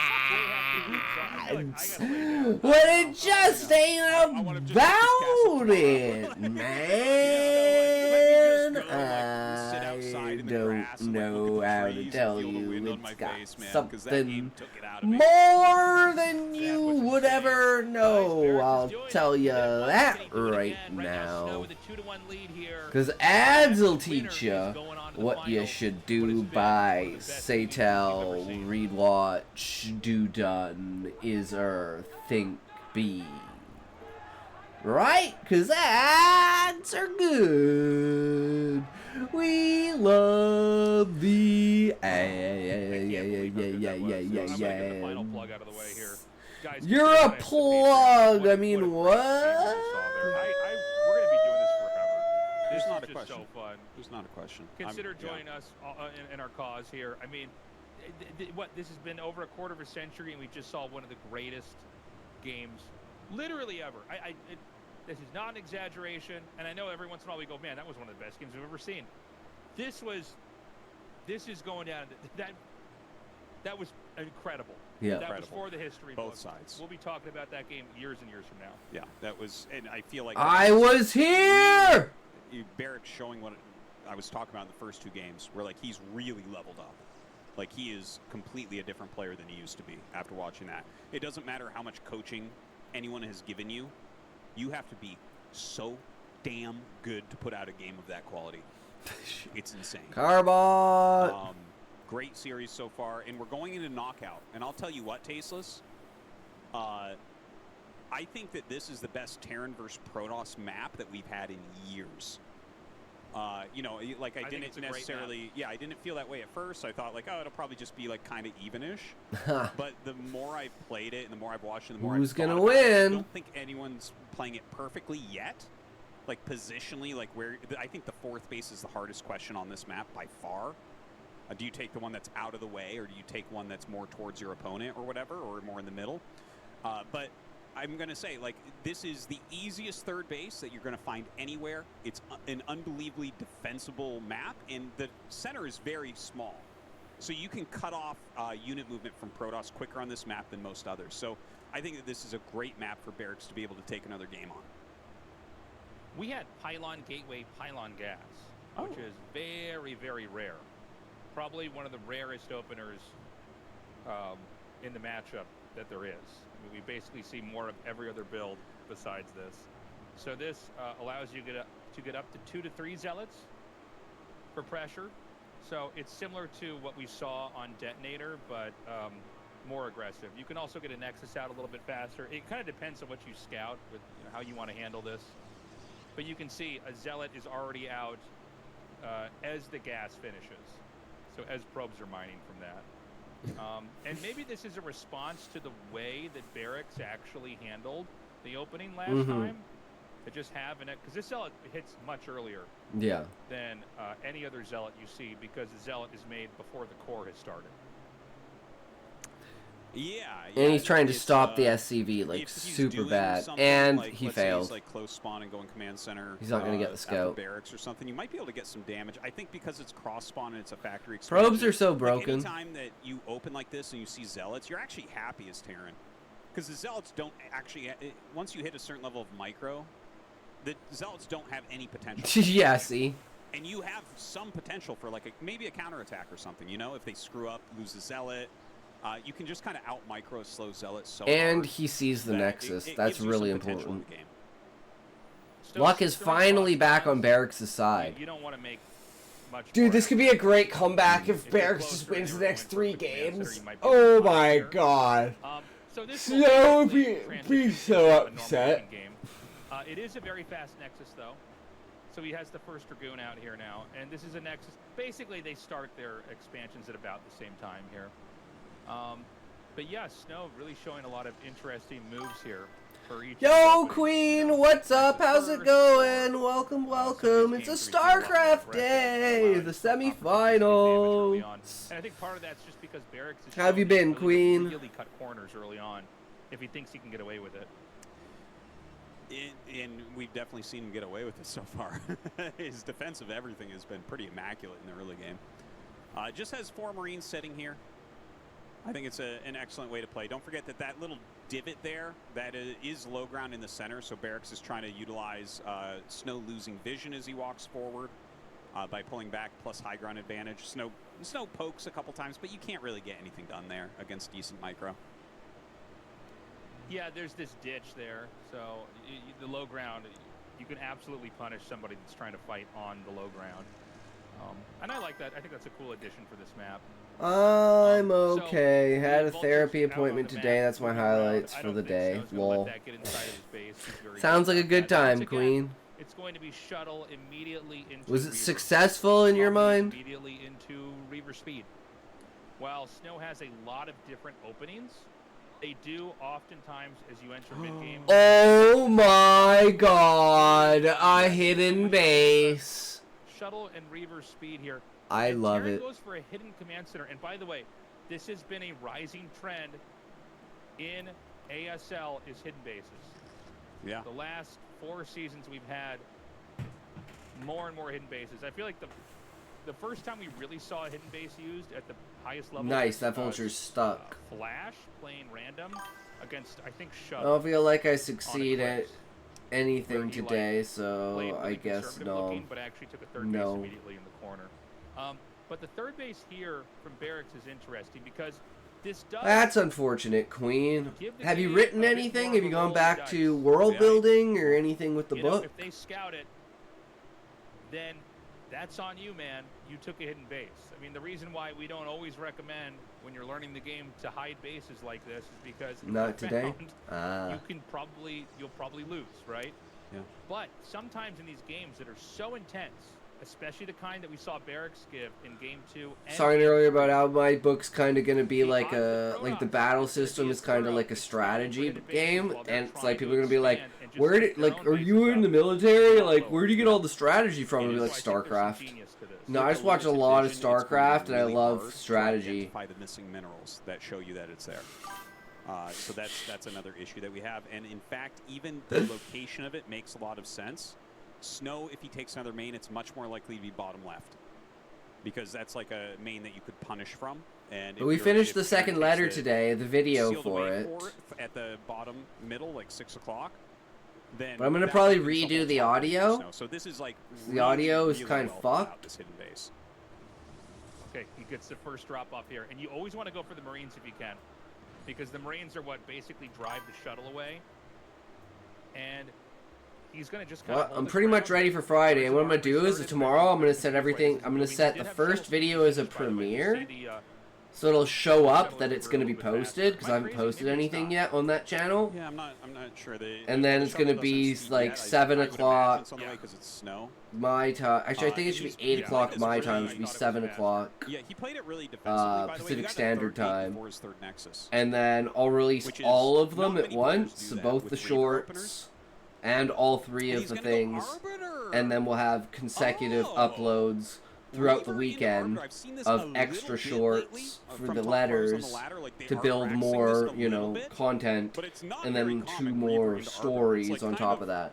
We already have it's them weird, planned, so all I have to right? do is Because it's write like, okay, them, well, you have some gateway which should be units pretty who easy to have do, because they're only like, Reavers, which is like, they're you know, supposed to be this is a good short combo and get for the early shorter game, as but they go. you're kind of So like, missing even that being bridging unit, 800, right? 900 It's not words like is you're completely no fine. Psy Storm. You're not expanding super fast with this. So you're really kind of relying on the technicality of the Reavers and of the Arbiter to hold off anything Terran does. We're going to see if he scouts his base. But the other ones that I'm going to do, I'm going to not do the B-roll, I'm going to do like the shorts, and I'm just going to have like the Yeah. still image, like the thumbnail, as the picture. I'm going to talk about this more. Let's just confirm. Does this actually Yo, Nico, what's up? Welcome, Barracks welcome. is in trouble. Shorter He is. as they This go. is bad. This is a Did I hear very my fast scout of it. name? You know, he's mined an okay amount from it. I didn't But he's got to say it float the, before command you, center back. I actually think the before command I center don't might think die. so. He might actually want to move Until out I of said units it, to try to 'cause get you said units out of something. there to save the command center, if you know what I mean. I'm trying to think of what I would have said that sounded like I love the Nico. Reaver put out here. So just to go over the tech I was discussing earlier, I think he's not going to But get shuttle the speed. first story Yeah, is Barracks 30 expects minutes. him The to get second shuttle speed, the same story as we did in our is commentary. And instead, it's uh, going to be a pretty 17 abrupt, minutes, and the Arbiter third story fight is here. 11 minutes. So he's Then it'll rushing be into the 8 Arbiters. minutes and 6 You know, minutes. Terran, especially now that the third base has been found. So you Basically, can what Terran start wants to do, off, and that's start what off. So you don't have to Reaver invest puts into a out. 30-minute story. Oh my God, he doesn't You have can to be like, say oh, it. I'll watch the 6-minute Yeah. one. Well, you Oh, have the to give up 6-minute something for one this, was right? good. I'll watch the Like the 30-minute one. days, Wait, the so you're trying to 6-minute get one back ties to into the the 30. like the Oh my God, Reaver. all of them tie One into DT each is just other, wrecking and then face. you've Holy hooked crap. them. One DT. That's the thought process, One right? DT Thought you were just asking me something. smashing Oh, no barracks. worries, Nico. Yeah, I guess, you know, when you get players this good, they're going to cut corners in any way they can. He's like, well, I don't need scans if I'm fighting. Does he have a Reaver he wants to do? Or is that just a... I don't know what the story was with that Zealot. I think... ideally, you want Oh, Reaver it's to gonna drop burn as they all though. fire up That's on the that biggest to problem scare with him Command out of there. Center. It's gonna burn down. CC could burn down, by It's, the way. yeah, no, it's gonna burn down 100%. It's like at 20 HP, and it's just floating over this vacant area on the map. I think it is going to burn down. I think you're right. It's very, very low. Oh. Yes, there it goes. Oh, no. Bye-bye. Well, you know, when the goons hit up there, that's why you need to move out, but he had a DT ready as well as the Reavers and using the bridge and Snow everything. was like, so ready for Snow this. Just, these small technical positions, he's just unstoppable at. Yeah, he's so And he knows what to sacrifice in order to keep his now that Reavers Terra's alive. stuck on 2 bases, I'm Arbor afraid it's Tech going to is be a coming. 4-1 for And Snow.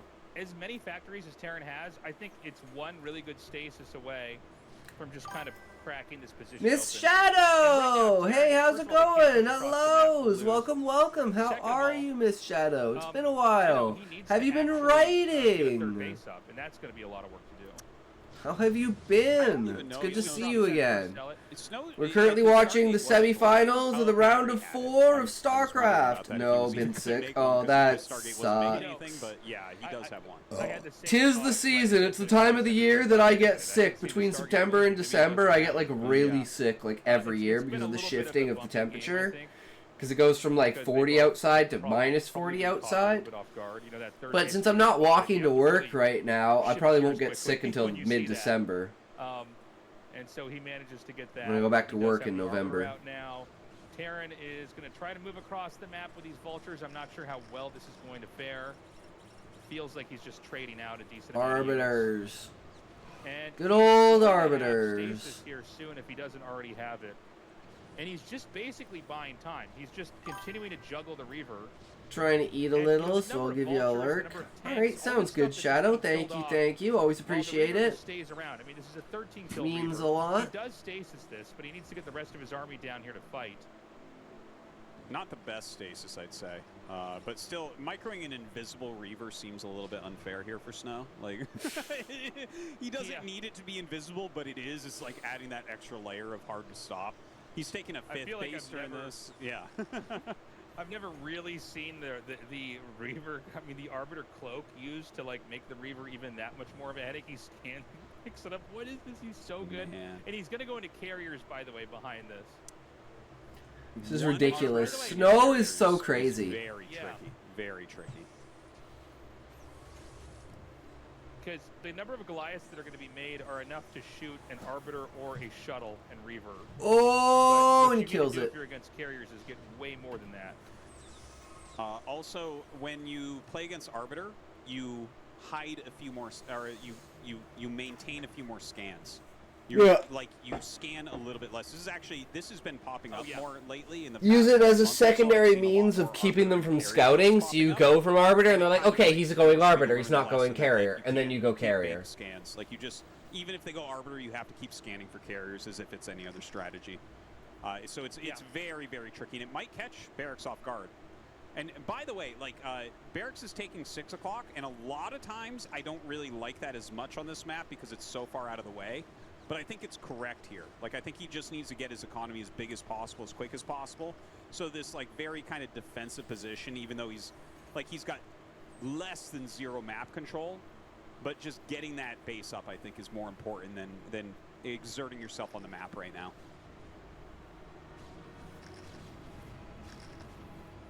So, I mean, up to 4 bases, man. Barracks actually is looking pretty strong. This was a really rough early game, especially with that third base getting spotted. The hidden base, I mean.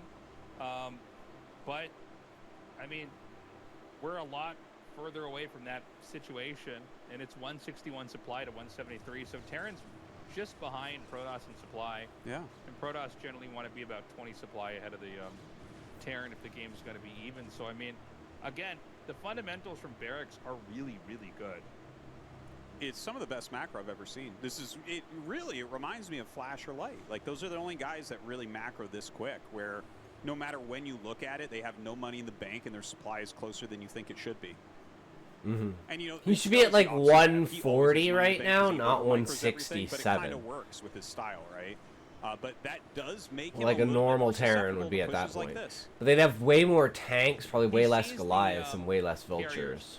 We had full scans there. He even saw the third Stargate. So he's like rounded out so well So now with it's the be comp of his Barrett's army. prompted to try to push out. Oh man, and Snow is just not having, like, Snow is the best Reaver player in the world, but he's not showing it right now. He's just not showing it. Push from Barracks just going all the way here into the bottom left. I guarantee you he's making at least 2 DTs out of those gateways down there. This is how you hold a main base. Like, you tax them over and over and over. And with 3 carriers already out, there's a clock right now on Barracks. Like, you need to get this push going as quickly as possible. Yeah, the shuttle's been picked off. There is a big army outside of this position, and Barracks is going to try to, as he pushes here, expand into the bottom left and go for a split map late game. The carriers are just now being sent from the north towards the south, towards this position right over here to defend. Another Reaver comes up. It's picked off. Oh my god, look at the tank placement. It's so good. And he actually scans 2 DTs as they walk forward. So damn, that was fucking fast. That every Protoss does that. But carriers are out. Carriers coming down. This is going to be an issue. There's a huge army sitting in between Barracks' other units and this area. So not only is he going to shut down what Barracks wanted to be his 5th base, he should be able to kill these tanks. But the tanks, you know, this is a lot of tanks. They can clear the base. He can try to get out. Like, he's got a few different options here. I think it is important that you clear everything out of that main, though. Yeah, he did keep the probes alive, right? Yeah, they're in the bottom right of that main. Now, he could put Dragoons on the side and just try to hit this command center. He's going to clean this up, so that's going to be remade. I think that maybe Snow miscalculated by setting these Dragoons down here, because now they're stuck. The carriers can try to come up here, but these Dragoons are probably all going to be massacred before they can be saved. Right, good targeting. Takes out the Stein's vessel. Yeah, definitely something you always want to do. Gets the D-Matrix down, though. Yeah, DT's walking in. Oh, pulling a few mines here and there. Definitely dealing a lot more damage.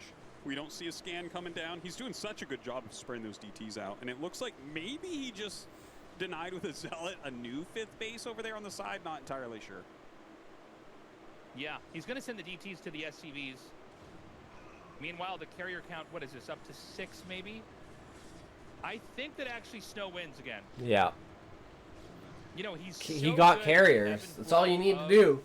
You need to stop him from getting Reavers, then you need to stop him getting carriers. It's the only way to beat Snow. And teching into this or teching into that.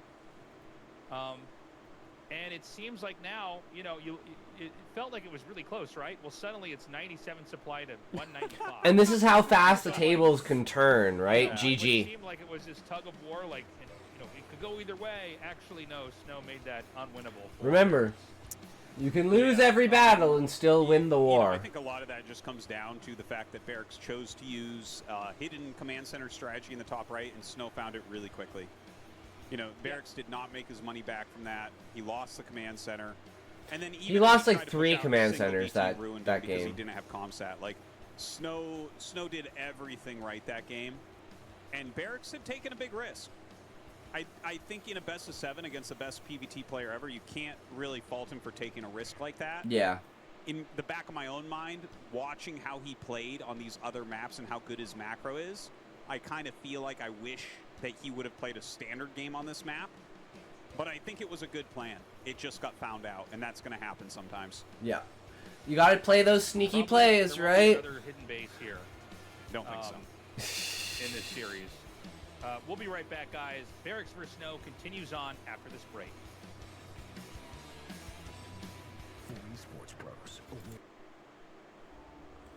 Yeah, it's clearly Snow is gonna win. Welcome back, everybody. Which is unfortunate, but hey, man, Snow really deserves a final. He deserves a win. Can he beat Soma though? Can he beat Bisu? I don't know. He sent one observer This will be like his 6th finals without a championship. You know, sometimes when it comes to hidden base, going against like, 2 people that both have championships. Just will always check wait, Soma has a championship, and right? that's exactly what we saw down there. We had one observer going to each location, spotted that. I actually don't know. Anytime your hidden base is scouted in a game of StarCraft, even at lower levels. Soma hasn't been in. He's been in the military for the last 2 years, so. It's pretty hard to recover. Yeah. I can't remember. But Snow made I don't think he does though. Yeah. I think only actually Bisu wonder, is the only remaining if player who that's has something it. He regularly does. I haven't noticed, but it's something I'm going to watch for because that was to have that built into that game. That really won him the game. I think Barracks probably takes it if he doesn't scout that so quickly. So we're going to go to Litmus. This is a tough map for Terran versus Protoss. Yeah, this is going to be a very really quick hard to get game. your third base This is down. going to be a really So quick game, let's sad see how this face. goes.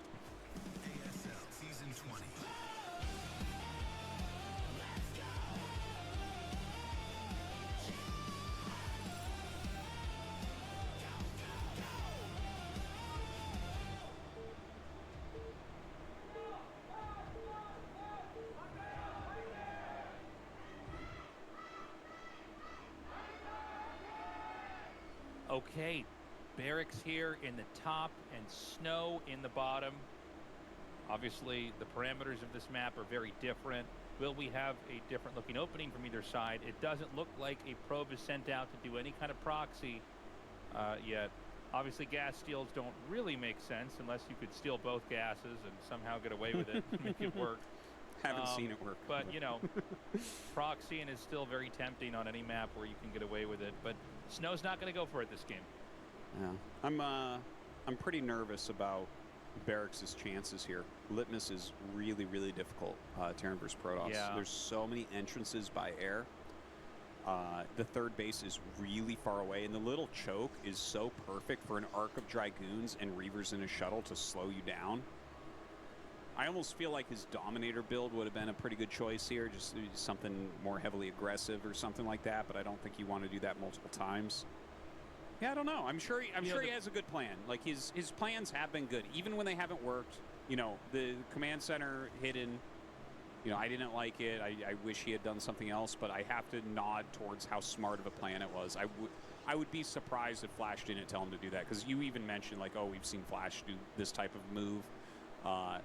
And it makes sense in a best of 7, right, is to mix something like that in. You know, it's funny, the game that won, excuse me, the game that Barracks won was, like, so inspirational. It was so historic. But it really ultimately almost goes back to a testament of how good Snow is in this matchup. Like, he just knows exactly. Yeah, you can beat him once, and you can beat him immaculately, kind of a PvP, but good luck doing like it what again. the win conditions are and how to get there. No matter how dire, how complicated, how hopeless it might look, he kind of knows how to handle that. And then you look at, like, the last game we had, which is like, okay, he just checks for everything, including the hidden base. And then he made it so impossible to win.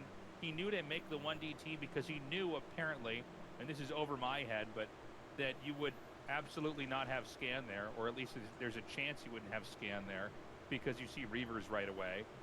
And so you're trying to just kind of push out, maybe take a third as soon as you can, into going into Arbiter, into going into Carrier. I mean, it was such an impressive game. So I'm in the same boat as you, Artosis. I'm worried right now for Barracks. I would love to see him win a couple more games, but it's hard to imagine just because of how well Snow has played, even when he loses. Yeah, and Snow, Barracks has played so well as well. You know, it's just, it's unfortunate that on one of the better Terran vs. Protoss maps, in my opinion at least, he did take that big risk, but you know, such is life. I mean, this is you got to play to win. That's the thing. Yep. You got to appreciate people playing to win as well. Respect now, the hustle. The first Zealot comes out. He's got plenty of Marines to just push that back. I don't really foresee anyone getting a big advantage here in the early game. You know, it's like, yeah, a couple units coming up for Snow, but it's a factory expand, so you're not really afraid of anything. You know, it's just such a robust opener for Terran. He's got his second Zealot there. I don't think this is going to do that much. He just wants to keep him on the high ground for as long as he can. There is the Dragoon coming across the map. Now, 2 Zealots and a Dragoon can fight on the low ground if Terran moves out. And I think he can get here basically before the bunker finishes. But, you know, bunkers make really fast, so you really got to get this timed out perfectly. You do want the Dragoon to come in here and tank whatever shots are going to be first, because the Zealots ultimately are going to be tanking everything else. And he's moving in. Great micro here from Barracks. Just barely gets that Vulture stuck and will end up losing it because of that. But that was That was very, very good for Barracks overall, the control there. Like the SCV's pulling back, blocking the Zealots momentarily. Very strong, and his command center should start right around the same time as the Nexus. So you're pretty happy with that. Actually starts before the Gets Nexus. that SCV kill too. So they both started That's almost really the good. identical moment here in the game, the command center and the Nexus. And now he's going to damage his Vulture. And we saw this in other games too. I mean, Snow's very strong and stuff like this. It just making it so that when the Vulture leaves, it never gets back home and probably gets killed off in transit. Is there a third Dragoon down here? Yeah, there is. You got Yeah, the it doesn't probe, look like though. he'll get any Yeah. further. Unfortunately, the Vulture does end up going down. He might put heavy pressure on with those goons now. There is the possibility. But the next Vulture running out, this is actually really important. The reason why we don't see nowadays goons heavily attack a bunker anymore is because there should be a Vulture on the map. And you risk losing your goons because you don't know for sure where those mines will be. Some people take the risk and Right. attack the bunker and then try to guess where the mines are, and sometimes they guess right, and sometimes they lose their goons and can't get a third base up. Yeah, it's really hard to do. If you don't know where the mines are planted ahead of time, you're playing, trying to pull off one of the most difficult techniques in the game of just trying to gun down mines whenever and wherever they pop up. And so he is going to lay those mines down. I mean, Artosis illustrated this point earlier, and we're seeing it now. I'm curious to see exactly what Snow's movement is going to be at a moment like this. There is always the mini game of you trying to snipe the tank, and the tank trying to protect the bunker, and the SCVs to repair the bunker, but, you don't want to misstep on any side. The same is true for the Dragoons. You don't want to have them just, get hemorrhaged and bled off out here. And it looks like he's going to sack a goon to find where the first mine is. This makes a lot of sense, actually. So he finds the first mine. Now the other two goons can actually come back to that point and do some micro to try to find their way. But the 2 tanks and 5 Marines start to pop out now. And he sees the Reaver tech. And look at how the goons went around. He's like, I don't want to run into more mines. But he actually might. You look at the placement of those mines. That's a pretty smart placement for someone trying to avoid mines. So, yeah, if he comes in on the side, this is going to be bad.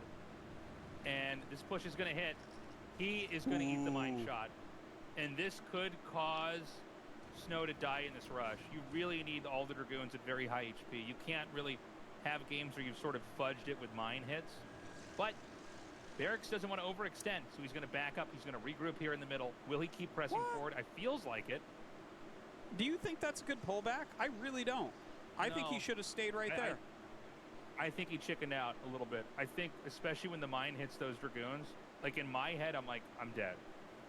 You can't have a couple mines connect on Dragoons. Remember, he already sacrificed 1 Dragoon to just get back home. Now he has 2 squishy goons on the outside. He's going to regroup, but I feel like this is almost too technical for what he was trying to do. I think he should have stayed there and tried to fight. Now, the shuttle's going across the map. I assume this has a Reaver in it. It does. It does. I kind of get it because the shuttle is out. If the Reaver is out, this attack can kill Protoss. If the Reaver's there, it doesn't kill. Right? So I think he actually wanted the Reaver to start flying across because he already had made missile turrets and wants to get into position afterwards. And we see he actually sets up siege. Unfortunately, he lost that SCV, so isn't getting his missile turret right now. I really wish he had a secondary SCV here. Did that Reaver just not shoot? I don't know what just happened there. I'm not sure. Yeah, this looks like I might have to GG. see a replay of that. Something looked really weird because I had the same thought. I thought did I blink and miss what happened there? Well, I guess, now Snow is just going to do that damage. Maybe there was a world that had he committed to the push, he could have just kind of stayed there and tried to fight instead of trying to loop back around. I feel Feels like bad, Barracks man. basically gave Snow more time. He had a winning position and then backed off, and I don't even really understand the maneuver. He tried to loop around and catch the 2 weaker Dragoons. Yeah. It might have been to get the Reaver out of there. Maybe he thought the goons were going to counter or something like that, to block Vultures coming across. I'm not sure exactly. But yeah, now Snow has this speed shuttle with Reaver and does take some damage on it, but he should be able to get some stuff done here. The SCVs, not the SCVs! I mean, it just seems like Barracks kind of played himself, as the great DJ Khaled has said. Like, he just... I mean, whatever he did didn't seem to make a lot of sense. I feel like when you're winning a fight like that, you really got to press. Keep in mind the Reaver tech's there. Like, he would have denied shuttle speed had he stayed there and fought. Not that that's the most important thing in the world, but, you know, the wall-in itself was a pretty valuable asset for Protoss.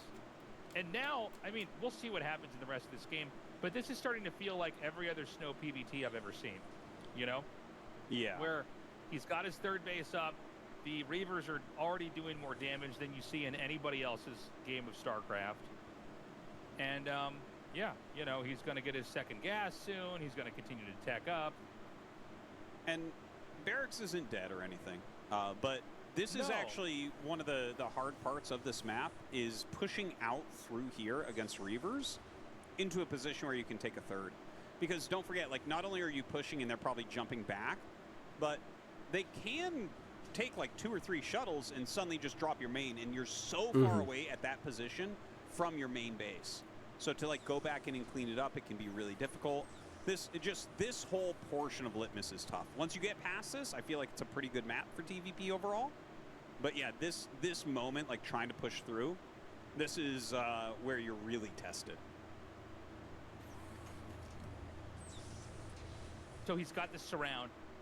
So the idea is that when Terran tries to move out, if they overextend, you attack him with what you've got.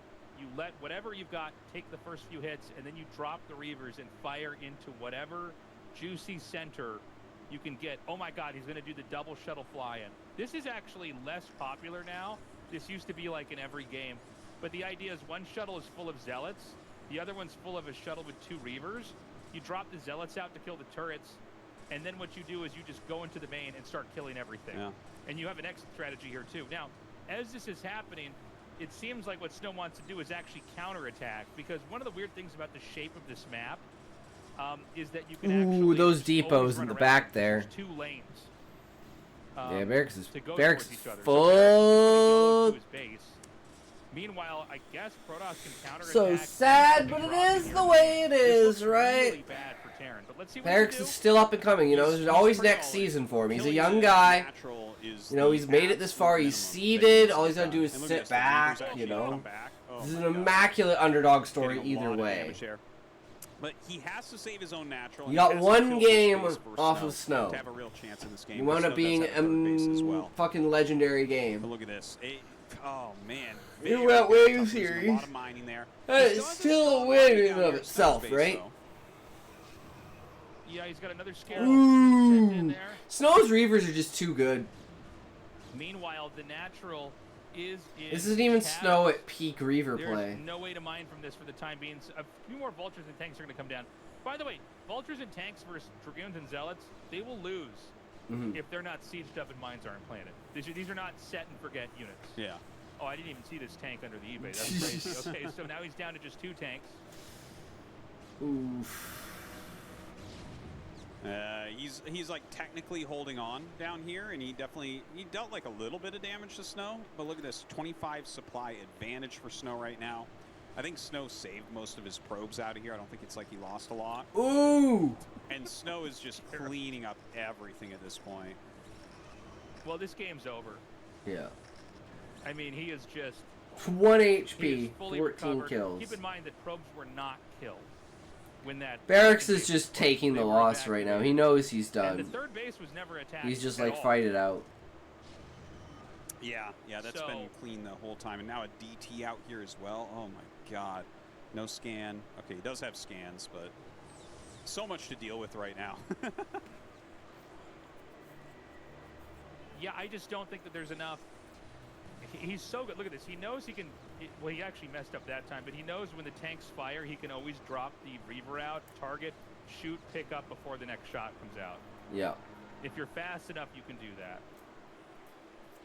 He's got 2 Reavers in there, so he's just got to wait. This game, unlike the rest of these games, was not that close. I thought it was an interesting interaction with the base trade. Yeah. Something we don't really see very often in TVP and StarCraft 1, but, you know, Snow is better at that too.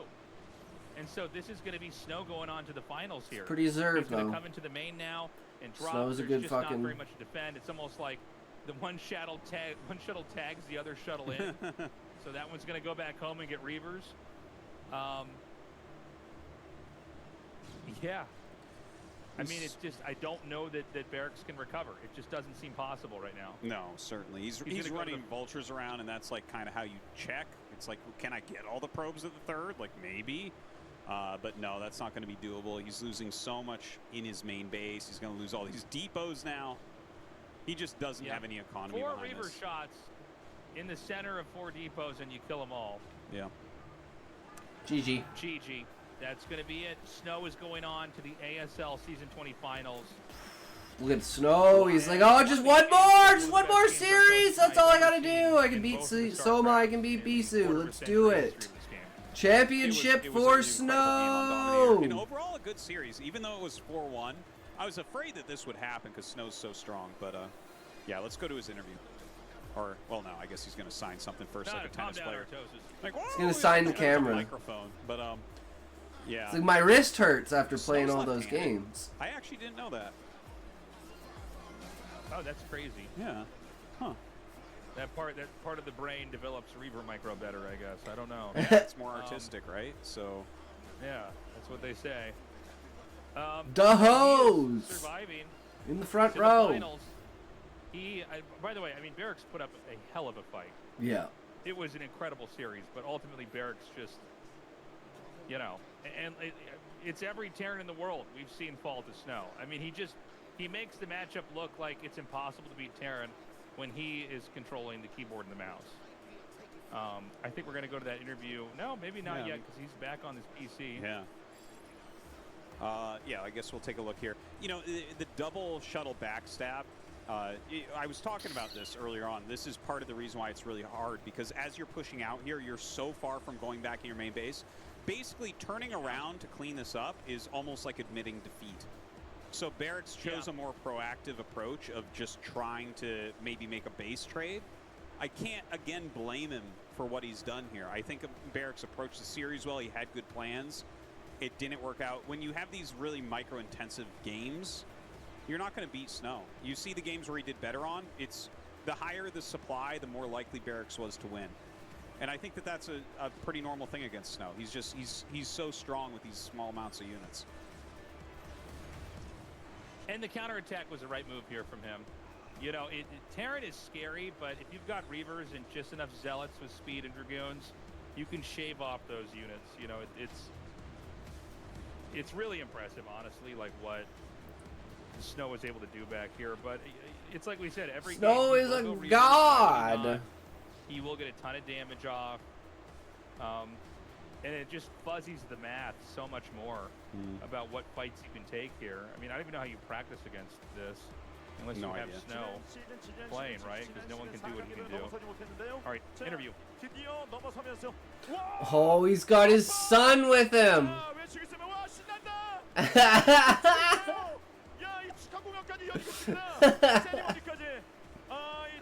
Snow's challenge is a successful one. Oh, Your man. family are watching on as you advance to the finals. It was tough, wasn't it? You're in the finals. How are you feeling? Oh, this is great. It's been such a long time since I made it into the finals. I still don't know if this is real. I was getting worried with how much I was losing in practice. What a relief. With Sulky, the Iron Wall, blocking you in the semi-finals time and time again. Today, you defeat Barracks to make it into the finals. Many people are saying that this is going to be your championship season, that you will be the one to lift the trophy, that you will finally succeed on your third try. What's your take on this? The other side of the bracket is ever so tough. I will have to work very hard. Rather than relying on confidence, I will play more now, and I should have a chance of winning. So you make the finals. Your opponents will be either Bisu, who is on fire with his recent performance, or Soma, recently returning from the military and building up momentum. Looking at this other semi-finals match, who do you think will advance? What is Snow's prediction? Well, Soma plays so well recently.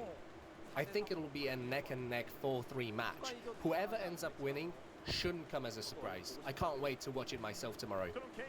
So do you have a preference in that case between the two, PvP or PvZ? I'm not a big fan of PvP, but I somehow win it in tournaments. That being said, a PvP wouldn't be too bad. Your son is here and he got to cheer on his dad as you undertook this challenge. Even burst out dancing at the end. Being so close to the finals, it could be a burden, but rather, it must have given you the strength you needed. What do you think? Oh, he is so cute. Just him being here gives me strength. And so Snow is now in the finals. This will be the third finals challenge that you undertake. There must have been a lot of people supporting you.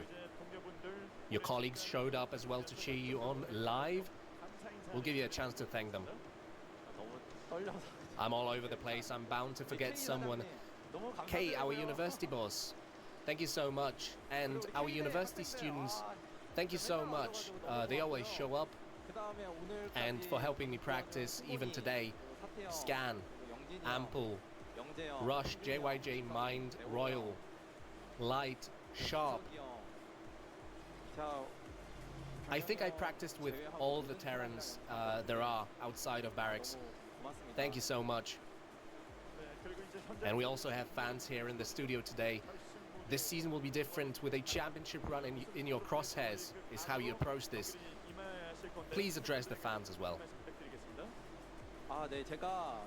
You know, it's almost like it was when I became a pro. I don't stream, I don't do anything, all I do is play StarCraft. I am almost there. I'll definitely make it. Please just wait a little longer. And Snow's family too, as they cheered him on today. Oh, this is so cute. Snow, they were here with you all along. Anything you'd like to say to your family? No, I can't talk about my family because I will cry again. But thank you so much for being here. Got it. Let's leave it for your championship interview if you win then. Oh, do you have anything to say to Dad? You can do it, Dad. Can you say that? Dad, I love you. Wow. Okay, once more, congratulations, guys. Please, a round of applause. Congratulations. So cute.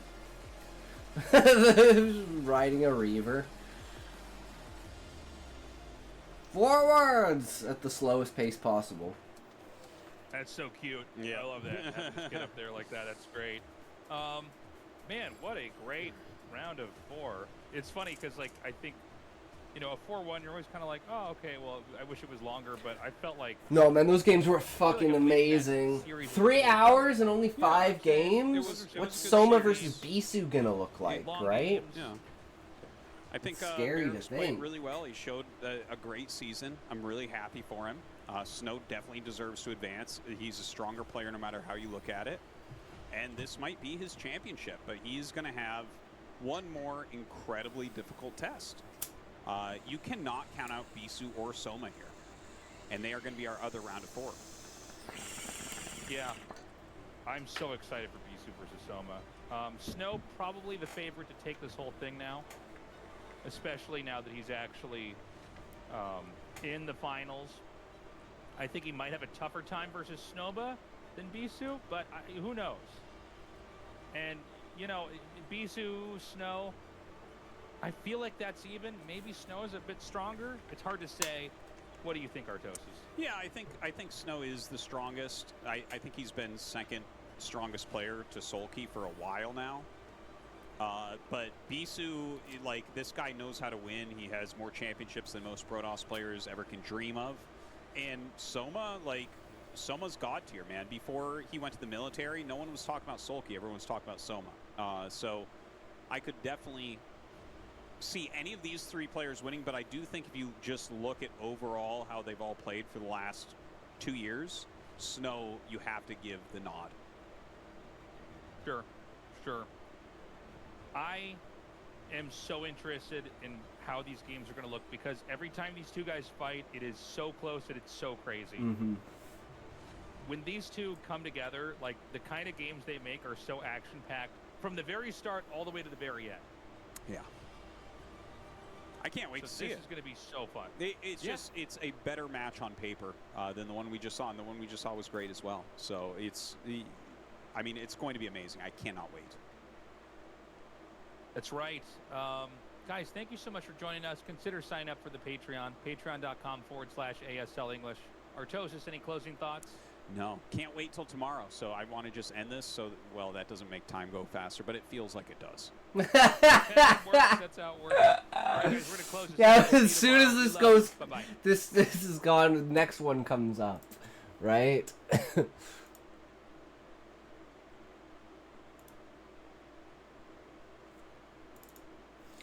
All right. So, Nico, are you still here?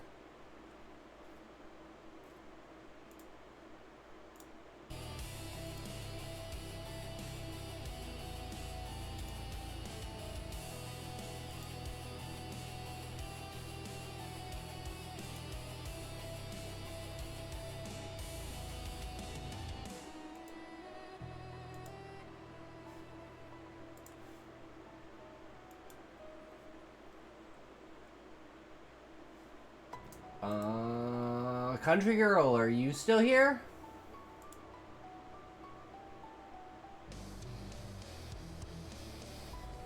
Anyone who wants a story read?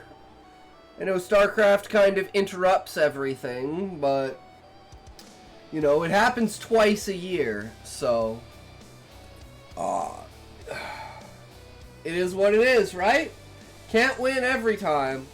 Sometimes I want to do the content that I want to do, right? And it's like I should do the beta reading first, but it's like that could have taken another 4 hours, and it's like, alright, just unmuted.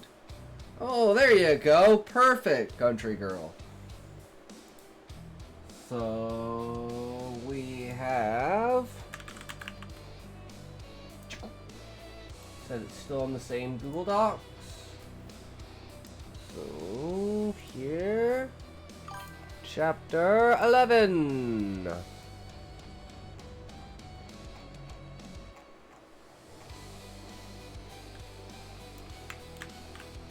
Took a little YouTube-induced nap. Ah, nice. Always a good time to be able to have a nap.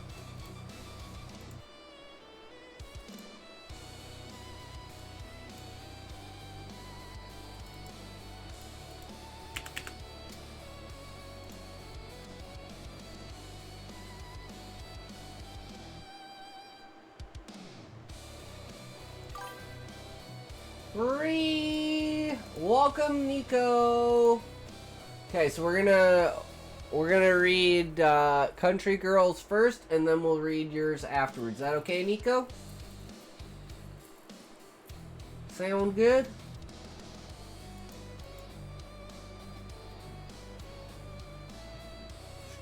Take another toke before we start this, and then we'll get right into it. So this is chapter 11.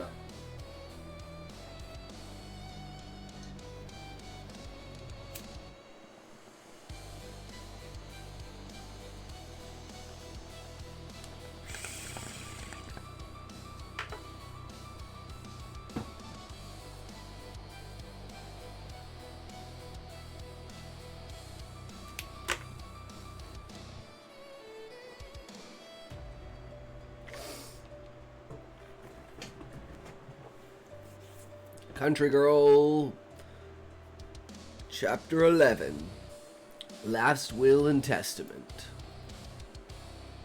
Until the day she died, Ellie wouldn't be able to tell how Cord had gotten them home from the old iron gate. When she woke the next morning, she felt like her skull had been cleaved in two. Walking into the kitchen, she hoped more than anything that Talia would take pity on her and brew an exceedingly strong cup of coffee. She was surprised when she opened the door. It was Aaron, not Talia, waiting for her with a sympathetic expression and cup in hand. Hey, I thought you might need it. He handed the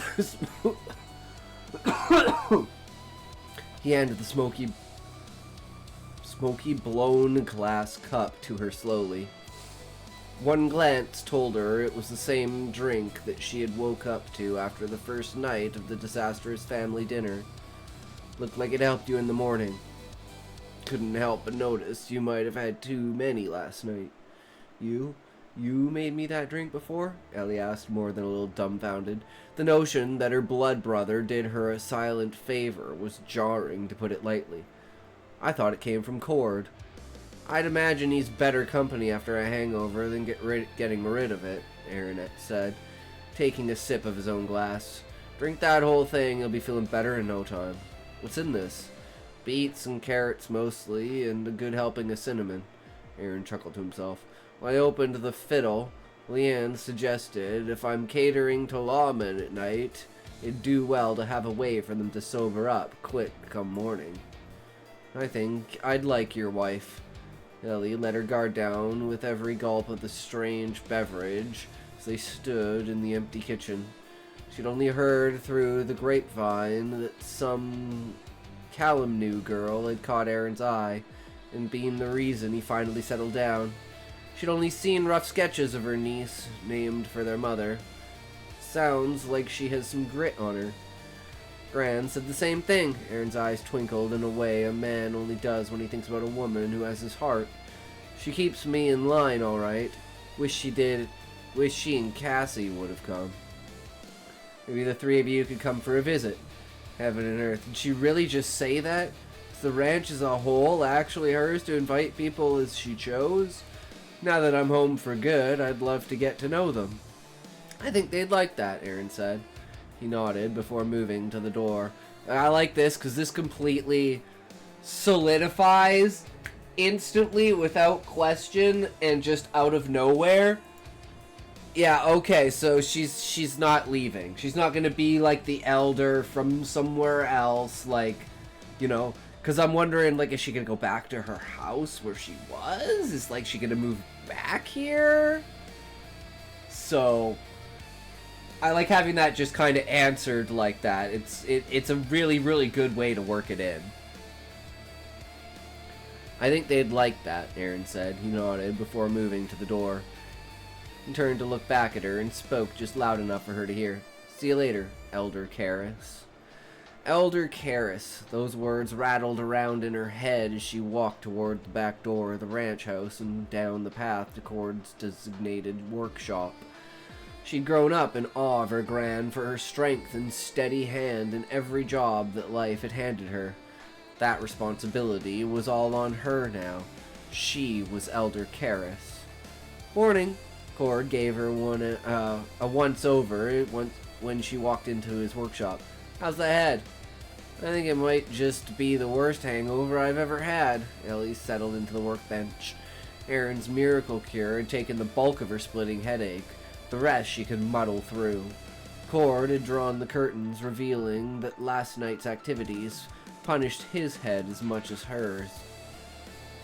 Elv, you're white as a sheet. Come on, let's take a walk. I think we could both use some air.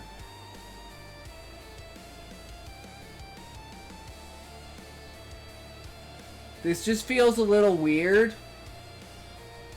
Just gonna say country girl. Because it's like, he draws the curtains closed, basically to, like, cover his eyes, and then immediately the next sentence is them going outside into the sun that he just covered up.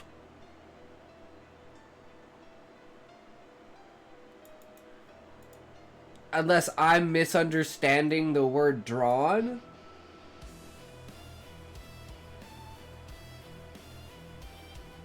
Because doesn't that mean they're closed?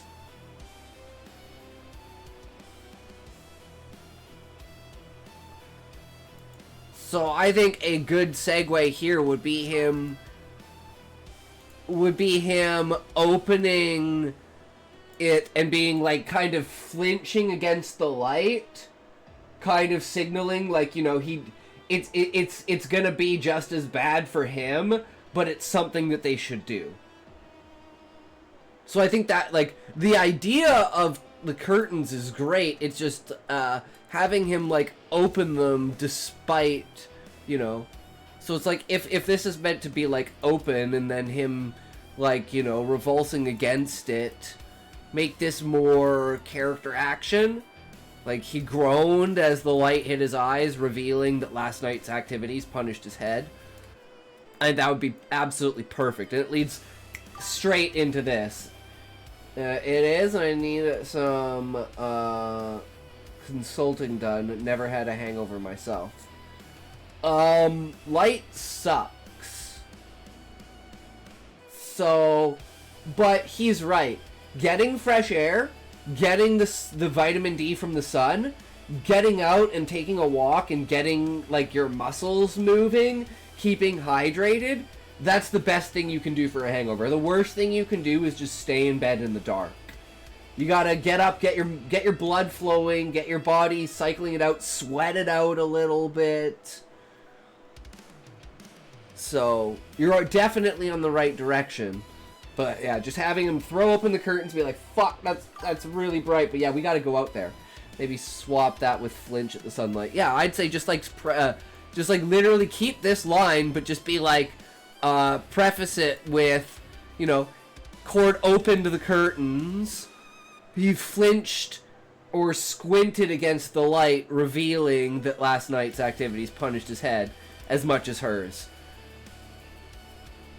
And then he looks at her in the light. Nah, best thing you can do is take 10 shots. I have a queen. I have a queen.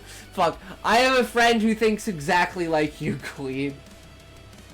Plus, her idea of pre-drinking is drinking a 2-6 before she shows up at the party. That she planned that she's 3 hours late for.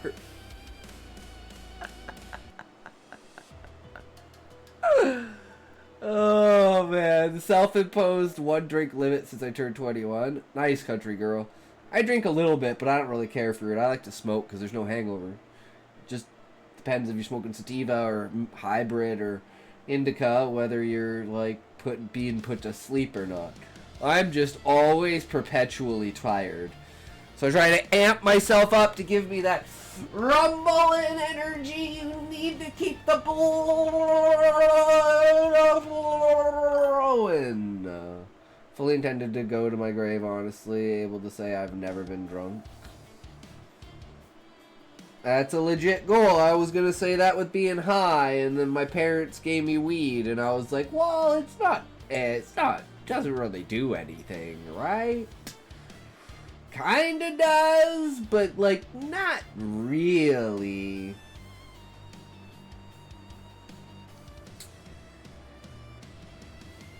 Weed for me is kind of more like a habit. You get a hangover because you're dehydrated. If you drink plenty of water while drinking, you won't wake up with a hangover. And don't drink sugary drinks because sugar will increase the amount of water, and then the more water you drink, the more you'll have to pee, so the more you dehydrate yourself. So it's kind of a, you gotta find that nice little balance. Plus put a little bit of salt in the water. A little pinch of salt in every glass. That'll help.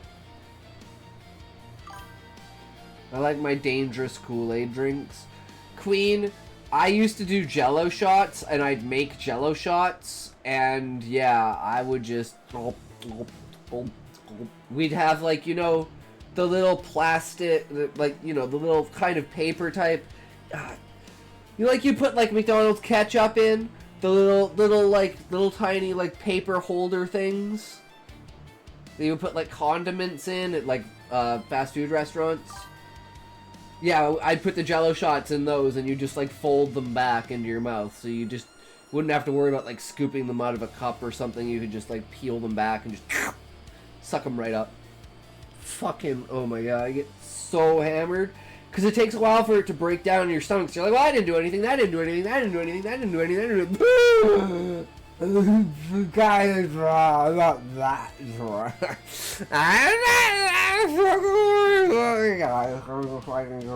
I can't stand up right now. Yeah, I'm dying.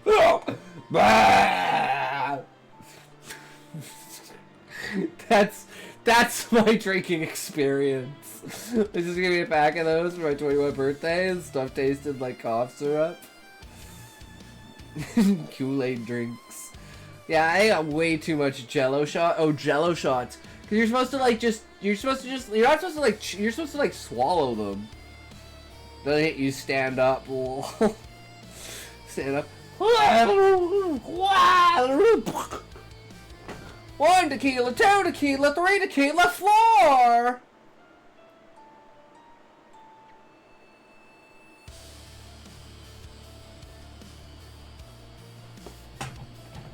Ads. Ads interrupting everything. Ads interrupting absolutely everything. Interrupt, ads just interrupt.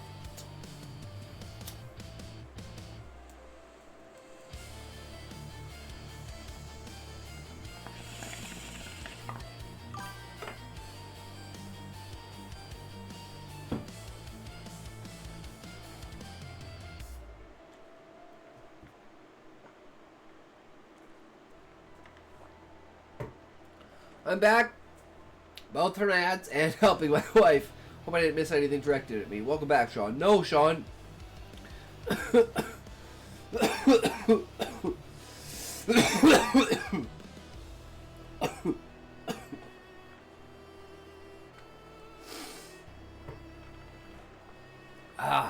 We're reading Country Girl's Story.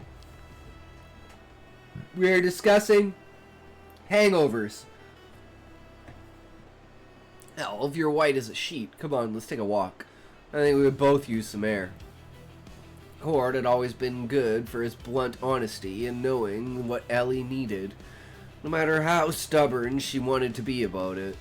Stepping into the bright new day, they both tilted their hat brims to shade their eyes.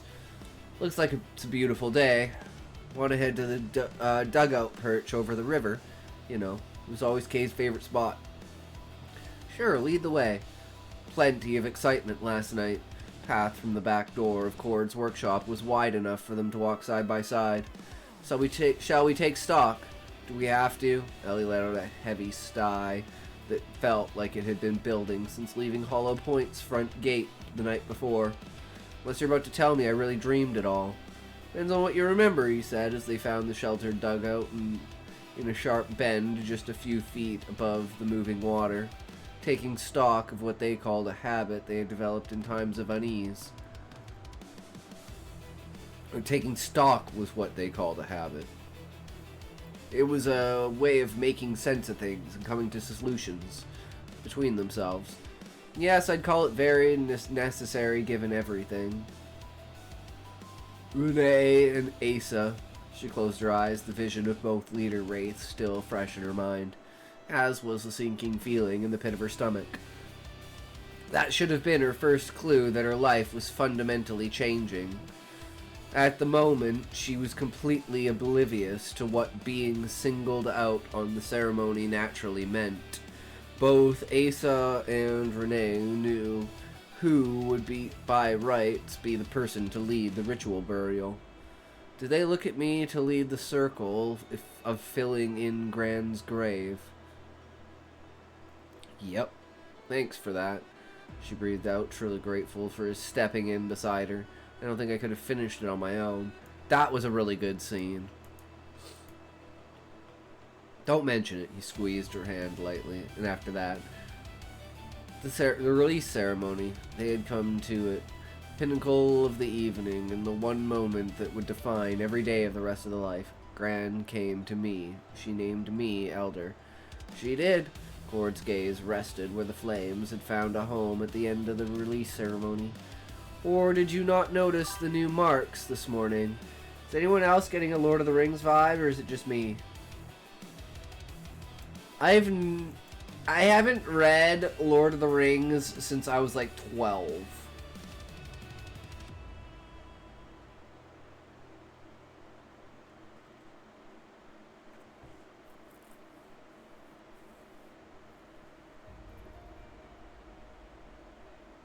So, I don't know. I mean, it's really good flow. Language is good. Sentence structure. The dialogue. The voice of the characters. 2 bullets. One on my heart and the other on my shoulder. Typical Gran. Her words bit as she spoke them. Was it fair to blame Gran for what she was feeling now? Probably not, but it wasn't fair of Gran to hoist all this on her with no warning. Blatantly avoided looking in the mirror getting dressed. Sorry, I didn't get that last part. The dialogue? The character voice? The sentence structure? The word choice? The flow? Especially the flow of dialogue, where you're like using the dialogue to describe and set the setting as well as the inner character voice. It's like you're doing like everything all at once and it's all flowing, right? That's kind of hard to do because sometimes it feels a bit jumpy. Like I'll say like something is kind of abrupt, but nothing here feels abrupt. Everything feels like it flows into the next thing. Like, you know, it's like 1, 2, 3, 4, 5, right? Instead of like 1, 12, 16, 4, 18. What the fuck is going on? Who made this fucking counter? Or sometimes it can feel like that. Night wasn't a complete waste of time. We had some of the Iron Gate's top shelf stuff. Not sure if it's me or you, but it's buffering like mad. It might just be Twitch. Try and maybe, I don't know, let's see.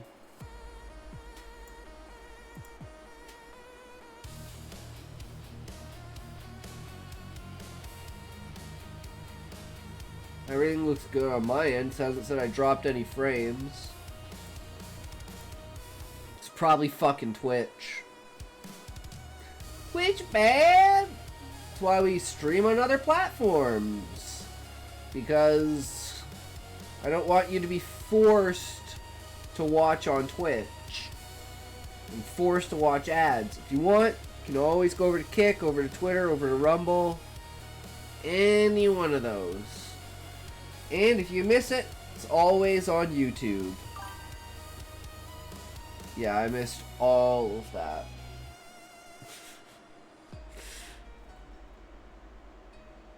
Well, just know it's coming together well, country girl.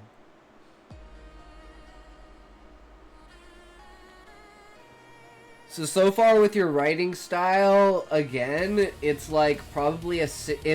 If Knott's is like a 7.5, yours is like probably a 6.8 to 7. Like it's more than 6.5, but I don't know if it's quite a 7. And one of the main things is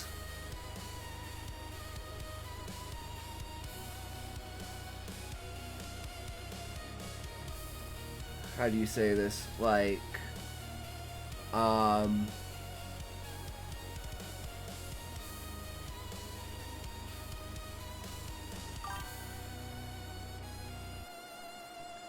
plot and conflict.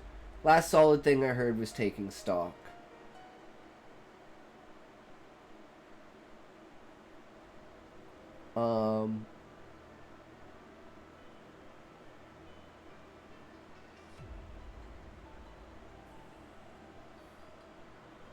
Like I guess stakes. We're on chapter 11, and and it's like, okay, well, she's the elder now, so it's like before we had the stakes of like Kingsley, right? So it's like, and you kind of got that out of the way, but it's like before you get old stakes out of the way, the best thing to do is make new stakes. So adding something else, like something like there's a reason why Kay died, something Like, I think that would really elevate the story, is having a bigger, grander, oh fuck, what's going on in the background conspiracy. You know? And I think, like, Kingsley getting slapped around and stuff shows that maybe there's not the biggest thing for him in the background, that he's not, like, he was feigning control, he doesn't really have control. So I think what could really elevate the story earlier on is a lot higher stakes. And an escalation of stakes leading up to it. Phone seems to want to work. Are you back, country girl?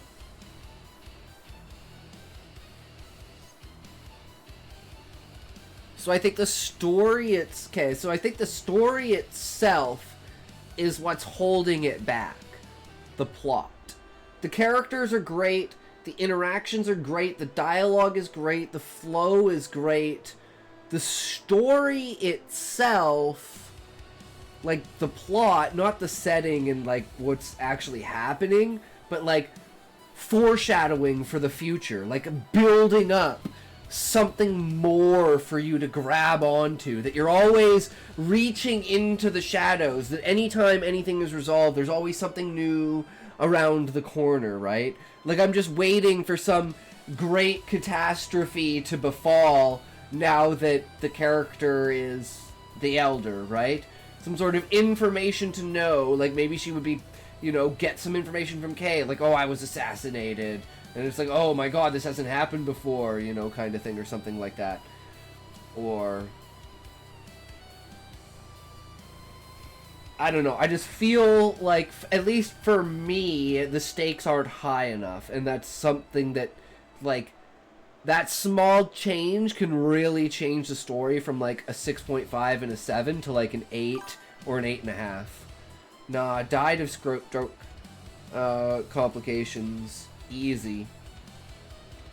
Then, more stuff to do with, like, Kingsley and, like, a conspiracy in the background, and, like, more emphasis and, like, actual power to him saying that, you know, she rigged, like, Ellie rigged the system or something like that.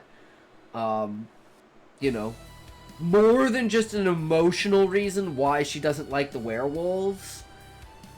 Like, I think just establishing in, like, chapter 4 or 5, when she gets to, like, starts talking to Cord and, like, Kingsley shows up, that it adds even more to the stakes. Like, it's just like you've been luring at Kingsley. Okay, Kingsley showed up. Now lure us to something else. Now that you've dealt with Kingsley, show us that other thing, and then escalate something else, and then just keep escalating from there. Because I'm sure it's there, but I think more foreshadowing earlier on will help the story more, and get more grasp of the bigger things that are, like, outside of the character, like things that you'll see as the reader that the character won't see because the character is too much in their mind at the moment, and you're, like, almost screaming at the character, like, notice the signs! Notice the signs! Please! You know?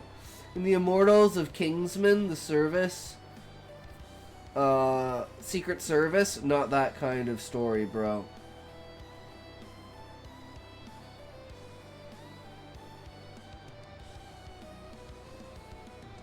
Oh!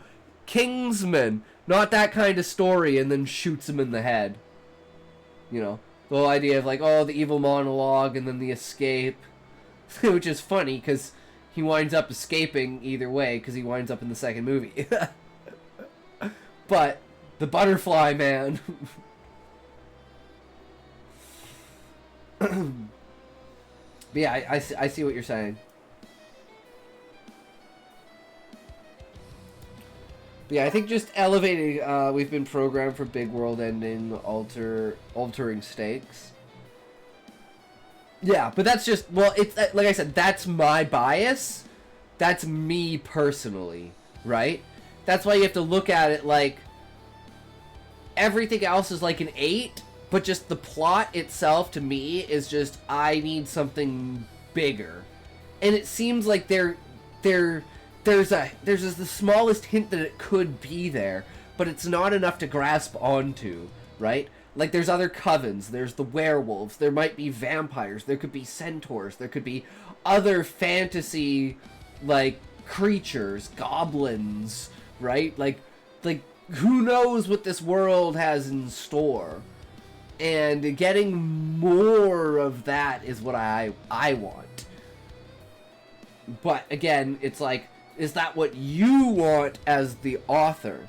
So don't let my bias and my want for increased stakes affect your view of the story and your artistic apparatus, right? Like with Sean, where I told Sean the main reason that I just don't kind of like resonate, like I wouldn't go out of my way to read Sean's story because it doesn't have high enough stakes for me. I need like world-ending, character down, grimdark bad, like. But that's just me, right? It's like the same with Callie. I really enjoy Callie's imagination, and I'm gonna absolutely love Classroom Sonata because it's going to be that dark grim with his style of creativity attached to it, you know, in like the essence of a lost love story, right? Of a character who can never truly find themselves because they hate themselves. And it's that coming to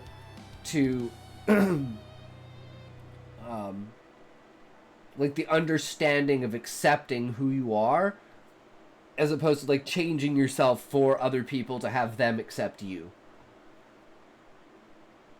And that's like everything that I love in a story. So that's why, like, in bias, I would rate it at a higher level.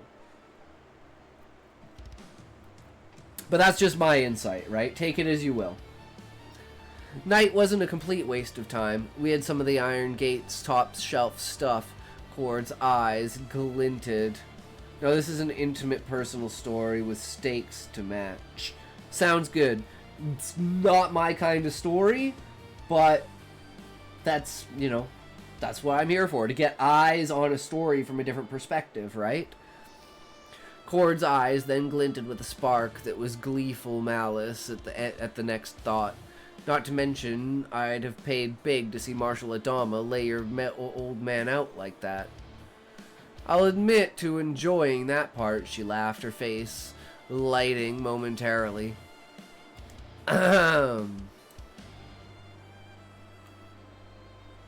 Who?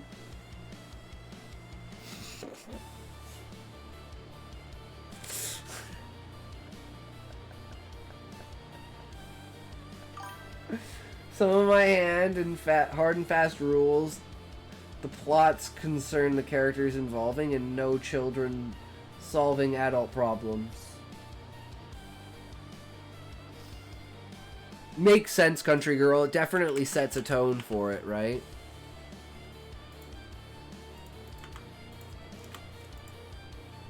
Wait, yes, it is an E. Kingsley.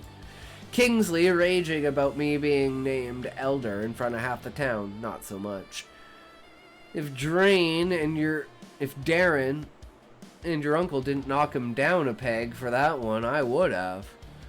As they finished a round of absolute... Is that another character that I'm like, wait, is this another old character name? Tad?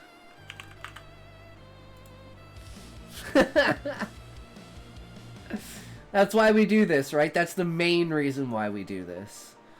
Because it's looking at it from a pair of eyes that's not locked in, so you don't look over things like that, right? Because you can go over it 1,000 times and there'll still be a spelling mistake.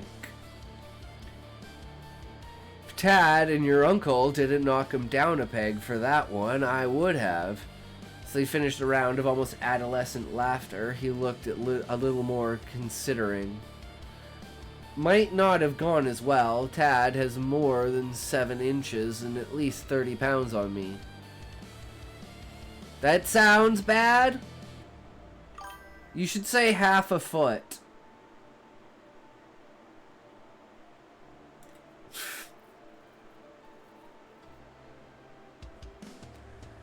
Just coming from a guy, you should just say half a foot. Just has half a foot and at least 30 pounds on me.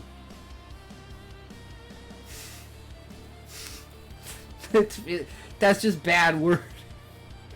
I mean, if you want to keep it, you can. I just think that's bad word.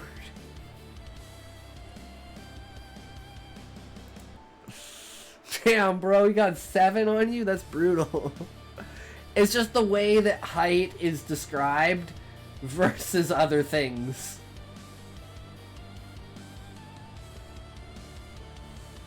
And especially if, like, that's Cord talking and that's a dude. I don't know, that's just a language thing to me. I don't know if anyone else feels that. Like, I understand you're trying to say height, but it just...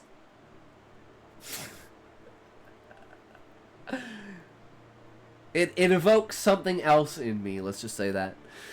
You knew, didn't you? Ellie could hardly look at him with that accusation in the air. Hattie? Cord, her oldest and dearest friend, really kept that much from her? That's why you didn't want me to start making too many plans before her release. You knew I was going to be named successor. How much did she tell you? It was never in so many words, and I know neither of us wanted you to have to deal with everything all at once.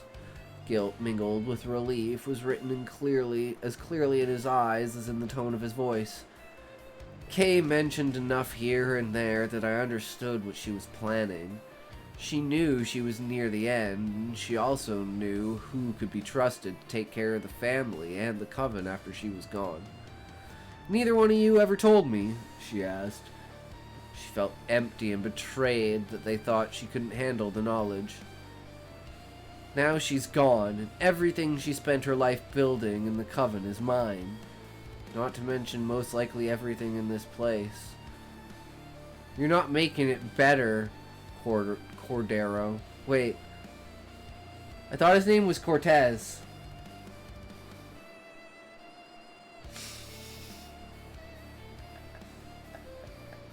What do people just call him different names? Cordero. Oh, his first name is Cordero. Okay. Okay. Not making it better, Cordero. You know that way women always say your name when they say their name? Okay. So that Cord was short for Cortez, and I was just like, is that like a Spanish thing to have like the D instead of the D? The T, like the way like Siobhan is usually shortened to Shiv, even though it's Shav.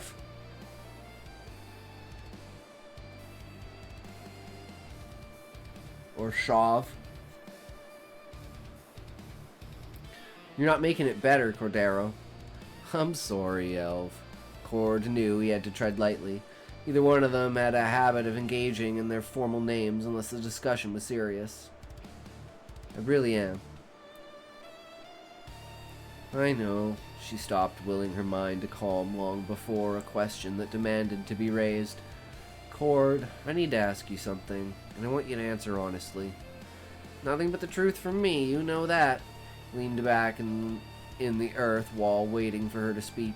Yes. The truth had always been said without question before.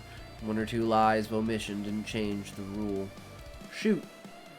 Do you believe Gran knew what she was doing? Asking this question to him was like asking it of her innermost self. Ellie had to hear it from the one person left in the world who knew her without exception. Do you really think I can make a good elder? One, yes.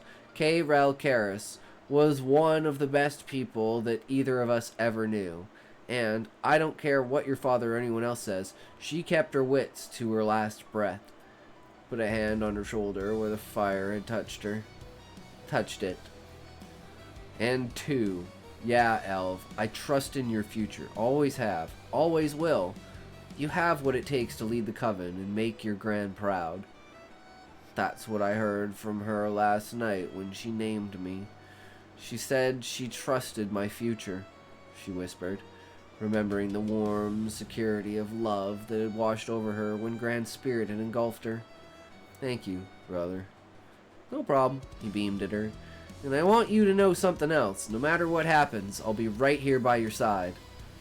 Something tells me I'm gonna need that. She paused. The air had changed abruptly, the breeze had faltered, and the atmosphere had grown heavy without warning. Wait, do you feel that? It's the wards for Kay's study. Somebody's in there and not supposed to be. They stood together, climbing out of the dugout. Cord offered an arm. We better go see what your family is up to. This is your house after all. Oh, Karis matriarch. Karis matriarch, she scoffed, still disbelieving. Head of the coven was one thing, but how could she be the head of the family? Speaking of, Ellie said, shaking her head a little. Kay, care to guess what Aaron just called me?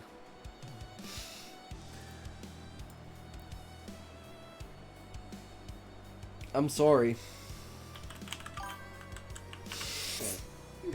Well, if Kingsley's drunk ramble last night is any mile marker, that could be a long list of possibilities. Grimaced and started ticking off options on his fingers. Spoiled, loose little girl over in her head. Over in her head. Oh no, sunk before you could even start swimming. I changed all of these! Damn it! It reverted back to the old one! No! How could it possibly do such a thing? That's not fair! Okay, again, like, it's just coming... I don't know, but using this term specifically... Like, I don't know if this is intended, country girl, but this to me feels like calling her a whore. Is that the intention? Or is it more of a to do... Okay. I just wanted to make sure. Because, like, there's a couple of other meanings, but that's, like... Yeah. Especially the way that, like... Obviously, Kingsley's talked that way about Ellie before, and that just instantly set Tad off. And Tad knew exactly what he was going to say. Vocab of the time. Yeah. Totally makes sense. Called me Elder Karis. Ellie said quietly amid Cord's suggestions. He just said it like he knew all along it was going to be me. Your gran might have given him an idea or two, Bob said. Apparently, there was another thing her brother knew she didn't. I'll say this for at least one of your brothers. He's been getting closer to Miss Kay in the last couple of years. Out from under your old man's thumb. That's good to know. They returned to the house and made a beeline for the study when they heard the raised voices of what was plainly a spirited debate already going on. Ellie motioned to Cord to stay quiet behind her as she creaked the door open enough to hear more clearly. She was about to meet opposition within the ranks of her own coven. It was best she heard the opinions candidly before they knew she was there. There has to be a way to contest this. Merle, Wes, legitimate legality in the territory is your business.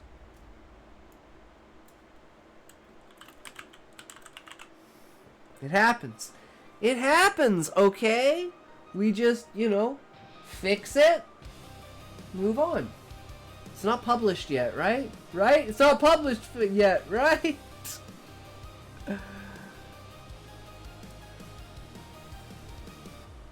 The power of changing your character's name.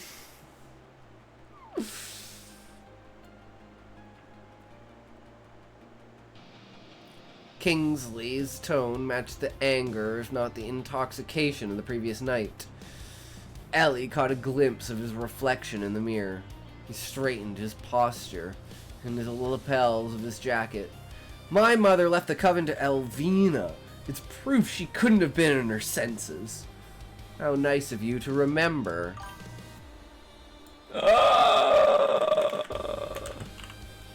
I'm just gonna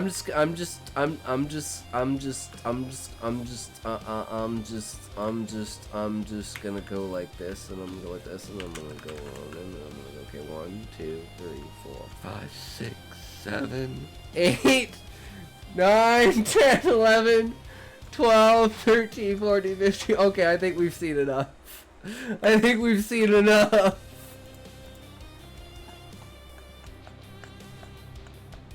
I think your entire, oh fuck, it's middle of ads. Okay, you didn't need to see that.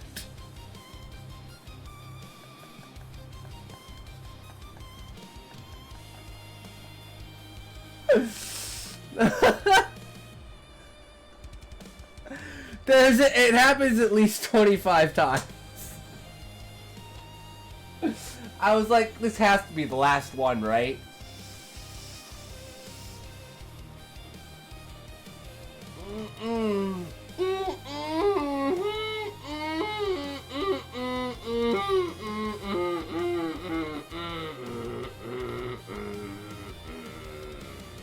Nope. Nope. Yeah. Net. No. Not net. No. No. Mm-mm.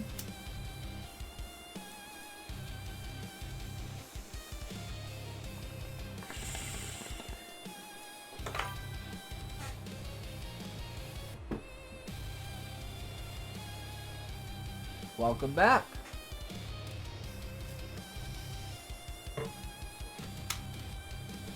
So you're not going to be happy, country girl, but there's about 25 more Ronins.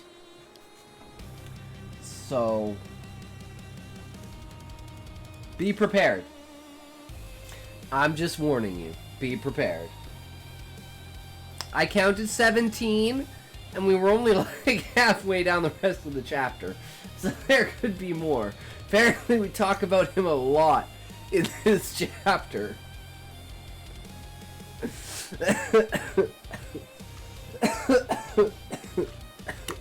I'm not kidding. I am not kidding. I control F'd it to try and find out. I was like, it has to be the last one. No.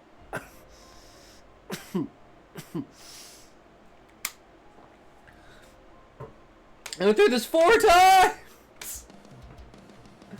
I had to write a notepad file to write all the names of my characters and add descriptions. I confused Cora for Jean despite doing that.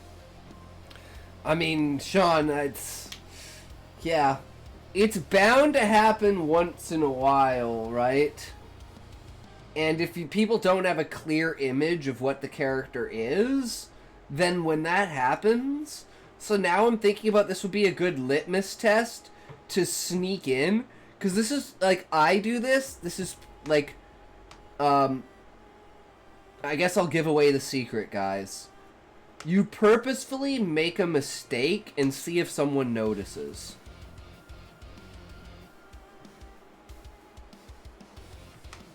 Does that make sense? Specifically, usually to do with a character. Something like... that's, like, important to the plot. Like, you know,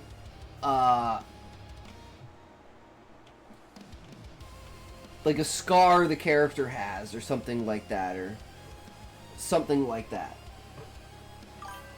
Kingsley was one of the most recent people to get their name changed. Makes sense. But yeah, you put in a purposeful mistake with a character, like mischaracterizing a character or a personality trait that a character wouldn't have, and then when a beta reader is reading it, if they don't notice that, like, bring it up with them, and then figure out why they didn't notice, and if it's because they're not too connected to the character that they can't tell them apart that much, then that's just something to work on, right? So it's basically a way of setting traps for beta readers in order to, like, test yourself. Second only to Marcus Oslo, who was named Kieran.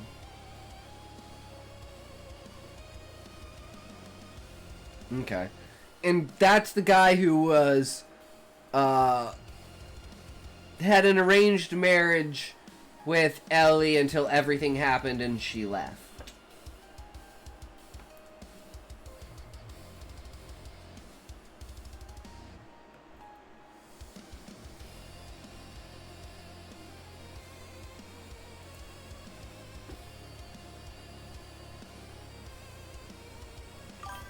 Yes. Perfect.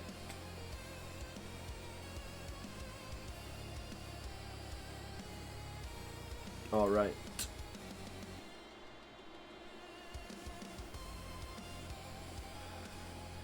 How nice of you to remember, Kingsley, Merle Crowley said in mock conciliation.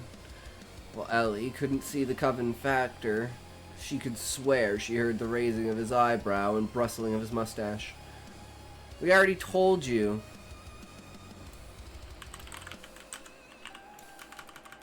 We need to do this a lot.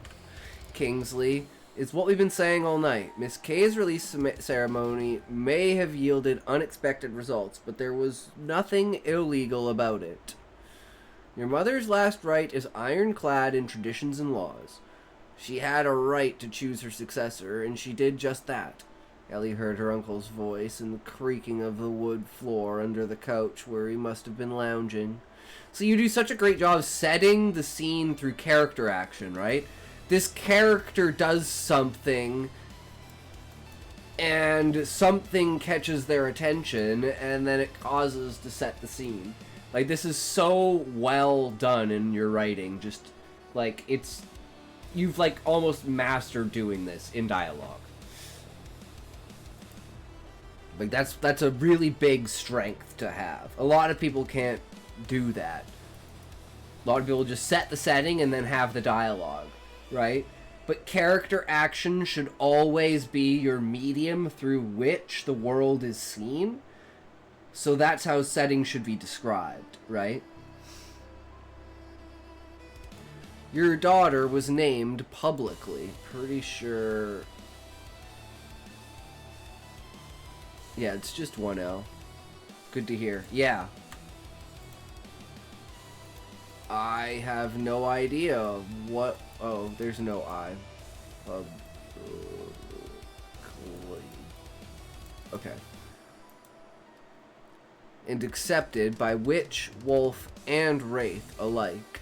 At least by what old Renee has said. Nothing was left to chance, and no knot untied. As of last night, the only one who has the power to say Ellie isn't elder is Ellie herself.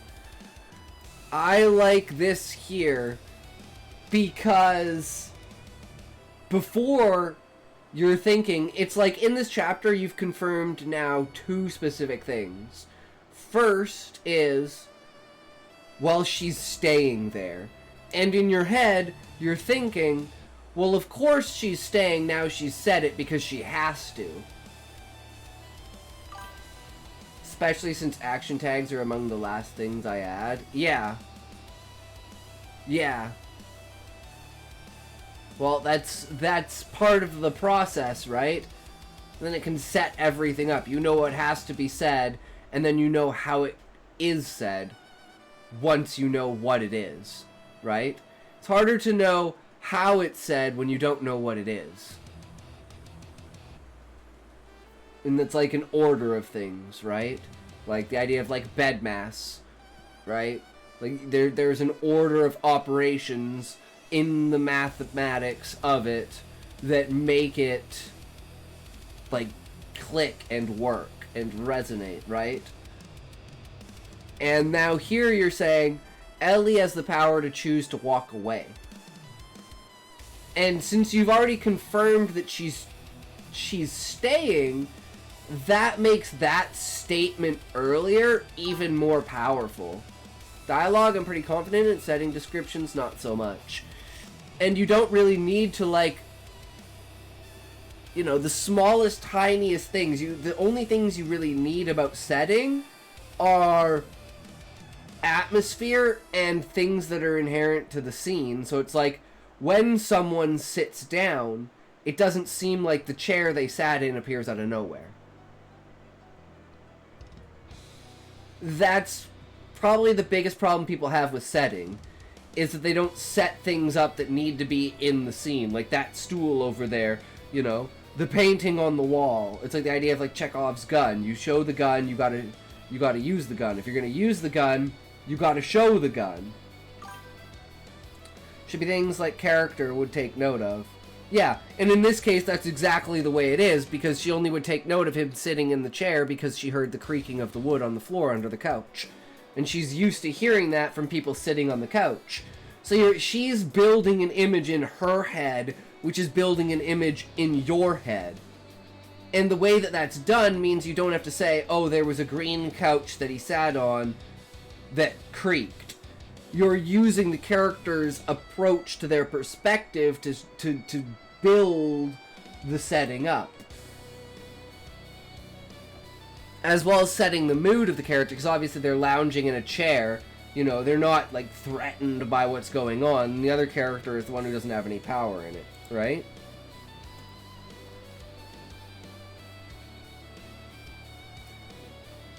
Which means it would likely be in my best interest to say this in front of witnesses. I've got no intention of stepping down. Ellie watched as every eye in the study turned to her, walking through the door with Cord trailing her closely. She saw that the study contained at least one member of each Coven family. How the hell was she going to manage this? She had no idea, but she was stranded well in the forest now, and the only way out was through. I would say well into the forest? 'Cause she walked herself kind of into it now? But I don't know.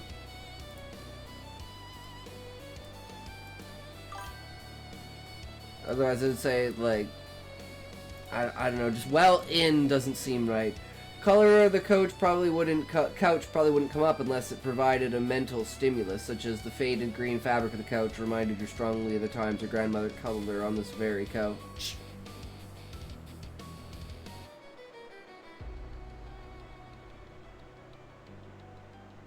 True, Sean.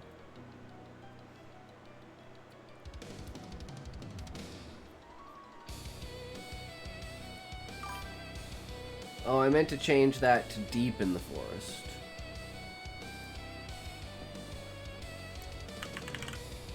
She was stranded deep in the forest now, and the only way out was through.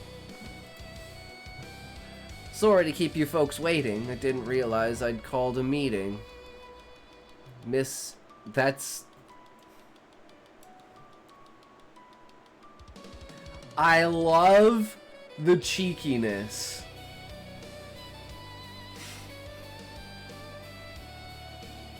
What a way to start. And it kind of reinforces her non-formality towards this, right?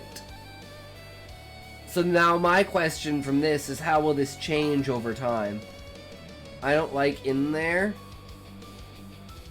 I'd use either into or deep in or within that setting, but that's me.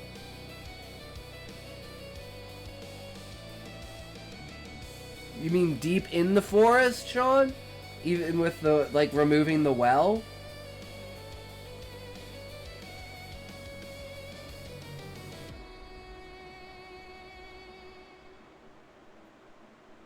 I mean, I kind of like well into the forest, but it depends, right? Yeah, like deep within the forest. She may be new to power, but has to fake it till she makes it. Hey, that's what everyone does. Fake it till you make it. Miss Ellie, I wanted to speak with you last night, but there was no time. Deeply sorry for your losing Kay. Merle gave a respectful inclination of the head. A gesture echoed, but the rest of the party, save Kingsley. And, of course, if there's anything you need from me or my family, just say the word. Thanks, Merle, I appreciate that. Ellie had always admired the older man. She knew from experience he wouldn't bow to her father's will easily. I was actually hoping you would help me in going over the records of the last few years. Gran was always detailed, but I'm afraid I'm a bit out of practice with her shorthand. Of course, he nodded to her respectfully. Ellie didn't miss the forbidding look he shot to her father. Come on into town on the next few days and I'll help you get settled in. Thanks, Merle. That's kind of funny because I have an uncle named Merle.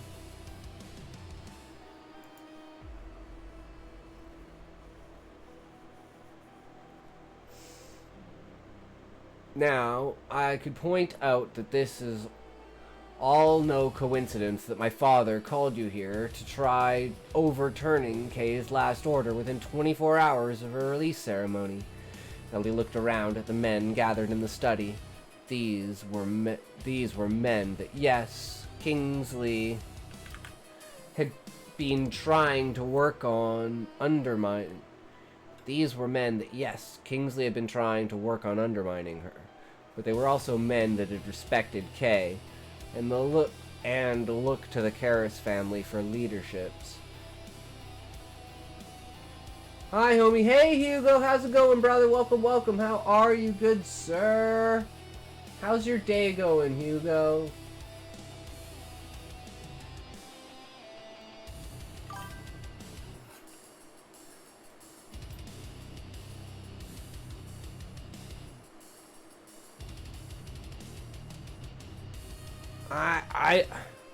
I don't know about this. These were men that, yes, Kingsley had been trying to work on undermining her, but they were also men that had respected Kay and looked to the Karras family for leadership for decades.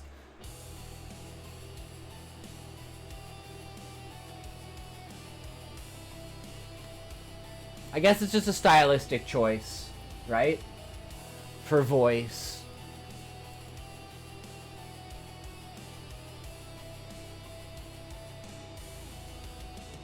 It is rather awkward to read.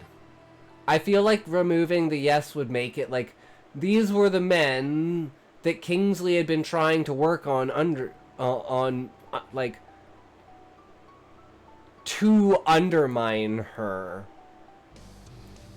Right? Like, just like, less than 40 hours of the baby to get here? For the baby to get here? Wait. Your significant other, Hugo, is pregnant and expecting?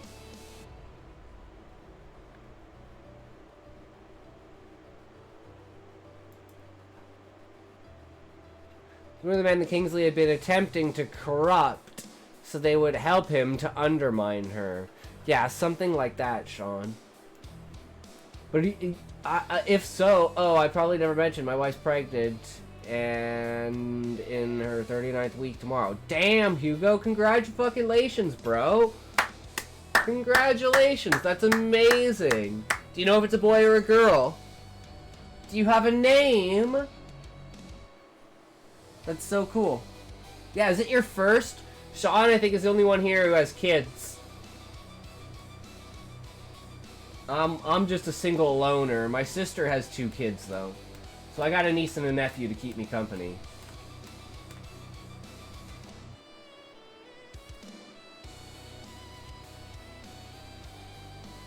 Not my first. I already have a little boy. This one is a girl. Aw, so cool. Yeah, that's the way that my brother-in-law wanted. He wanted the protective older brother, and then like 2 years later, the younger sister.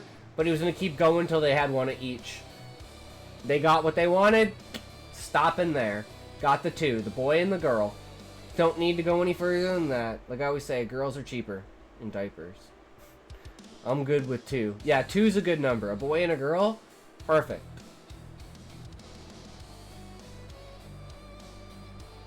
Well, congratulations, Hugo. I hope everything goes super smoothly. Until they discover makeup.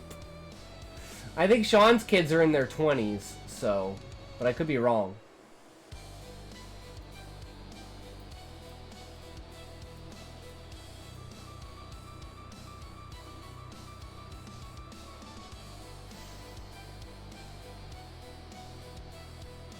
Yeah, so this sentence is kind of awkward, but other than that, doesn't take discovering makeup. It's as soon as the diapers come off, and then the girl's immediately more expensive.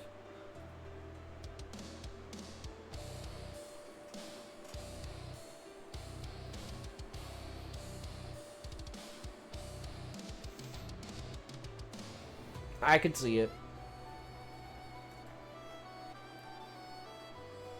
Respected Kay and looked to the Karras family for leadership for decades. If she had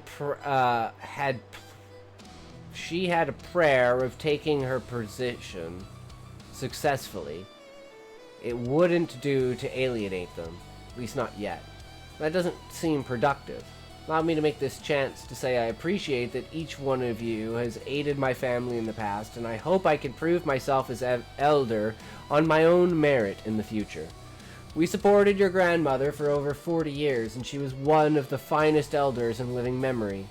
Jet Clemens stepped forward. He gave a brief pointed glare to Kingsley. Charles Oslo and Low Ace Lenny Ives. She didn't have any trouble believing that they were her key opposers. And the rest got dragged into the clandestine meeting. The transition might not be smooth, Miss Ellie, but we will stand behind you the same. They wet the bed more often due to their smaller bladders. Their toys have approximately 20 times as many side purchases and accessories. They tend to want literally anything cute, even if they've already got 50 at home. The list goes on. And you want to spoil them like a princess, Sean. Whereas your son, you're like, no, you're tough. Suck it up. Go play with the baseball we have at home. I totally feel that, Sean. Why does she get everything? She's a girl. Learn that's what girls get. You should treat women like that. All women deserve to be pampered, and you should dote on them. You should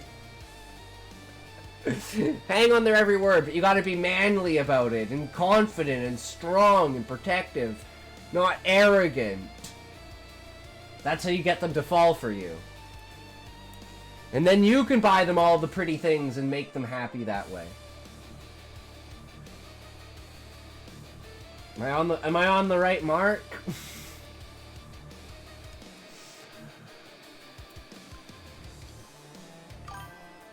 My girls knew exactly how to manipulate me. Dad, can I have that Barbie? Hell no. Okay.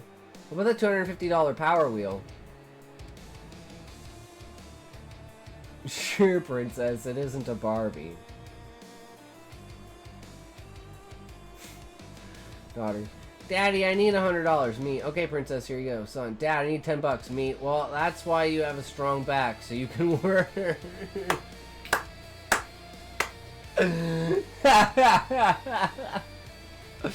Exactly, Hugo. I love it.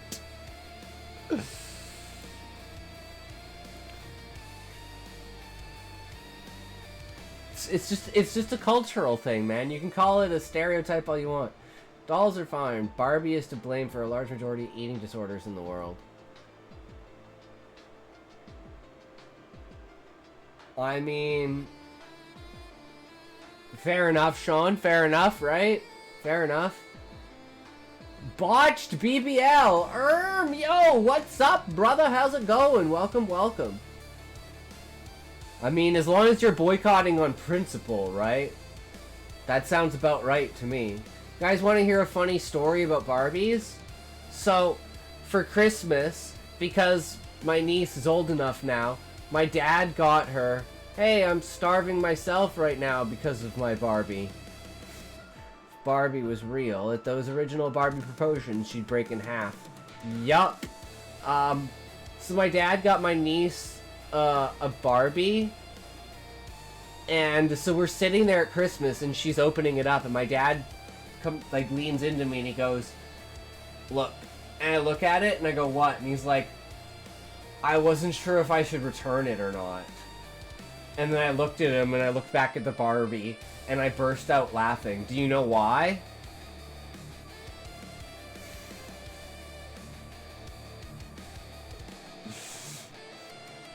Barbie was black. Yeah, it's like, is it racist if I want to send it back? Like, it's not that I don't, like, I care that it's black. It's that, like, it's not what I ordered. I ordered a white one. homeless guy, hey buddy, do you have some change? Me, look, today my mom asked me for money for meds. My wife asked me for money for groceries. My daughter asked me for money for a dress. And my son asked me for money for gas. If I said no to them, what chance do you think you have? True, Hugo. Based, brother. If I had a penis, I would slingshot popcorn with my erection to my mouth. Mike? Wait, you don't have a penis, Mike? That's like the first thing you learn to do as a man. Funny a story about how I used to rip the heads off my sister's Barbies. The arms always took more effort in removal. I would like rip the heads off and the arms off, and I put the arms where the legs were. I'd put the legs where the arms were, and then I'd swap like the male Ken heads onto like the female bodies. And it would fucking... I do it with like my sister's friends' toys and shit like that too. God, I was a fucking shit disturber, man. I would piss so many people off. They'd be like, stop fucking doing it. I want to do it even more. I'm like, you just pop the things out and fucking move them around. Like, she would get mad at me for that, for no reason. Stupidest thing I laughed at today. A snake walks into a bar and the bartender says, how the fuck did you do that?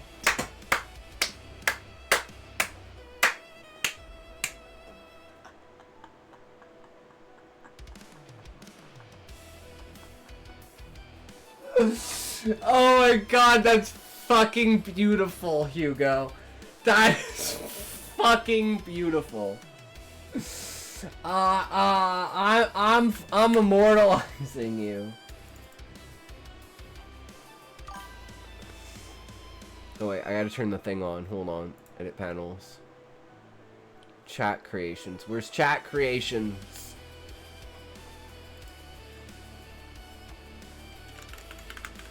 There. More immortalization in chat creations. That 100% deserves an immortalization. Snake walks in the bar after that and shoots the snake. The only method of playing with toys. Break it so you understand how it works. Wait a second. Country girl, are you just getting it now? The fact that it's a snake and snakes don't have legs? How would a snake walk? Trying to imagine a snake walking like its head's here, and then its body kind of goes down, and then back up again, and then down, and then back up again, and it's kind of like... I know why all the Ronins are still there. Is this an old version, Country Girl? Did you paste in the wrong version of the story? But Snake from that video game does not only have legs, but a gun too. Don't you mean Snake from that movie, Sean?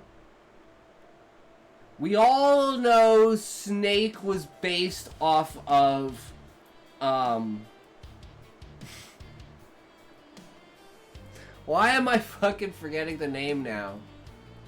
I don't know how to say Planters. I had the name in my head before I started talking. It's not Pulowski. The fuck is his name? I can't remember. Copy and pasted from Dabble, not the official Scrivener draft. Ah. Pleskin, right? I'm sure there is a movie with gunman named Snake, then G.I. Joe is Snake Eye. Escape from New York, Escape from L.A., Kurt Russell. That's what inspired Solid Snake. He's literally called Snake because he has a snake tattoo on him. Pleskin. I'm pretty sure it's Pleskin. I don't know what his name is. Now I'm less frustrated now. Okay, that sounds fair. That sounds fair, Country Girl. Apple with the ads. We're gonna apple dab, dabble ads. It's an apple dab, dabble ads, apple dabs. You're a dabble lab. Can you dabble ads? I add your dabbles. I'll add a dabble to your dabble ads with Add and Dabble's dabble ads. A dabble ad and add a dabble to your ads and add dabble's ads. Those ads got a dabble of the dabble ads for an ad that dabbles in the ad'll dabble. You'll never dabble in ads. I'll dabble in a dabble dibble, dabble dobble, addle dibble, dabble dob. No ads for the dabblers.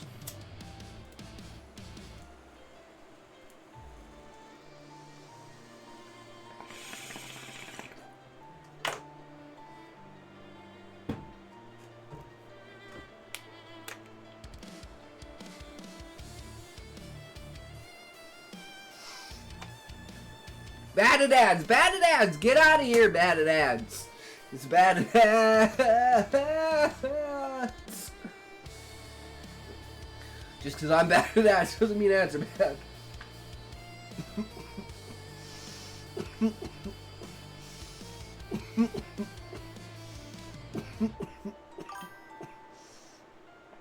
Okay, computer is working now. Nice. Alright.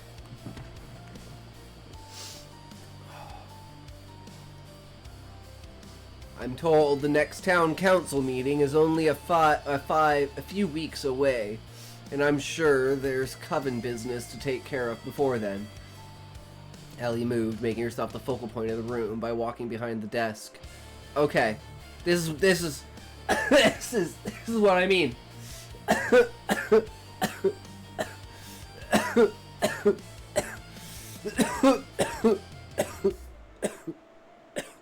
I don't remember there being a desk.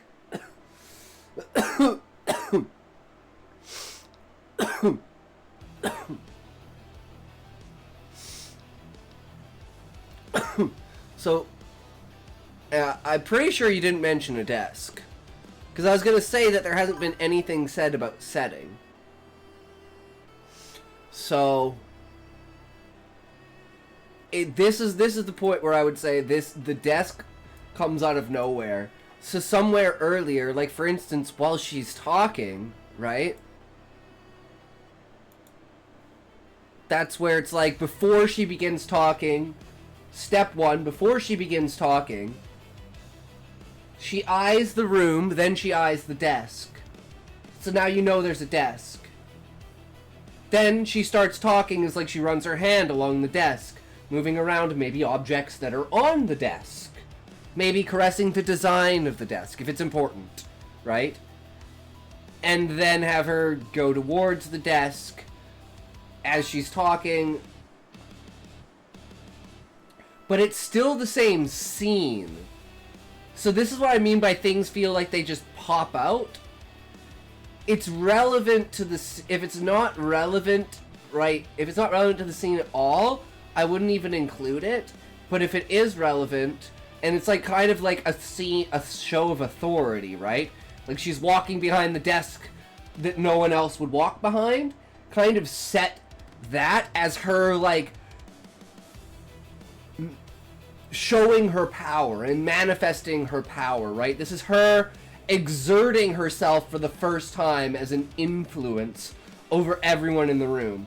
And she's doing it in this almost nonchalant kind of, you know, simple factor of like, I know you guys are on my side. You guys wouldn't be against me, right? Oh, that would suck for you guys if you guys were against me. Like, that's kind of the feeling I almost want to get off of her. Because you know that she's playing. So it's not like it ruins or feels wrong with the character. You know she's putting on a face and maybe this is her going too far with it. Right? And then maybe she can self-correct later and be like, maybe that was, you know, too much of a show. So then it's kind of like she dials it down from there, but then everyone thinks of that as a really important moment when they go, well, remember, you know, if she makes a mistake or something happens like that, you refer back to that being like, well, if people make mistakes, look at what she can do, right? And use that as the source reference for people. I think that's really powerful. And use the desk as symbolism for her obtaining that power and that perspective. I think that would make it really powerful, especially if like this desk is something she does paperwork at, like regularly, and this is like a room she's regularly in. If this is like her office, like make this desk a symbol. But anyways, that's where it's like a sign of there was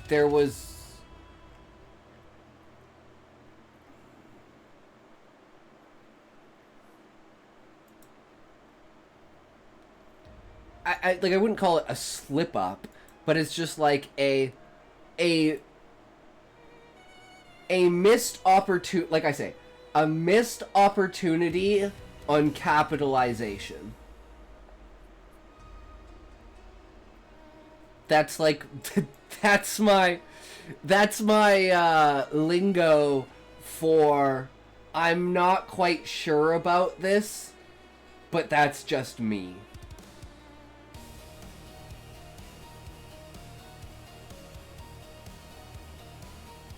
Now okay, here it is. By walking behind the desk. Oh, whoops. Well, that didn't work.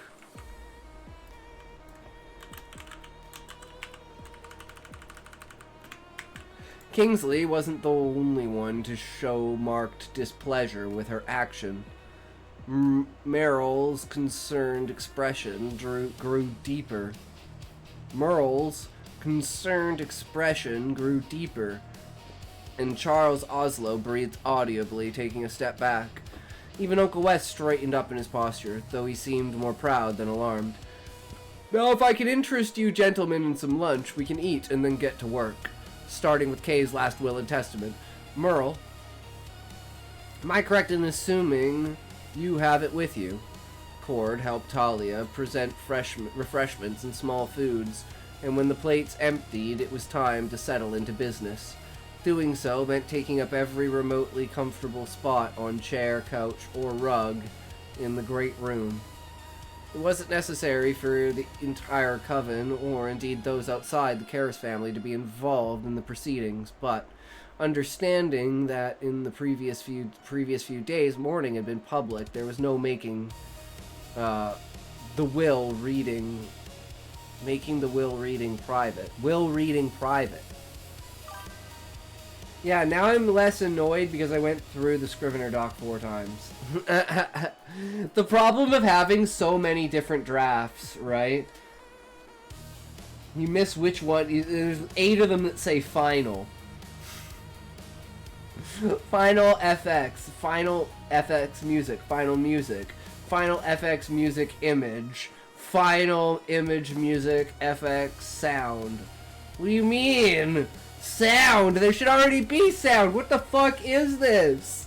Final. It's like buffalo.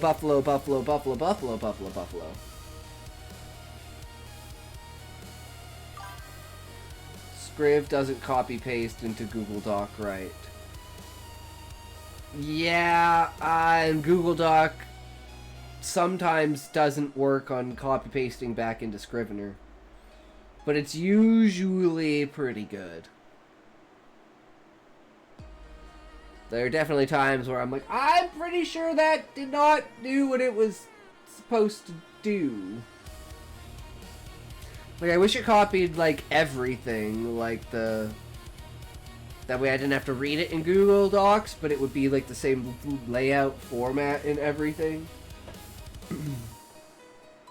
So that it'd have, like, all the colors and symbols and all the images and fanciness. That's the one nice thing about Google Docs. At least if you have, like, a limited word count.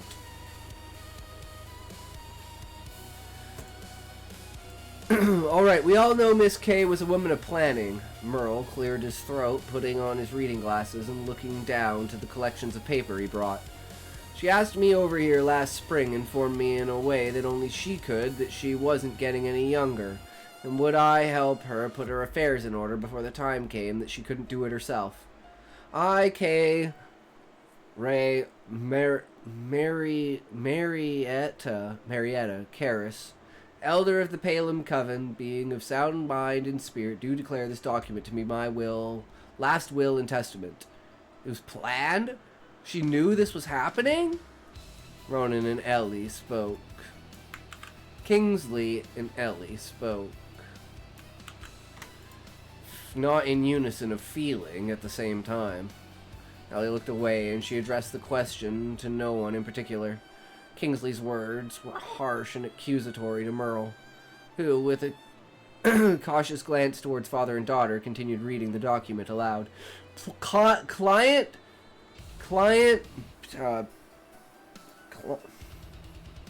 Doctor-patient confidentiality.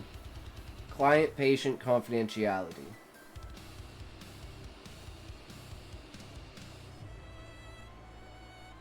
Can't tell you that shit. That's legal shit.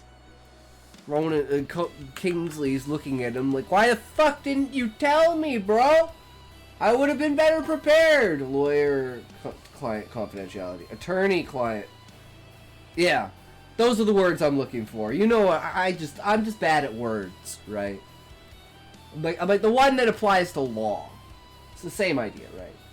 It's like an NDA. It's basically an NDA. That's a better way to say it. Yes, ladies and gentlemen, I am aware that I will probably not last the year. Before you go blaming Merle for keeping my affairs private, Kingsley, he was doing his job and carrying out my orders as I wanted them. A ripple of amusement touched everyone in the room. There were general murmurs to the effect of it was just like old Miss K to take things on stride and in her own terms at the very end. I leave the care of the Palem Coven in the capable hands of my granddaughter, Elvina Karras. Ellie, you grew from this house until it was time to see what the world could offer. I always strive to do right by you, and I hope you will find it in your heart to forgive my past mistakes in raising you. Concerning Hollow Point House and the ranch, I also leave it to Ellie. Generations ago, our people settled it as their base of operations, and there's no reason to change that now. I leave it up to her to continue or break the contract with our circuit riders as she deems necessary. Cord, Talia, and Dylan, I want you to know that I appreciate everything you've done over the years. You've all been so much more than hired hands, and thanks. You all have a home and jobs here for as long as you want them. If you decide to leave, Ellie will, I know, give you whatever you need to start over. Ellie nearly gasped, looking at Cord, Talia, and Dylan together. Dylan is Jake, the barn manager. Okay. Makes sense. I was like, wait, I swear that name is wrong. So the exchange she had noticed between them the other day was likely shared knowledge that the three had the fate of the ranch. Is it Jake Dylan? I recognize that name. I don't know what it's from, Sean. Is that like a professional sports player? Of course, he had lived with Kay for years while Ellie had been away. Why would it be surprising that they could expect her to say Jake Sutters? I don't know. Dylan Hall? Fuck if I know. If it is, I couldn't have a clue. I detest sports. I don't know that reference. Me neither. I think it's just a name that just resonates. It just sounds like someone who's famous, right? Jake Dylan. The curse of the double names.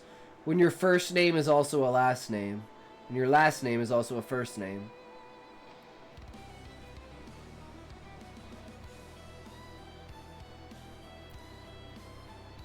The rest of the will was fairly self-explanatory. Emmeline was left a portion of the good silver Kay had known she was fond of, that had belonged to some careless great-grandmother or another. A generous sum was given to the boys and younger grandchildren. They would withdraw it from the bank, or it would transfer to them when they came of age. I wasn't making one. It had Dylan there, but you said it was Jake, so I thought having Dylan as his family name was possible.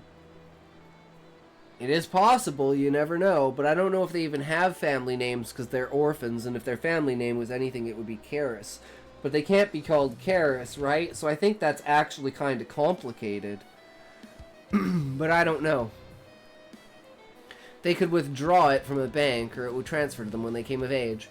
Elam received a hunting rifle that had belonged to their great-grandfather, Matthew, and Aaron a small black book that contained all her ties to liquor, beer, and wine suppliers from trade routes all over the country.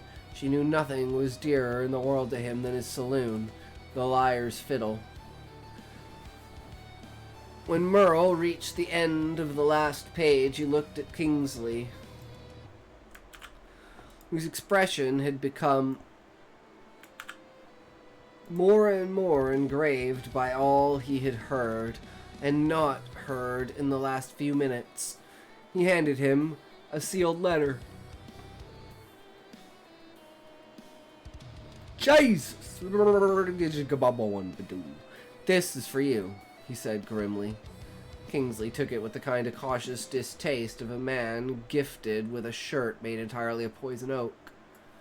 Miss Kay told me she was sorry that this is how she left you. Always wished there could have been something to be done to make you mother and son again. The Coven members soon departed, no doubt wanting to get home to spread the gossip as far as they could before the day's end. Rel Karis's will reading was the type of story that Palem drinking legends were made of. The day closed with nothing left to be done. The Coven had a newly confirmed elder, and Hollow Point had a new woman to call it hers. Nice. Nice closing up there. Yeah, other than that desk appearing out of nowhere and not capitalizing on that desk for, like, being the essence of which she's, like, pronouncing her power from, even though you know as the reader it's an act, and she knows it's an act, and even having that pointed out and saying maybe next time I'm not going to go so far and I'll leave this as the dire example of what not to do. Striking fear into the eyes of your enemies immediately. Yeah, but I think that tiny little bit will add so much more to the chapter when we get to that point. But you need those dips and lows, and now we're like sinking in. What is the world gonna look like a week from now, a month from now, a year from now? Can Ellie live up to the expectations? Is she even gonna try to live up to the expectations? And now we have all those answers, so it may be slow in a sense, but it gives us a lot of the answers that we've wanted and needed. So even without that capitalization on the feeling of her presence, it's still a great chapter. It moves everything forward, and it tells you how the alliances with the characters and the Coven are, the houses, you know, their attitudes towards it. And I even like the best part is the way that she doesn't want to immediately go in. She wants to hear everything. Because I was like, at first I was like, well, why wouldn't you want to immediately go in? And then it's like, oh, because you don't want them to change their opinions. That makes so much sense. I didn't catch that. I wouldn't have even thought about that. That's like she's in leader brain, right? And then that leads into how she plays the act out. So I think that was capitalized on, but like that, the leading of it is where the desk would come in. And she's like, this is how I'm gonna do it. Maybe even hinting then that she's like building the image in her head of her walking around the desk. So it's like you already know the desk is a point of power that's going to show office, essentially. And then her authority is just like immediately felt. And it's like, oh, it feels so good for everyone else to look at Kingsley the way they used to look at her. How the turns have tabled. Hugo, but if you're still here, Hugo, and you have a chapter for us that you want us to read, good sir, we can now move on. The best way to tell if a man is honest, ask him. He'll both be surprised, but the liars will have to think for a second. That's profound, country girl. I like that. I like that a lot. Straightforward confrontation and find out there's like a psychological thing of like, if your eyes shoot, I don't know which side it is, if your eyes shoot up to one side, it's you going for memory. If your eyes shoot up to the other side, it's going for imagination. I always remember that. It's just one of those body language things that you kind of learn, and it's like the sides of your brain, right? So you can kind of tell. And then there's the hesitation, the having to think for a second. And then the more you interrogate them, the more their story falls apart, the more they're lying. And remember this, country girl. I pull things out of my ass. And if I don't give an example, I don't know what I'm talking about. So call me out if I don't give an example. Oh, since I missed it, any thoughts on the Cord Ellie taking stock bit? You mean them sitting there and just kind of taking a breath, getting away from it, you know, kind of just having it's like they get to be themselves for the last time. Yeah, I really feel it's the last time they get to talk as themselves. You know? Like, from now on, they're going to be, like, too busy, too burdened, too much shit going on that, you know... So it's like, that's like an affirmation moment of their relationship. Maybe there should even be something in there, like, you know...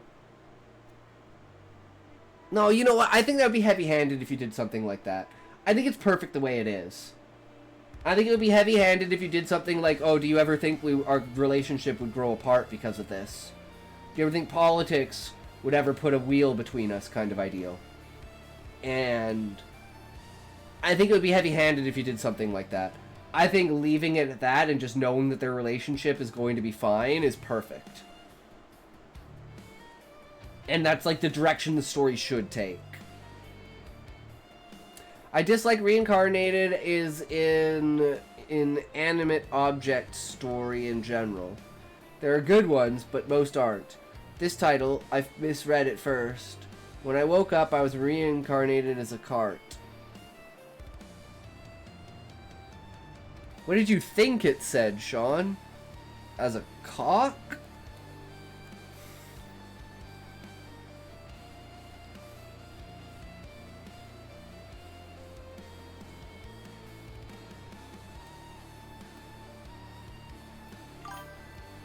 Thought it said cat, and I was like, oh, okay, kinda lucky.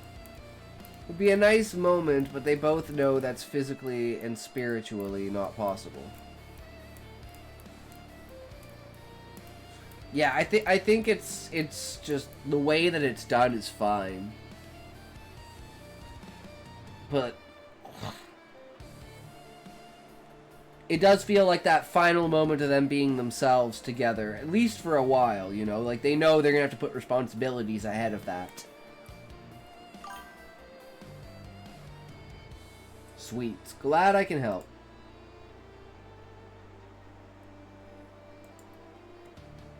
Okay, Sean, you're up next since Hugo seems to not be here. Or doesn't have anything for us.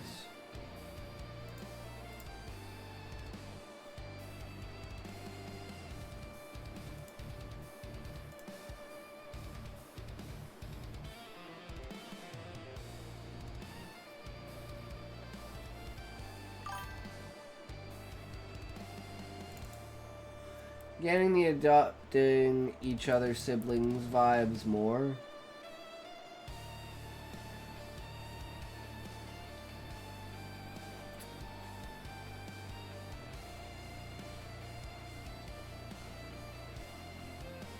Yeah, actually, now that you think about it, country girl, the scene definitely did have a more brotherly tone to it.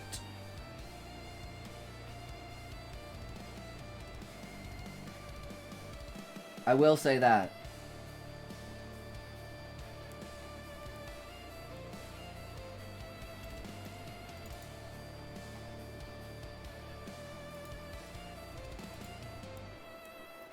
Alright, chapter 41, Gold.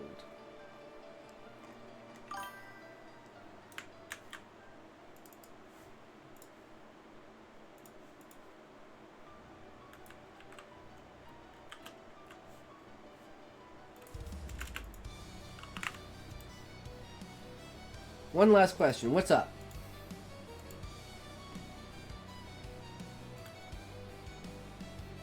Always feel free to keep asking questions, right? That's what I'm here for.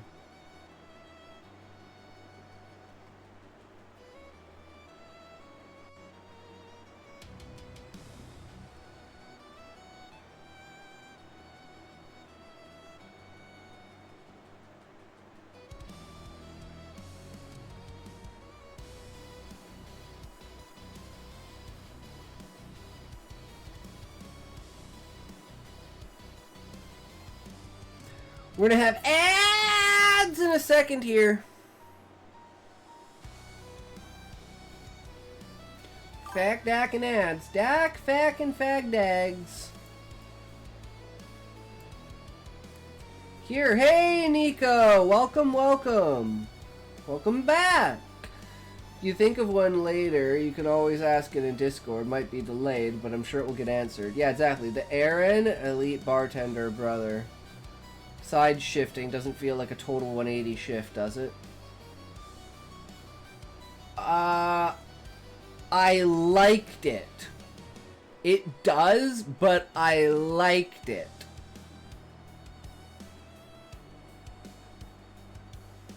At first, I thought it was a joke. He was faking it. And then you mentioned the remedy and how she had thought, like, tributed that to Cord. That was a beautiful little thing in there to show, hey, you know, and then even saying, you know, he's moved, the characters later saying, oh, he's moved out from underneath his father's boot, or father's thumb. I think that was perfect. Because he's now showing, as soon as Kingsley has no more control, I am instantly against him. Fuck that guy, I'm on your side. I like that. It lies, I'm not that smart. Like I said, history of gold medal fence sitting. Fence sitting is not a bad thing, right? I live at the 99% rule, so I'm always at least holding on to the fence. Because you never know. Why would you go into something that you don't have information on because someone else told you? Yeah, it's true. Okay, sure. That helps a lot. Yeah, but the video. Yeah, but... context?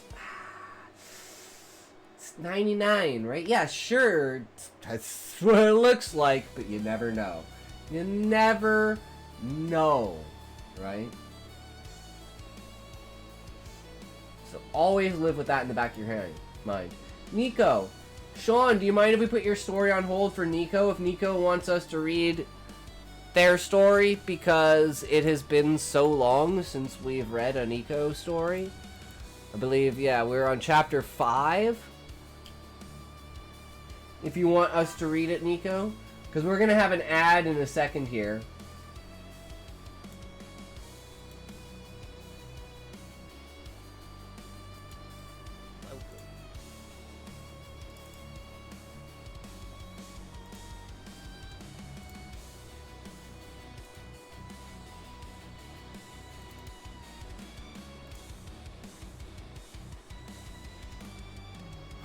Damn, Sean, get writing! What are you doing?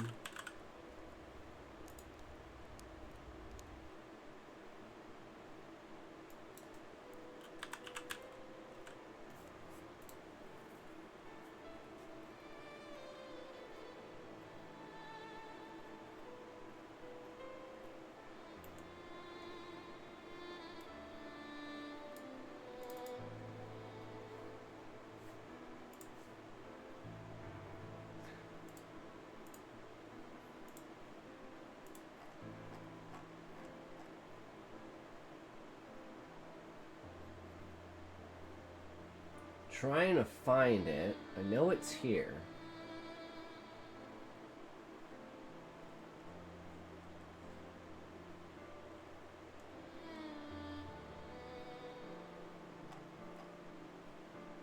Thought it was here. Okay.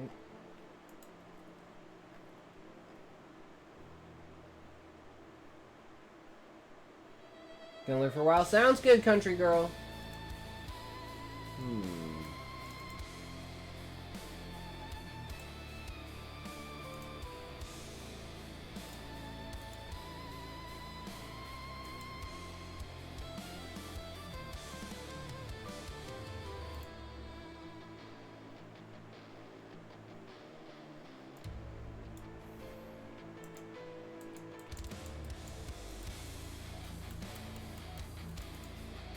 Yeah, I can't find it, Nico. Can you post the PDF again? In the Discord? Cause I can't translate it off of Wattpad.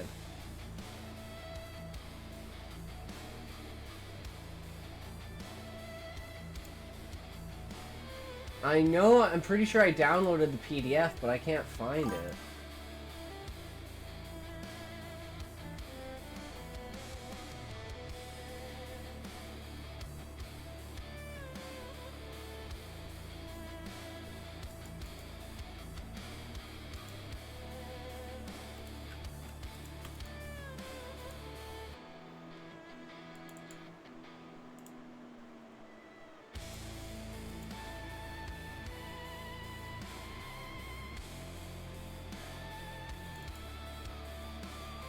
Back from ads. We'll go back, Sean.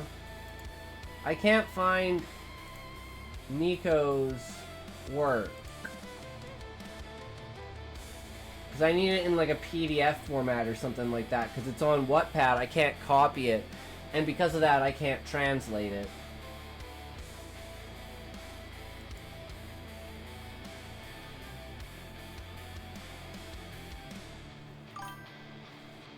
So, I think we're just gonna go with your story there, Sean. Alright. Chapter 41! Sorry, Nico. Post it in there, and I will... Oh, there it is. Never mind. Never mind. There it is. I got it. Public stories? I got it.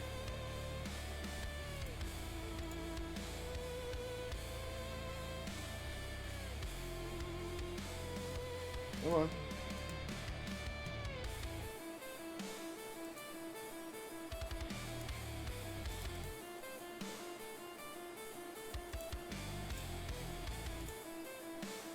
Oh, it's because it's open. I gotta close it and reopen it.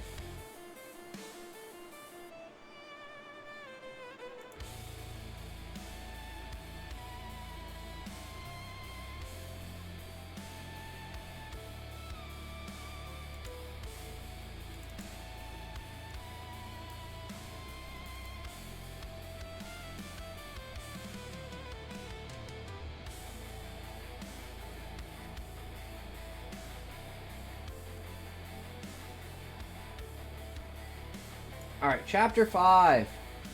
Here we go. Perfect.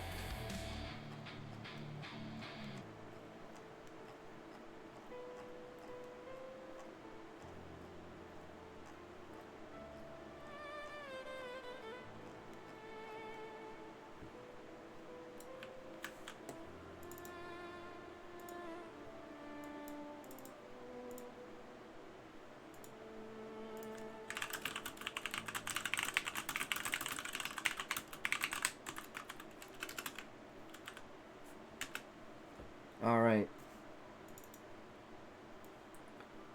I'm hooked on watching coin pusher videos on YouTube. There's 2 channels. Watching these guys win millions or even billions of dollars in a single game is really fun. No idea why.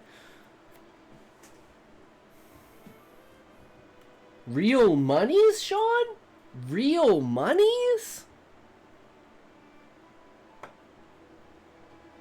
They win in tons of real monies? Is that what you saying? Tis that be what you saying? That's crazy. That's crazy.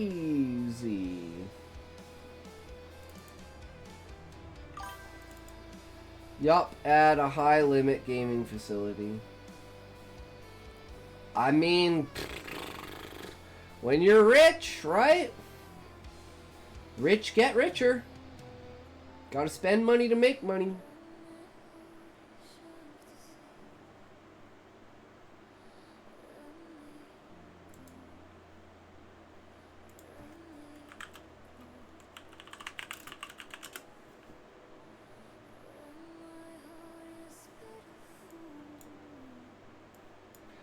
Not a fan of these songs that, or this music that has voices in it. Not a fan.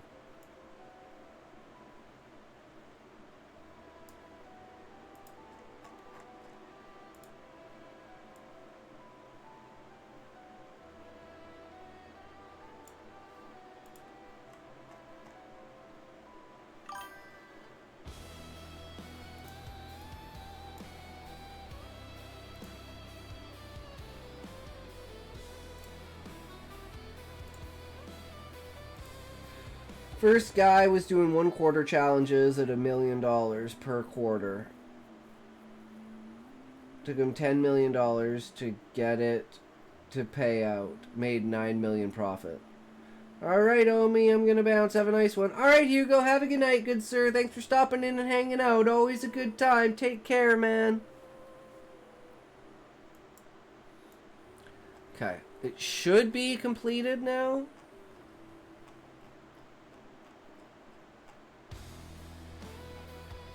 This was a fairly long chapter. But that's okay. Nope, still not done yet.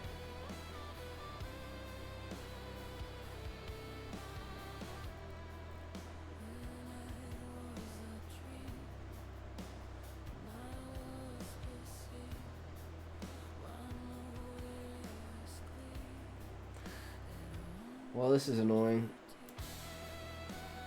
How many of these am I gonna have to skip through before we skip all the ones that have vocals? Let's just go down here. Because I know there's like a line of like 10 of them in a row that have vocals.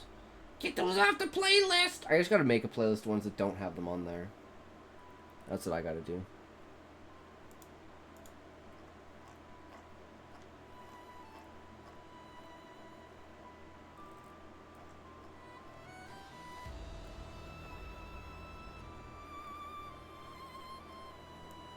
Perfect.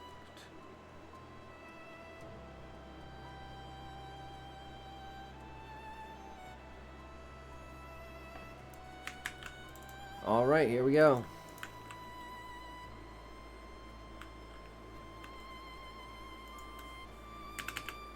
Chapter 5, Whispers of War. This is a hella fat chapter. But that's okay. Okay, so this is Nico's story.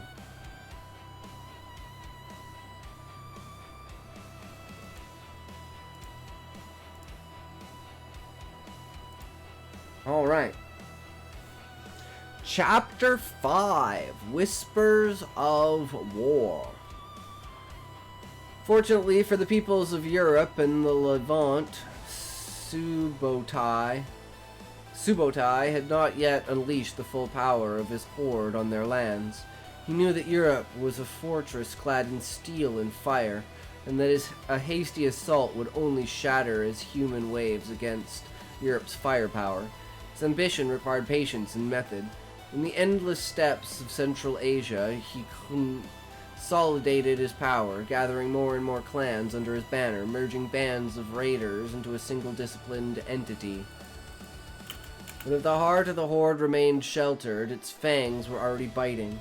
Sporadic incursions struck the edges of the Levant, harassing caravans, plundering oases, burning isolated villages. For the nomads of the dunes, every day was a battle. They fought like demons emerging from the sand, striking and disappearing from before the enemy could retaliate. Remind you of anything? Penman!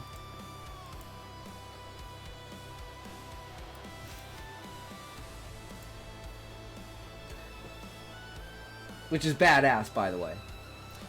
Their knowledge of the desert, its storms and mirages, allowed them to trap the Horde in invisible labyrinths where death lurked beyond every dune. Yet they knew that alone they would not hold out forever.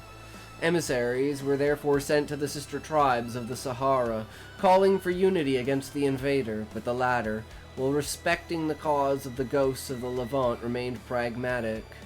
They could not risk their survival for a distant war whose outcome was uncertain.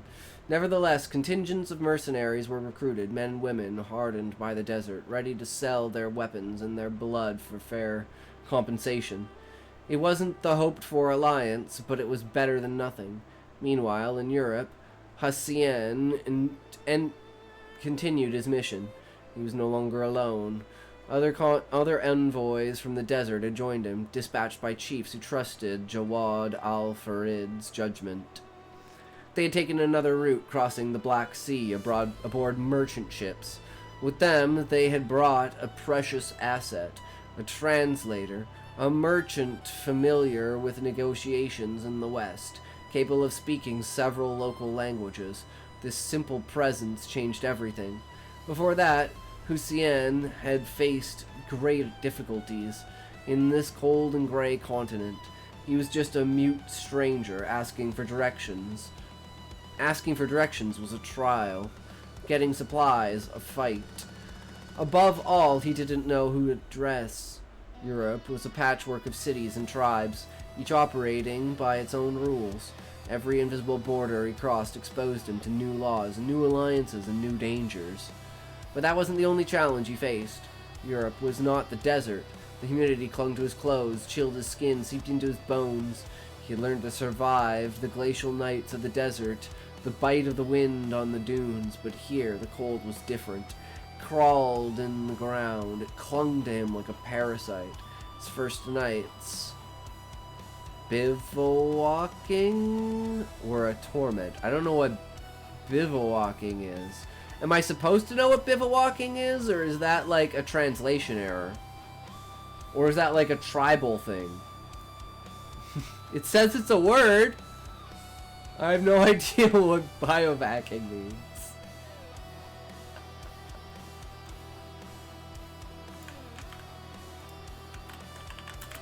Bivouacking.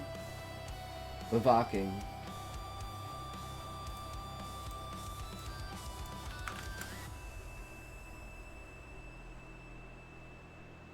Stay in a temporary camp without cover. It's camping without a tent. Camping without a tent.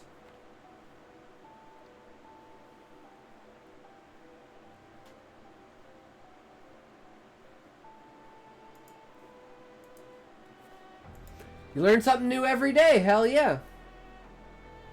Under the rain, his tent soaked up water, and every awakening was a trial. It took him time to understand, to learn to protect himself from this incessant rain, to seek shelter under the twisted roots of trees or in the ruins of abandoned cities, to light fires even when the fire was laden with humidity. Little by little, he adapted like sand adapts to the wind. But Europe wasn't waiting for him. His journey had to continue, for the shadow of the Horde grew every day. As the small group advanced further north, the merchant translator explained to him how the tribes of Europe worked. This continent was fragmented into factions like their own, but far more numerous and heavily armed. Certainly, they were on the territory of the tribes of the Eastern Ashes. Their mission was clear: find a local chief, convene a tribal council, and manage to pass their information up to the assembly of Europe's chiefs. From the information gleaned along the journey, all signs pointed them toward a modest trading post in the bank of a wide river. The merchant knew it well. He had often navigated these waters from the Black Sea. This river bore a name that Hussein found harsh and rough to the ear. Dnieper. The Dnieper. Is that how it's pronounced? The Dnieper? Neeper? Neeper? Niper? Nepper? Neeper? Journey had taken a more comfortable turn since they had gotten their hands on a truck. No more nights on the ground. Lucian could now sleep in the back, dry under the waterproof tarp of the old Kamthar. Traveling with him were his old friend Basim, as was Yusuf, Mosa, Nadia, and Rakid, their translator. Inside, as the rain pounded and stretched canvas of the truck. Supposed to say the? Oh, pounded the stretched canvas of the truck. Fuck me. The decision was lively. The discussion was lively. I can't read. Just fucking kill me. I should just quit. The men, bundling in their heavy desert clothes, which kept them warm in this humid climate, complained like the damned. Ya kra, grumbled Musa, readjusting himself on the bench. This continent is really shit. You said it, added Yusuf, wiping away a drop of water seeping through a seam in the tarp. They have rotten weather. It's not just that, added Nadia, arms crossed. They insult each other's mothers, and no one reacts, she spat on the floor. Libya sub alaya al aquada in Sama to be here sharaf me. It's another people, tempered Basim with a shrug. Was this just like not translated? I'm so confused. What the fuck this is supposed to be?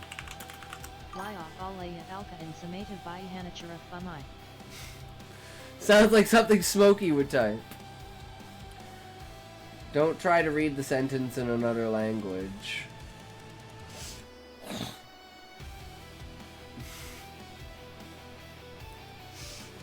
I wasn't sure if this was intentional.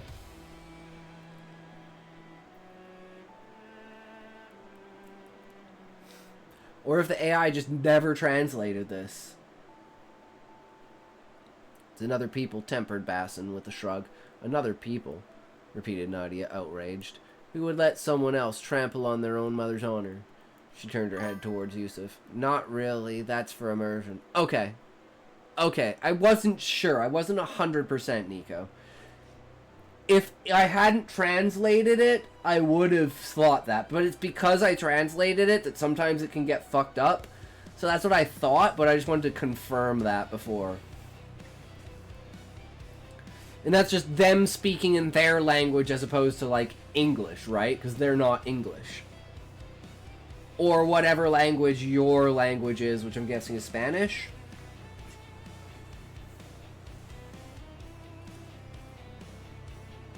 So it could be some ancient dead language.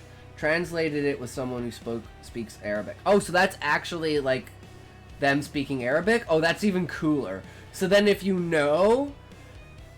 That's the cool thing, is if, like, you're an expert in a subject and one of the characters or the theme of the book revolves around that, and you can tell that the person who wrote the book has a deep understanding of that concept because you do, and you see where they did that. Later in the novel, you'll get sentence in Kazakh. Oh, that's so cool. I love that kind of immersion, and I hate that it's kind of missing from books. I purposefully eliminate it from my book in the way that consciousness works. But I use animals with sounds to infer, other languages. Like Chocobos going like, or you know, the kawoo, kawoo, kawoo, or whatever the fuck they do, you know. It's a lot higher pitched than that, right? But it's like it's like a dog's bark, right? It's like you can tell, or a cat's meow. It's like you just know. If you know the animal, you just know. You're like, oh, come on, stop being jealous. You didn't get as much food. You're fat. Shut up. Stop eating so much. You eat half of his food half the time anyways. Fuck.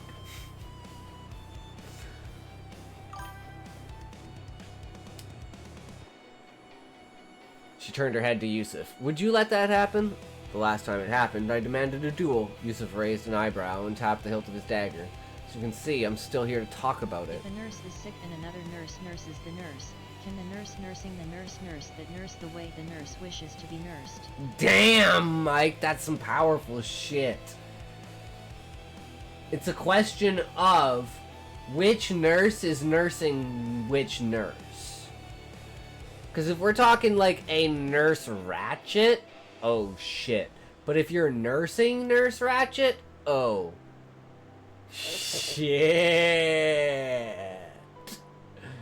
Oh, you wanted me to clean that catheter before I put it in? Oops.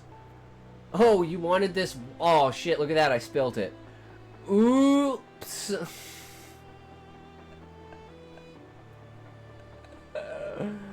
Oh god. I'm terrible. I'm a terrible person. Oh my god. A heavy silence settled when a sharp click of a bolt being armed echoed in the cabin. All eyes converged on Hussein, who had nonchalantly pulled the lever of his AK-74 SU. He had remained silent until then, leaning against the cold sheet metal of the truck, his gaze lost in the rain-battered night. He slowly raised his head and breathed. I have no mother. A shiver ran through the cabin. But if I had one, the one who insulted her wouldn't do it twice. The engine roared in Europe's populated air. The others had nothing to add. Several days later, the goal of the journey finally appeared on the horizon. Scrapsland. According to Ratchet, this trading post was the beating heart of commerce in the region. Its docks were overflowing with cargoes of scavenged materials, and its market teemed with traders. First obstacle. The city sprawled on the east bank of the river, while they were on the west bank. Hussein observed the black waters of the Dnieper, wide, deep, and lined with makeshift docks, possible to cross without help. They had to pay for a barge to ferry their truck across. A man with a face scarred with stitches collected the payment with a simple nod and let them board. During the crossing, the locals stared at them. 5 travelers stood out in the landscape like shadows emerging from the desert. Their loose clothing, kefiyes, I don't know how to say that. Kefiyes,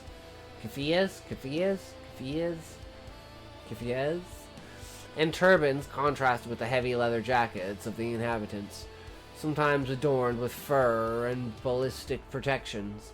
Some broke away from their animated discussions for a moment to eye them sidelong. Ratchet unflappable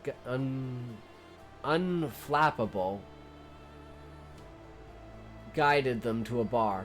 The establishment was a mix of sheet metal, recycled wood, and rustled metal. I kind of like that's an out-of-the-box way to say it, but I kind of like that. Unflappable. It's definitely unique. And rusted metal. Inside, a muggy head weighed down the air. The yellow light from a few weak bulbs illuminated the makeshift tables where a noisy clientele piled up. The group settled in. A few glances followed them, but the bar's life quickly resumed its course. Lucien raised his glass and brought the drink to his lips. First contact was brutal.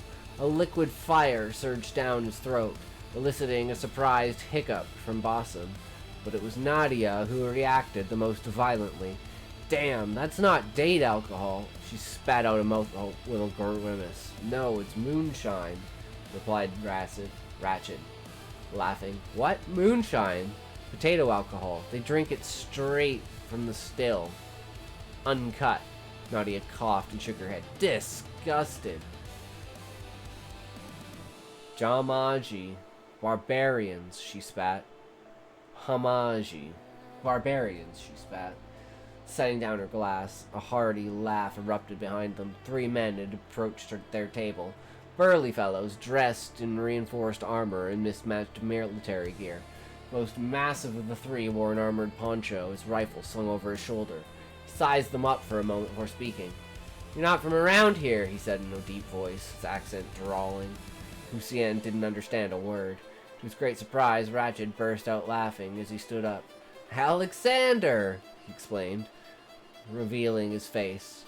The Colossus raised an eyebrow, and a wide smile split his leathered face. Ratchet? The hell are you doing here this season? The merchant turned to his companions, a smirk on his face. Guys, meet Alexander.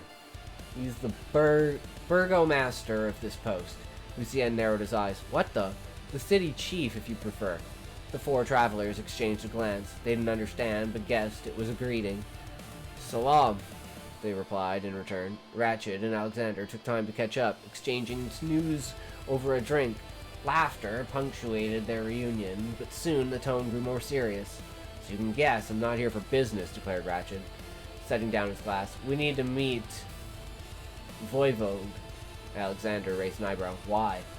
We need to warn your tribal council. The Horde is strengthening day by day. It's no longer a simple distant threat.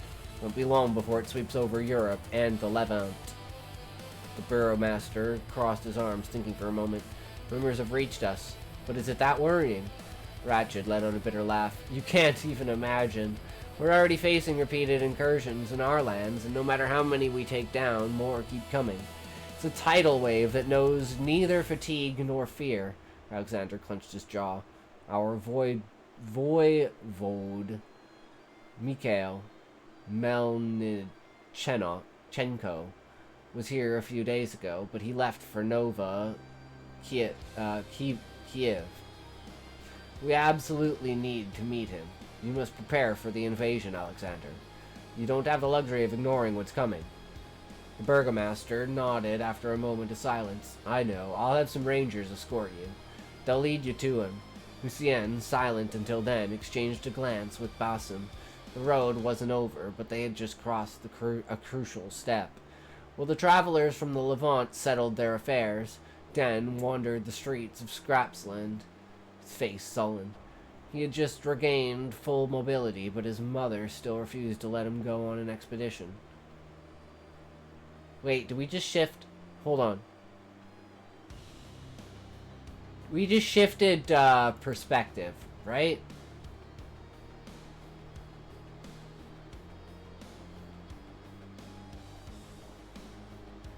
I'm guessing in the actual thing there's kind of a split here, and that's just wasn't translated over very well. Like, you know, having like the...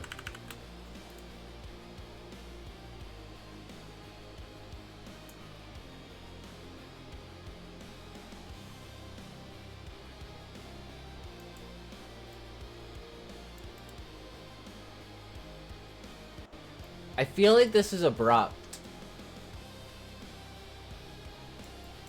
It ends too soon. There needs to be a goodbye. I feel like.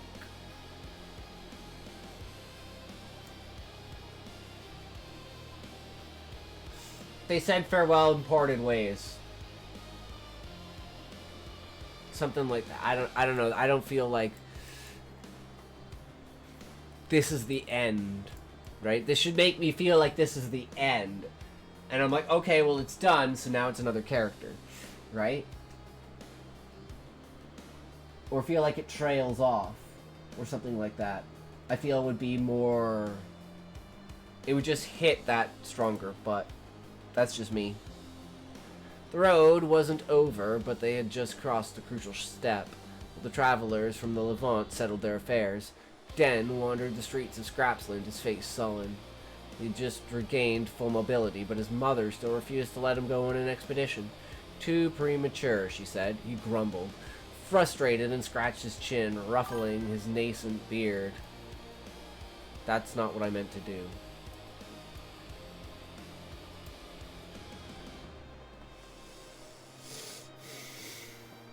Fuck! Almost a drink. I'm gonna need more drink. More drink. More, please. More. Can I have some more? Some more ads, bitch!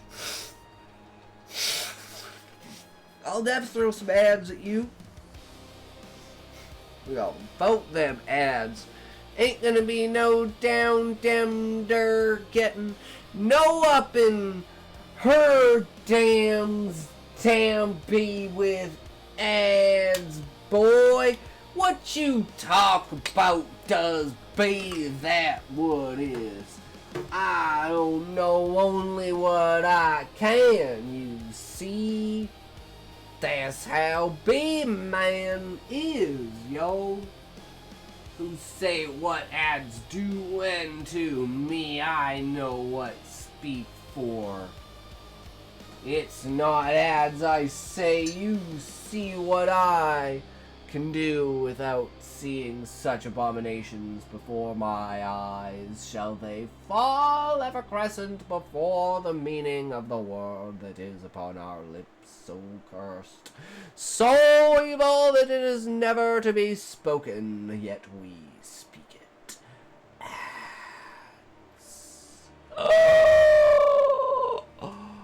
A heart attack of a word.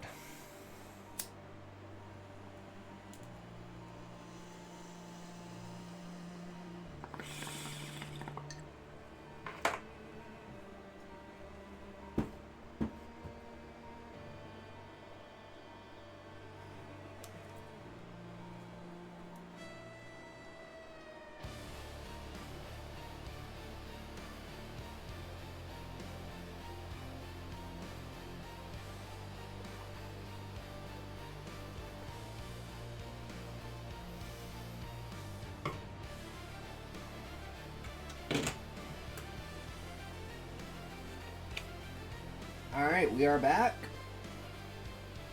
We are back. Alright. He grumbled, frustrated, and scratched his chin, ruffling his nascent beard with an annoyed gesture. Too bad. He was going to see Alice. Arriving at her door, he knocked. "Come in," called a voice from inside. Pushed the door open without suspicion and froze. Alice was in a tub, washing herself. Den turned scarlet and spun around so abruptly he nearly tripped. "Huh? What's wrong with you? It's not the first time you see me naked." Swallowed, his ears reddened.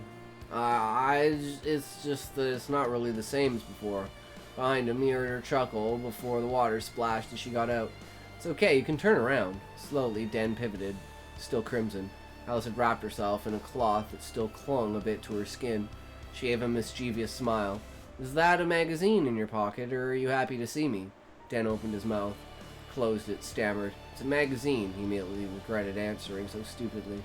Especially stuttering like an idiot. Alice burst out laughing and disappeared into her room. When she reappeared, dressed in her usual outfit, she still had that playful hair that exasperated him as much as it troubled him. Alice leaned against the doorframe, arms crossed, a smirk on her face. "What brings you here?" Den shrugged, trying to maintain composure after the embarrassing episode a few minutes ago. "I thought we could grab a bite to eat." Alice arched an amused eyebrow. "Oh, you're inviting me out?" Den looked away, muttering. "You could say that." She let his silence hang before grabbing her jacket from a chair. "Alright, I accept your date." He rolled his eyes but didn't protest. Two friends headed to a mess hall.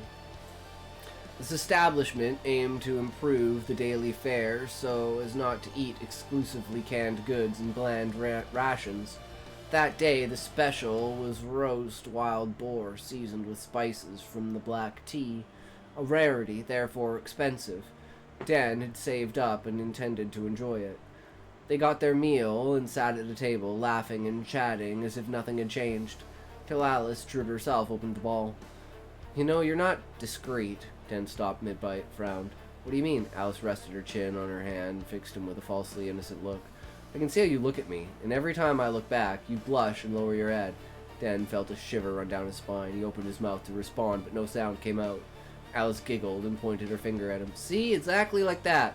Den quickly looked away, taking a long sip of water to mask his embarrassment. But it was too late. Alice had already seen through him. He didn't even have time to find or retort before it was time to pay. He was about to do it, but Alice beat him to it. "It's on me." "What?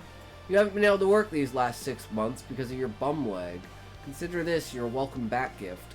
Okay, on the way back as they walked... Okay. On the way back, as they walked side by side, Den's mind was clouded with parasitic thoughts. Trying something, tell her. Alice?" "Yes." "What are you doing tonight?" "I'm going to the Drunken Ranger with Sergey." You're going to the bar with Sergey? Yes, Den frowned. He said nothing and just kept walking. Sergey was older than him, probably 19. Anyway, what was certain was that he was a big guy who towered over him by a head with a very thick beard he hadn't shaved in years. Sergey was known for his inveterate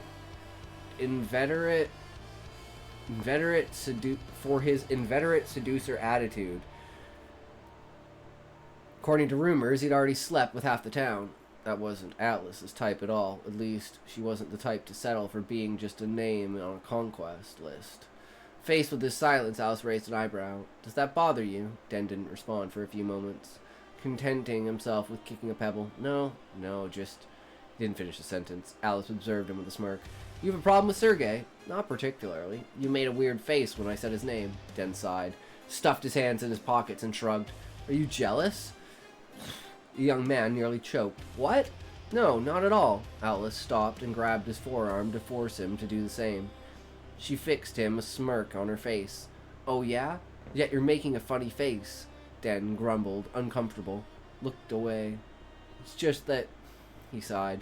Well, do what you want. Alice released him and resumed walking. Yeah, sure. I didn't need your permission. Den shot her a dark look, which only widened her smile. Don't worry. I'm just going for a drink. What do you want? I tell you. He quickened his pace slightly without realizing it, but Alice quickly caught up and walked his level. If you want to keep an eye on me, just come. Den stopped short and stared at her, incredulous. Huh? Alice elbowed him in the ribs. Yeah, idiot. You don't want to leave me all alone with Sergey, right? Dan opened his mouth, but no sound came out. Alice laughed and patted his shoulder before heading back toward her place. See you tonight, then. Dan stood there watching her walk away, his mind muddled. She really just asked him to be the third wheel. The rest of the afternoon passed in a fog of chaotic thoughts. Holed up in his room, Den sat on his bed, elbows on his knees, jaw clenched. I like this train of thought because he's not a very positive person. She's literally saying, come along and make Sergey the third wheel, but he just doesn't see it. Which is, like, very true to his character, right? In a mechanical gesture, he grabbed the revolver on the nightstand and spun the cylinder with his fingertips. What the hell did she expect from him? He felt like he was caught in a game whose rules he didn't understand. Alice knew exactly what she was doing by inviting him after already planning to see Sergey. But why suggest he come, then? An annoyed sigh escaped him. He didn't know what to think. The door opened without warning, and Magda entered the room. What's wrong with you, honey? She stopped short upon seeing the revolver spinning between his fingers. Put that gun down right now. I've already told you not to play with it. Dan looked up at her. Exactly. Yeah. Visibly annoyed before setting the weapon on the furniture with a metallic clink. It's not a toy, he muttered. Then, stop fiddling with it like it is. She approached, leaning against the doorframe, crossing her arms. Her scrutinizing gaze examined him carefully. You're pulling a face 6 feet long. It's nothing. Denisovich, she insisted in a maternal tone. I know you. You look like a guy who just hit a wall head on.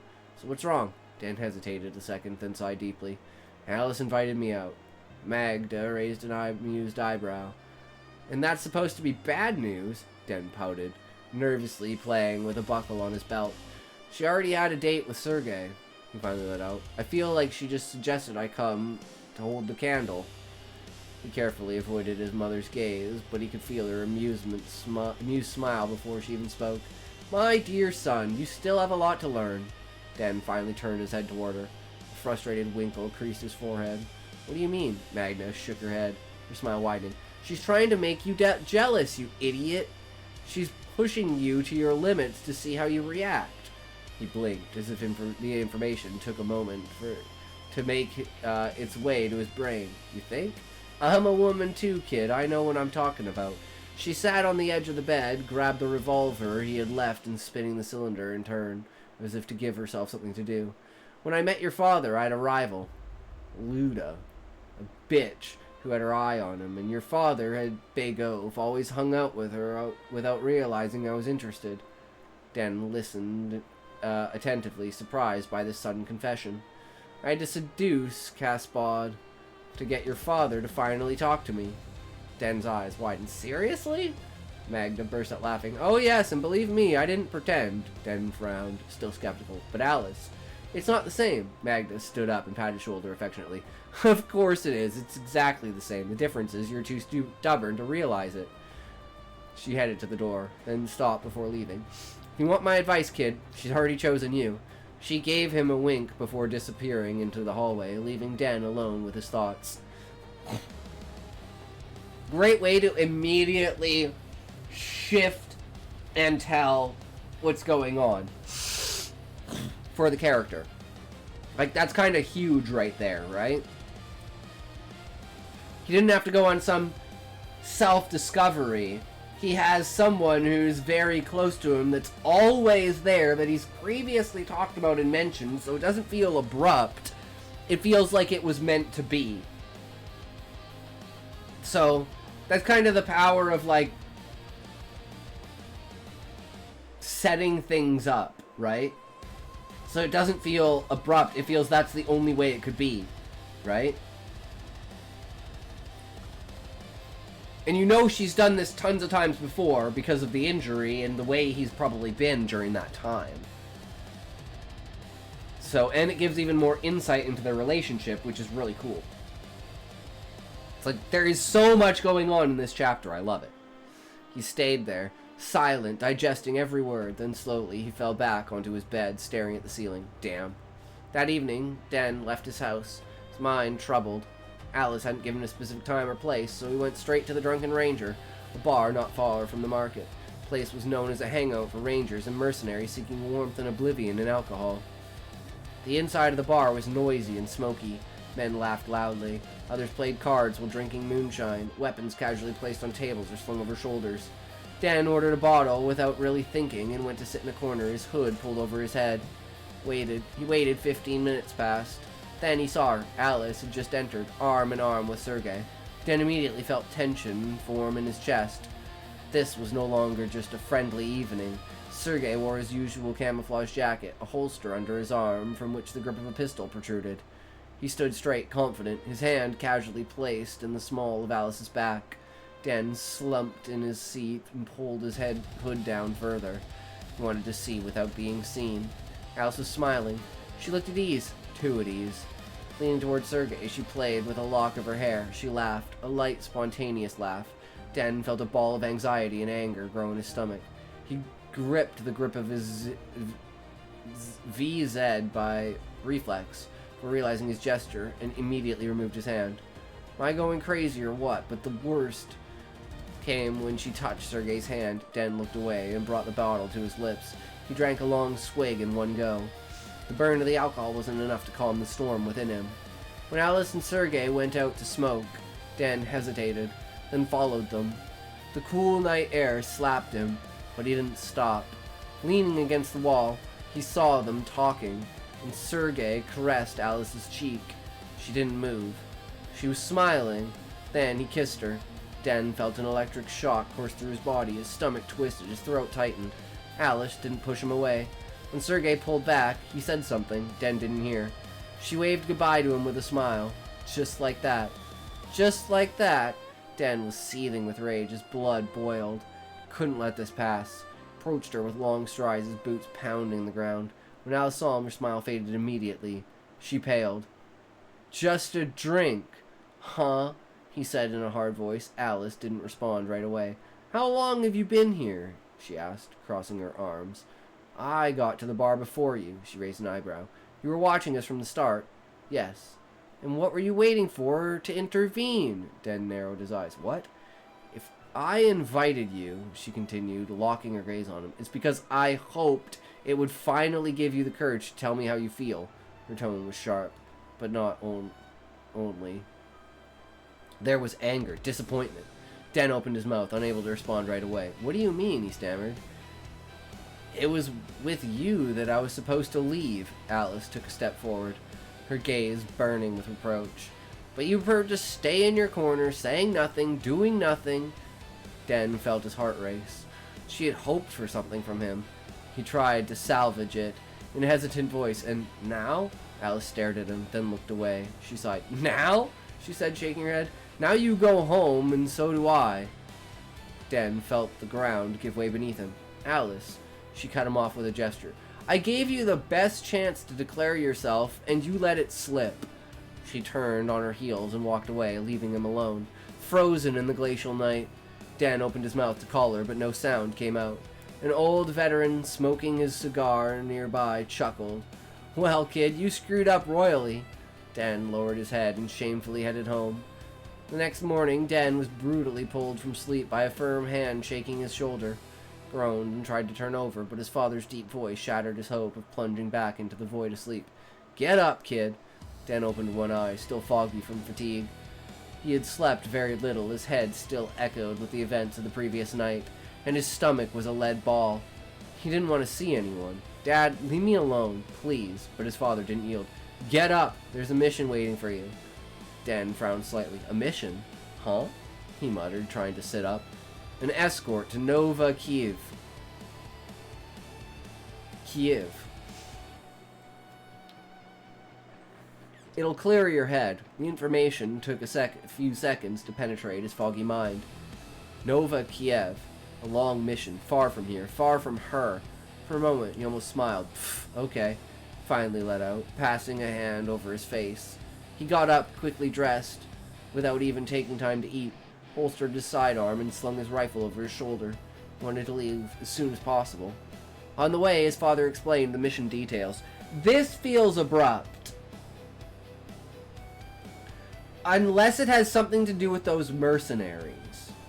So please tell me it has something to do specifically with those mercenaries, and that was the guy who said something to him, and that's how everything ties together. Because that's what I'm expecting, right?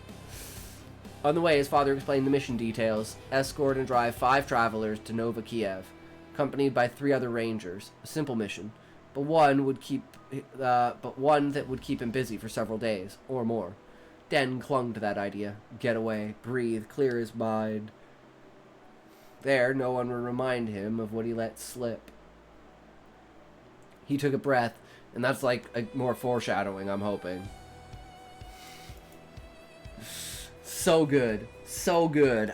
If this is going where I think it's going, then it's brilliant. Took a breath upon arriving at the rendezvous point. Looking up to scan the convoy members. He immediately spotted Riddell, their medic. Den knew he had recently completed his surgeon training, which was a major asset for a journey of this scale. Then a guy he didn't know, Boris. Then he laid eyes on the last person, Alice. Den froze, his breath catching short. Oh, shit! Well, you surprised me, Nico. Fuck. I was even gonna say, or you're gonna surprise me with a good twist. You're leading me to a certain expectation, which is like, at this point, maybe I'm thinking on the wrong branch here. Yup! Fuck! Fuck! His whole plan crumbled in an instant. He wanted to flee Scrapsland. Flee the awkwardness. Flee Alice. And she was there, a few meters away, ready to leave with him. Den clenched his jaws, a wave of frustration twisting his gut.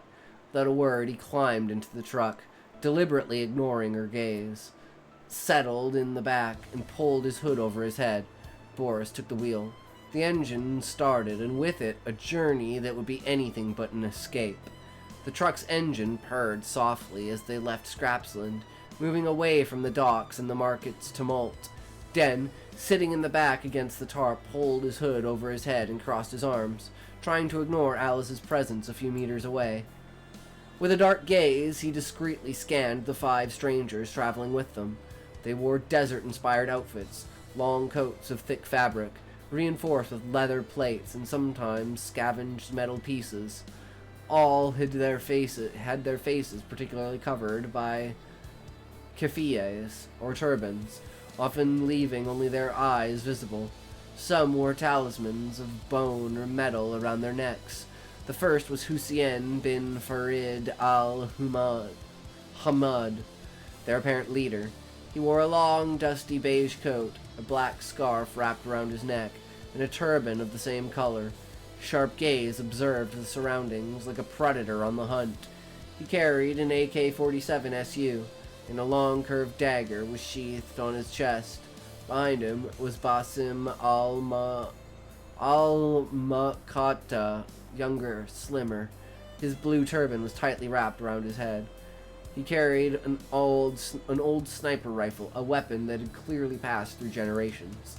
Then came Yusuf, a colossal with a shaved skull who wore a simple black I can't do this. This is just what I'm gonna go with, whether it's true or not. Kafia. Okay, Kafia. Around his neck. He carried an old shotgun, and his armor seemed made of several layers of leather reinforced with metal. Moussa seemed more discreet. He was dressed in lighter, almost white clothes, and carried an assault rifle with unknown markings worn away. Piercing, elusive eyes gave the impression he observed everything without being seen. Finally, Nadia, the only woman in the group. Her red keffiyeh contrasted with the dull tones of the others, and she wore a dagger at her hip. Her lively gaze shifted from Den to Alice with a slightly mocking glint of interest. After an hour on the road, Rakid, their translator, started the conversation by translating Hussein's words. Hussein asked if they've traveled this road recently. He wants to know if there are any particular dangers. Den shrugged, his dry tone betraying his mood. Nothing unusual. Occasional raiders, some stray beasts. Nothing a good shooter can't handle. Alice, sitting nearby, interjected in a falsely light tone. Ah, that's right, you're an outstanding shooter, aren't you? But you still need the courage to pull the trigger at the right moment. Ooh! Oh man, she's so mean! I love it! Den turned his head slightly toward her, his gaze hardening. Yeah? Mostly, you have to avoid hesitating too much, or someone takes your place. Rakid blinked and hesitated a moment before translating the conversation to the others. He had sensed the underlying tension in the exchanged words. Basim, who had followed the exchange, let out a slightly amused whistle and whispered something discreetly to Nadia in Arabic. She nodded slowly, a smirk on her face. Al-na shadu ard jizwak. Are we witnessing a courtship display? She said in a low voice, her eyes sparkling with amusement. Den didn't understand, but he saw the other ghosts of the Levant exchange a knowing glance. Den frowned. What did she say? Oh, nothing important, replied Rakid with a smirk. Nadia, amused, crossed her arms and fixed her glance. Fixed Alice what?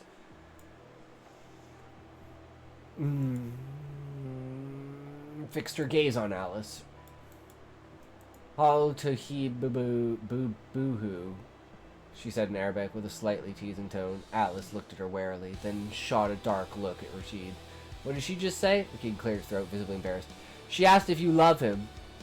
Alice opened her mouth, then thought better of it. She crossed her arms and turned her head towards the outside of the truck, watching the road go by.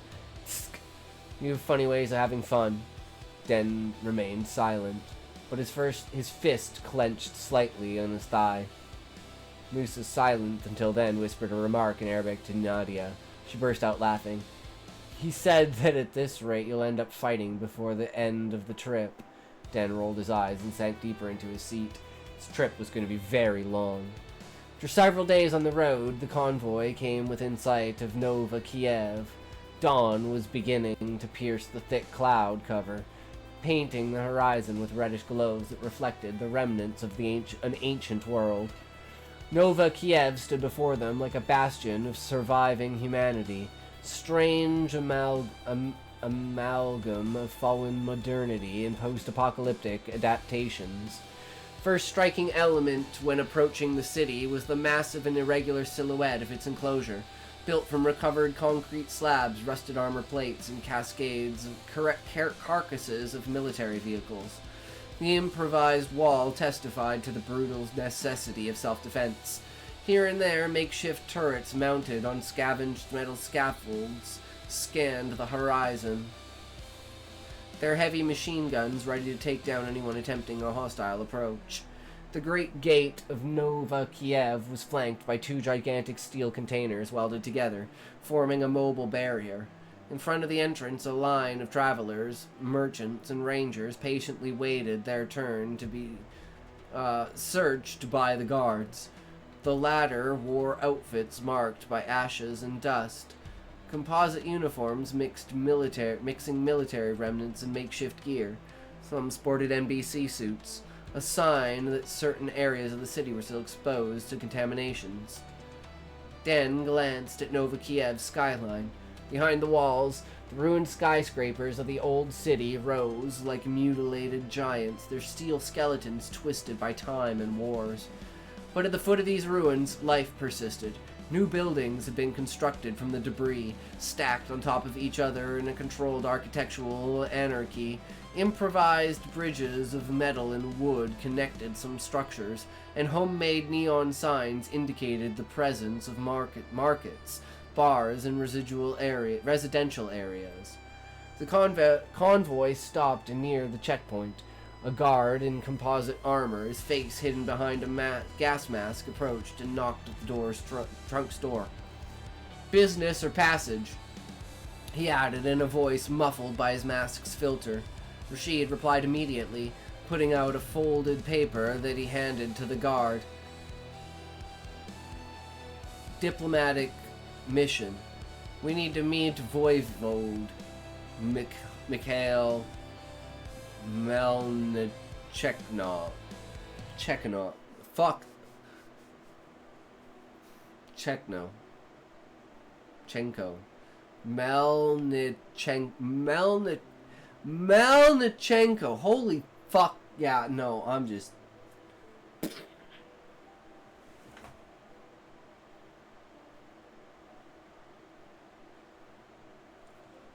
fucking retard. Melenchenko. Melenchenko. God, you could tell I'm fucking tired.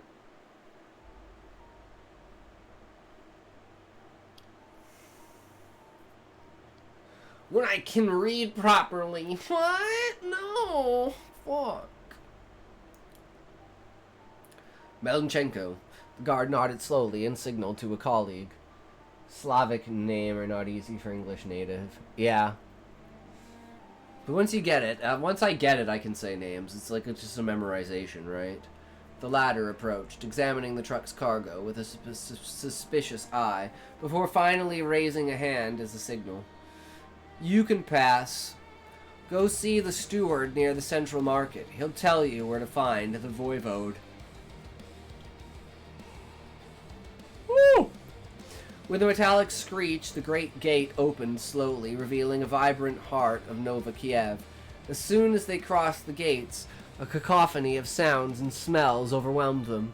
The narrow, winding streets were lined with merchants hawking their wares with hoarse cries. Spare parts, scavenged weapons, rationed food, and objects from another time. The air was laden with a mix of gasoline, heated metal, and grilled meat. Typical olfactory signature of large cities. Side streets stretched out in a labyrinth, some cluttered with debris, while others were covered with worn tarps, forming protection against the weather. Everywhere electrical cables hung between buildings, powering old CTR screens broadcasting official messages and safety warnings. Through the crowd, Den, Alice, and the ghosts of the Levant made their way under the curious gaze of passerbys.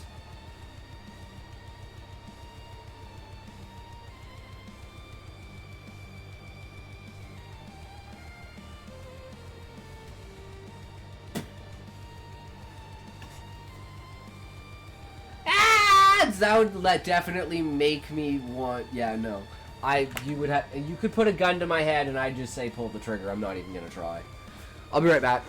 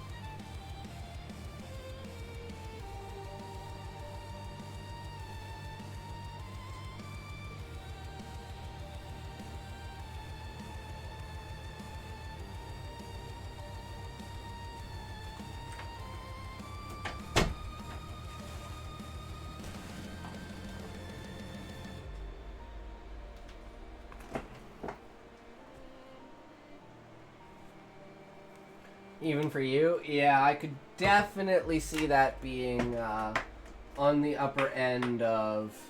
How would you even... How would you even? How would we even? Let's find out how we would even. But the TTS is fucked because it's broken. Vladislav Jervanovich Niajevsky. Yep, nope. Okay, now spell that.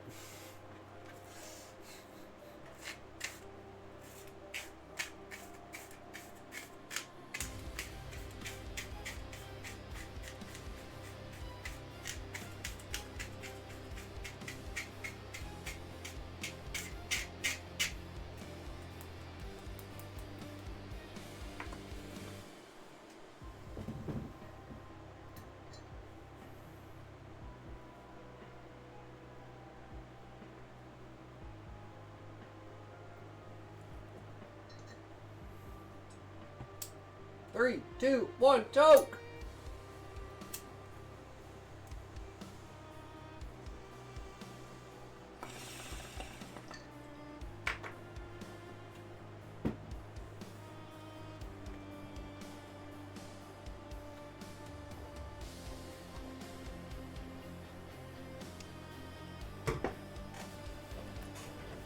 Okay.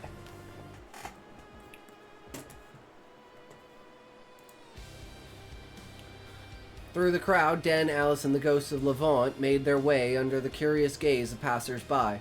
Fuck, it's huge! Whispered Musa, impressed. Hussein remained silent, analyzing every detail with caution. It's a real anthill, commented Basim. Rakid, accustomed to such cities, signaled them to move forward. Follow me. We'll go straight to the steward. They passed in front of a huge concrete building, once a shopping center, now converted into an administrative quarter and trading hub. It was there the steward, an old man with gray hair named Gavril Sokolov. That's easier to say. Gavril Sokolov was located. He welcomed them with a tired but attentive look. Strangers requesting an audience with the voivode. It must be serious, he observed the ghosts of Levant with a mix of curiosity and respect. You come from far, I suppose? Lucien stepped forward and nodded. Very far, and we bring news that could well determine the future of your people and ours. Gavril narrowed his eyes, looking grave. In that case, follow me. Mikhail will want to hear you immediately. As the group set off toward the leader's quarter, Den felt a gaze on him. Alice, walking beside him, had that thoughtful look he knew well. What? He grumbled. She shook her head with a smirk. I was just wondering, didn't you want to flee Scraps Land to clear your head? Den sighed, running a hand through his hair. So what? Alice shrugged, mischievous. You landed right in the middle of a plot to save Europe. Congratulations. Den rolled his eyes and muttered. Yeah, great. Group disappeared into the alleys of Nova Kiev, ready to meet the voivode and face the coming storms. Group advanced through the alleys of Nova Kiev, guided by Gavril Sokolov, the city's steward. The tension was palpable, especially among the ghosts of the Levant, who scanned their environment with mistrust. For them, every street corner was a potential ambush, every lingering gaze a sign of imminent threat. When they reached the building of Voivode Mikhail Melnichenkov,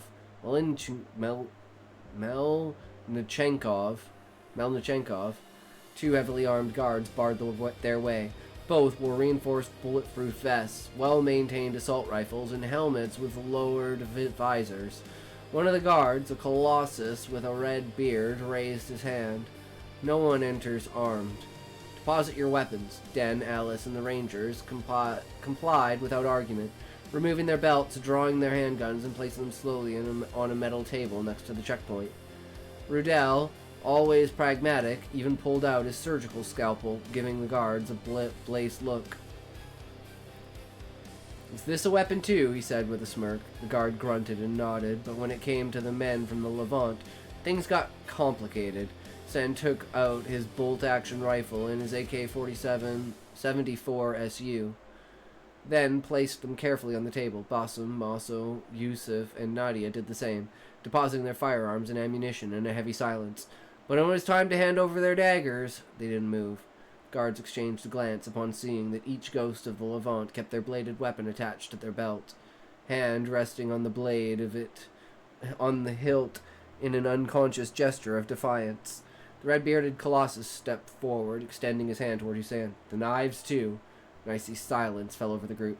Hussein didn't respond. His gaze, as black as the desert night's, fixed the guard with an unsettling intensity. His fingers tightened on the hilt of his dagger, engraved with ancient symbols. No. The guard frowned. Those are weapons. They stay here. This time Nadia spoke. No. She repeated in a tone sharp as a blade. Basim stepped closer, slightly, his keffieh hiding an amused smile. You're asking a man to separate from his breath, Musa added in a mocking tone, or a shadow to no longer follow its bearer. The guards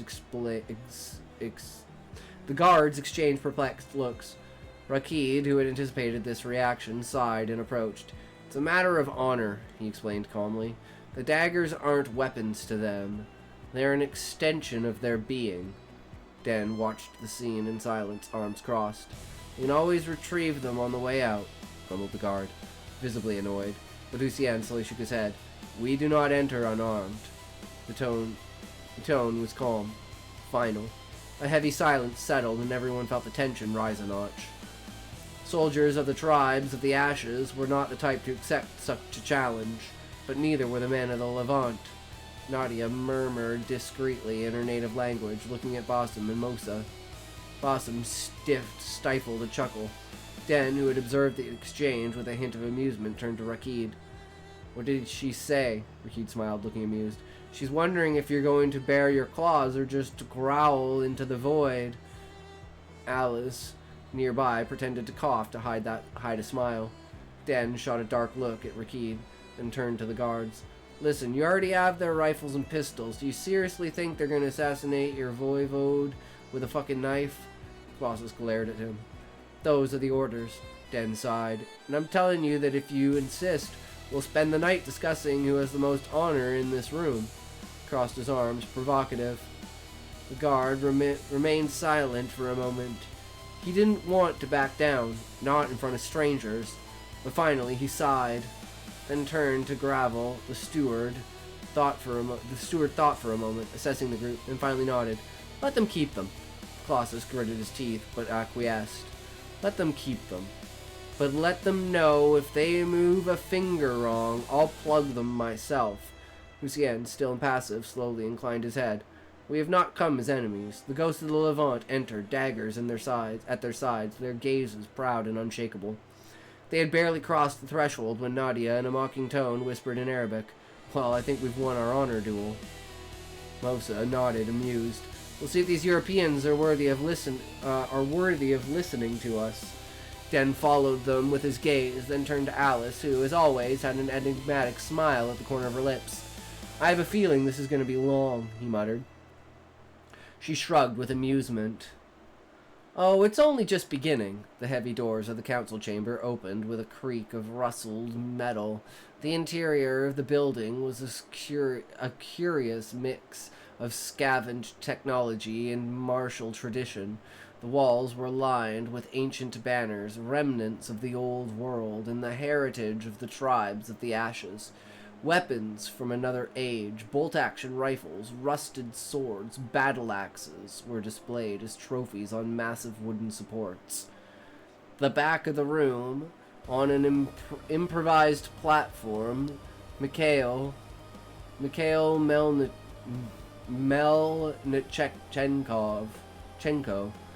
voivode of Nova Kiev, awaited them.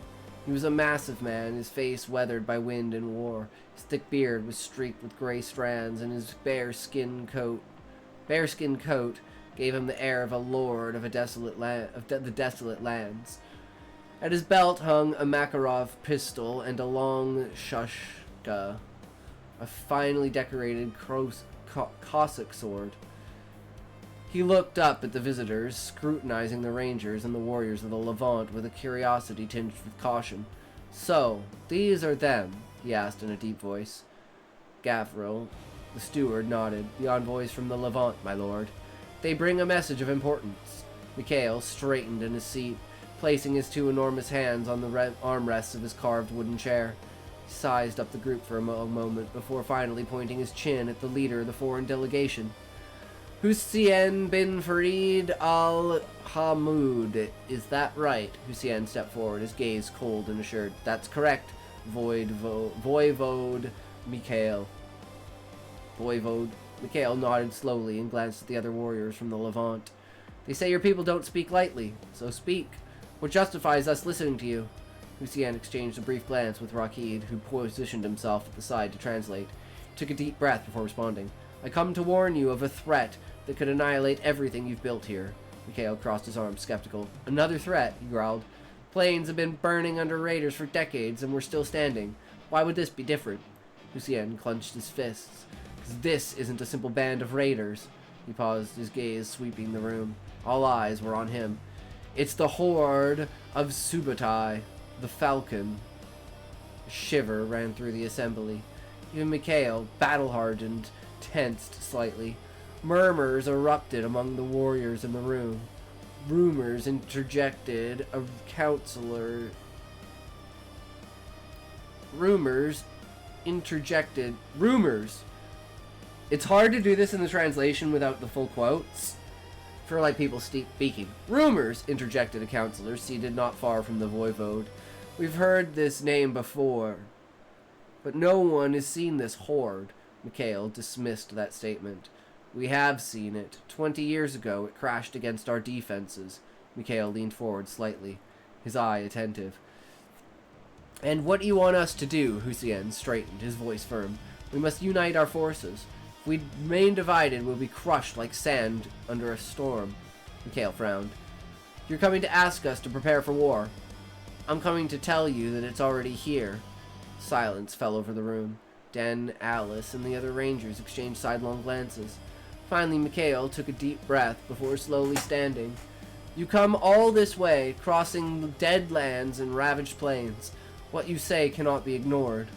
Placed a hand on the pommel of his sword and fixed Hussein with straight in the eyes. But our people don't rise for words.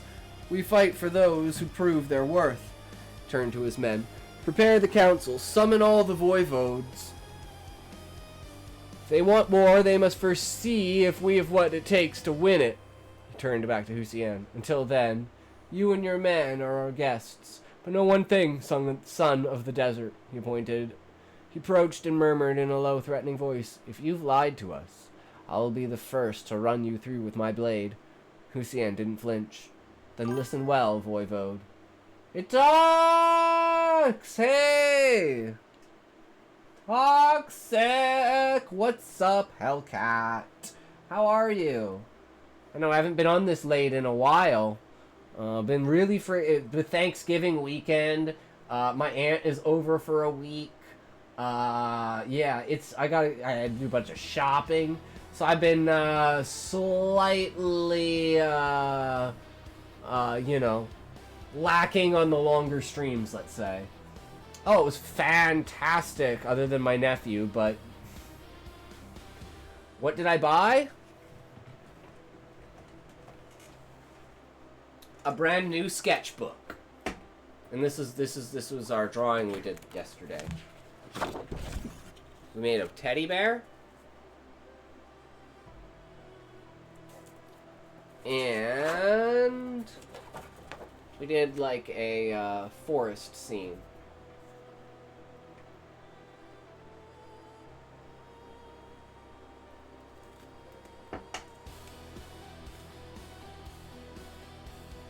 So yeah, super stoked about that. Now we can actually see. Only I couldn't get graphite. Couldn't find graphite. The art section was pretty bare at Walmart because it's like the only place that has like a craft section, and it's like around Halloween and everyone's doing like Halloween like projects for like school and stuff like that. So everyone's coming from basically all the towns around town to get stuff there. But yeah, so hope you're doing good. We are currently reading Nico's story. Really, really long chapter, but hey, we're doing pretty solid here. It's a post-apocalyptic, kind of Mad Max type story. He approached in turn until he was a few centimeters away from the Cossack giant. Gonna have my lunch now? Hell yeah, Hellcat. I gotta eat some fucking food. I'm fucking starving. Always good when there's food. Yeah, we have leftover turkey and we turned it into turkey soup, so we have like amazing turkey soup, and I still have half a thing of crackers left over for another bowl of soup, because it usually turns out about half a pack of crackers for a bowl of soup. Works out really nicely. My mom makes amazing soup. She's not the greatest cook, but she makes amazing soup. He approached in turn until he was a few centimeters from the Cossack giant. If we're right and you don't listen to us, his voice lowered, then the horde will come, and it will be the one you run you through with the blade. What's your favorite soup?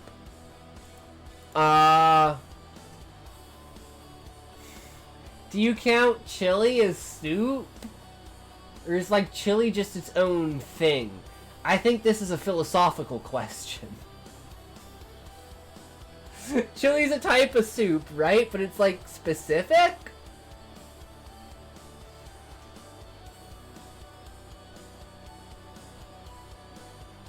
That's a really if I can't choose chili, I really don't know.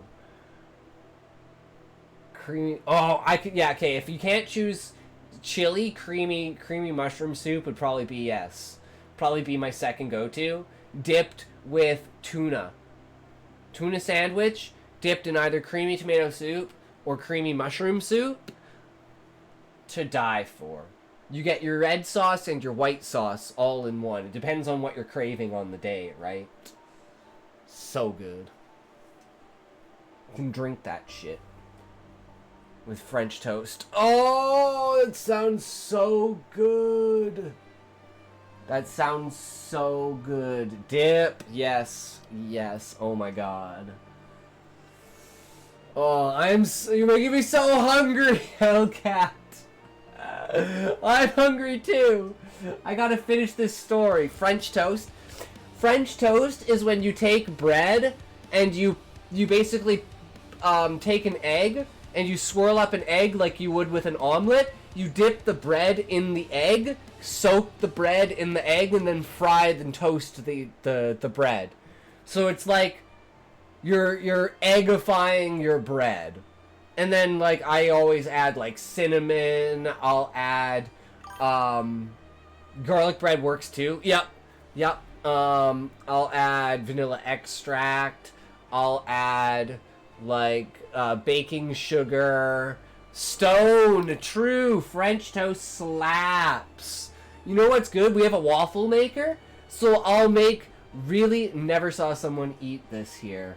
Really? Oh, it's so good. Slap that toast. True, Hellcat. So, we have a waffle maker. So, you very lightly make the waffles. Then you French toast the waffles. Then you hard cook the waffles. It's fucking amazing. Homemade French toast waffles. Sausages, too. And you can, like... put stuff inside of them too, so you can like cut them open in like the first phase and put in like mushes of like whipped cream and like blueberries in my case because I'm allergic to most fruits, or strawberries or whatever. Had a waffle burger too. Have it with steak. Oh, that sounds so good. I love steak. For the breakfast, yeah, chocolate cornflake with hot chocolate. Huh, that's interesting, Nico. Turning hot chocolate is good in winter, yes. It's -5 outside for me, so it's fucking cold. It's been snowing the last 3 days. Yay! Winter! Just the way that it is, right? We're getting into it. It doesn't feel like that, and I'm like, now that winter is hit, I'm like, oh god, I don't want to go back to work in November, so I might just take the winter off. I mean, especially if, like, we've been popping the fuck off, right? So, I have a confession. Yes, Nico, go. I can see the Eiffel Tower through my window. That is pretty great. What is Nesquik? Me too! I saved 7 annual leaves. Ah. Yes. Planning to take a leave for during Christmas. Yeah. It's just Christmas is such a hectic time, right? Nesquik is a brand of cornflake. Nesquik to me is a chocolate syrup.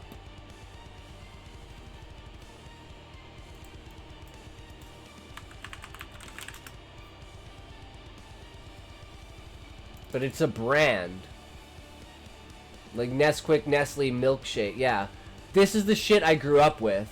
Like, I could literally go downstairs and grab one of these. Nestle, Nesquik.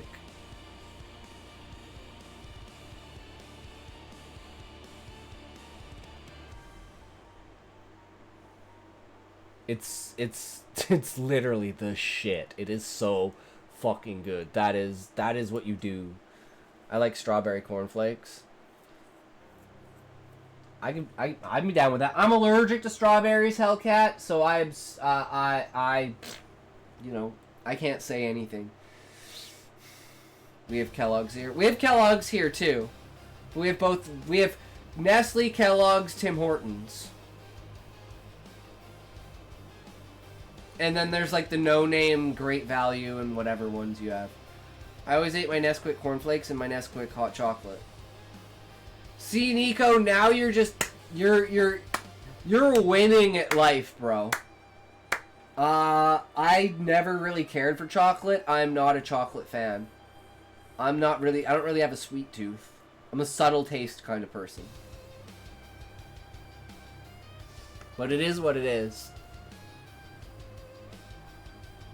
Kale stepped back, sizing up Hussein one last time before bursting into a deep laugh. Good. Then let's see if your people speak true. He snapped his fingers and the guard stepped aside. Rest. Assembling the council will take time. As the group left the room, Nadia whispered discreetly in Arabic. Strawberries are, yeah, I'm allergic to, like, strawberries, almonds, apples, some types of grapes, pecans,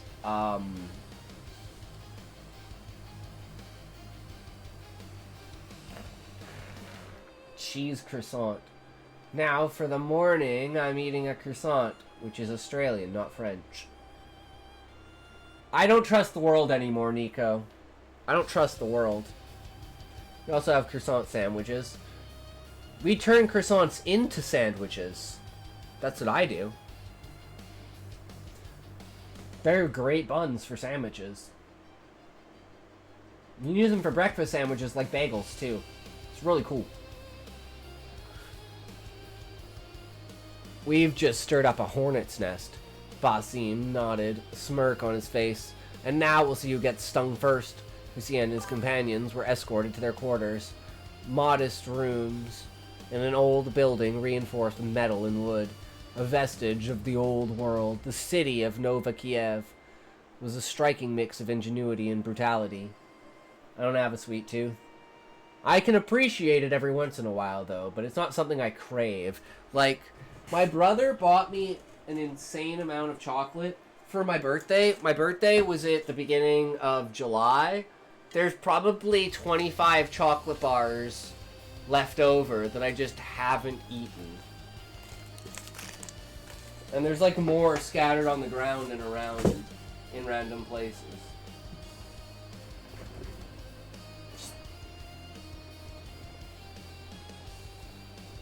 Now, if they were Wonder Bars, I'm not really the biggest fan of Crunches or Butterfingers, but there are these.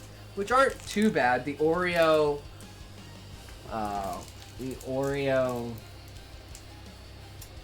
Cadbury's. Like, you know, if you're having like one tiny little piece off of it, like a day, like it's not bad, right? It's just kind of gets overwhelming. I'm literally gonna be handing these out at Halloween. That was my plan. I'm like, if I don't eat them, I'll just hand them out at Halloween. You can't complain you got like a full-size chocolate bar. And like, I live in a small town, so we'll probably only get 20 kids come to the house.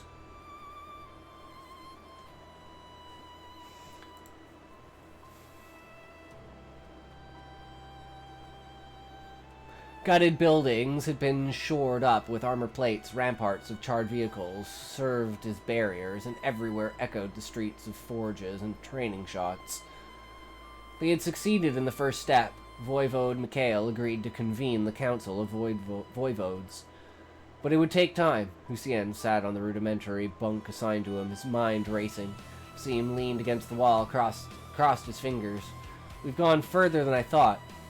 Yes, but the hardest part begins, replied Hussein, drawing his dagger from its sheath to inspect the edge. On the other side of the room, Rakid and Nadia discussed in low voices. Do you think they really believe us? She asked. They believe us enough not to slit our throats on the spot. That's already a good start, replied Rakid with a shrug. The next day, the sound of horses and engines woke Hussein. Try butterscotch churros? Oh, I hate butterscotch!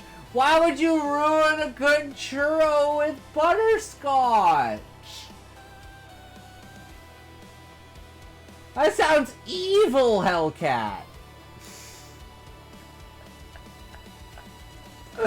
I can't stand butterscotch. I don't know why people think it's good. Cinnamon every day of the fucking week. 24/7, 12/365, 12/7/52, frickin' woof. You know. Butterscotch. Oh shit! You didn't just do that. Fuck!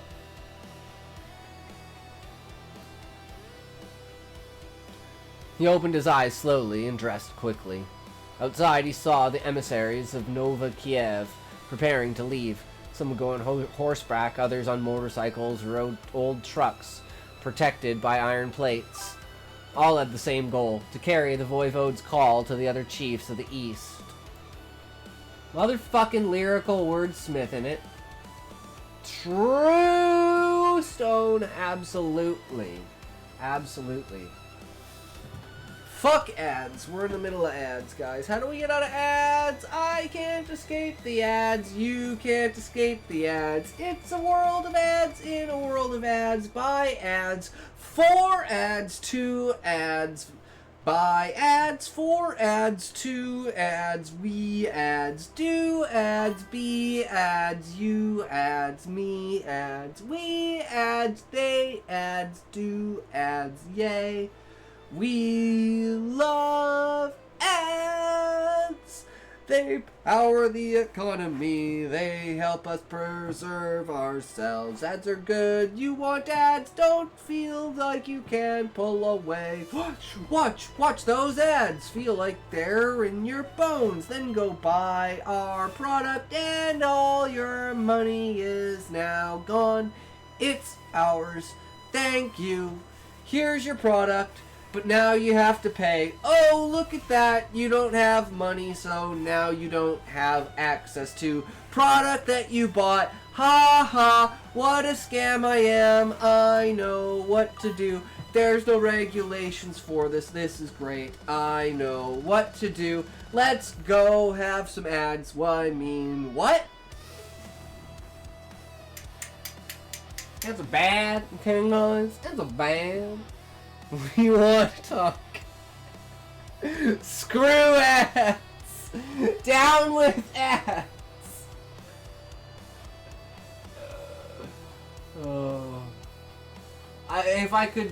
If I could, I would turn them off. But apparently I can't.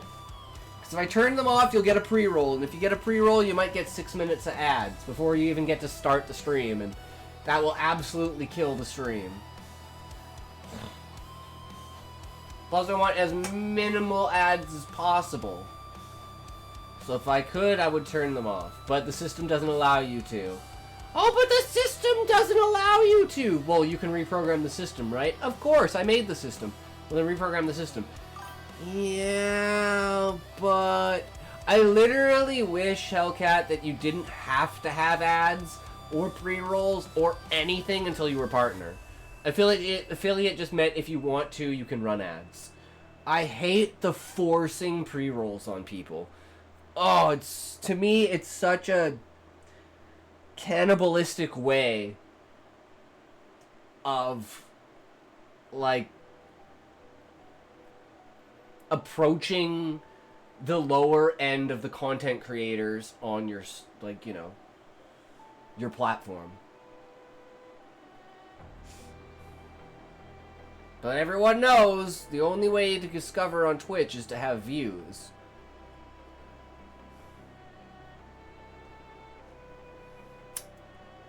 Thankfully, at least the category I'm in, I can hit the top page.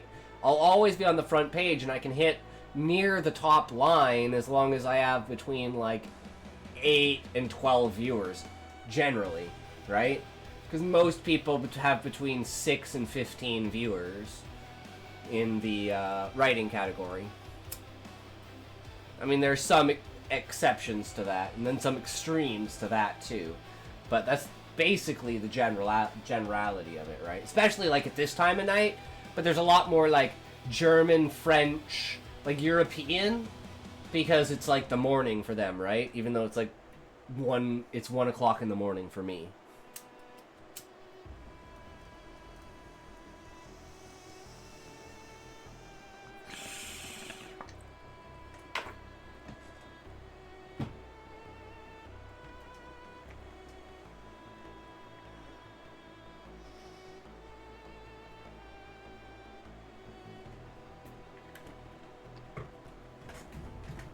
Okay, we're almost done the chapter. We're almost done. Let's get it. It's 8:10 here in Ireland. Makes sense, Stone. It's a good time because you guys are like 7 hours ahead of us.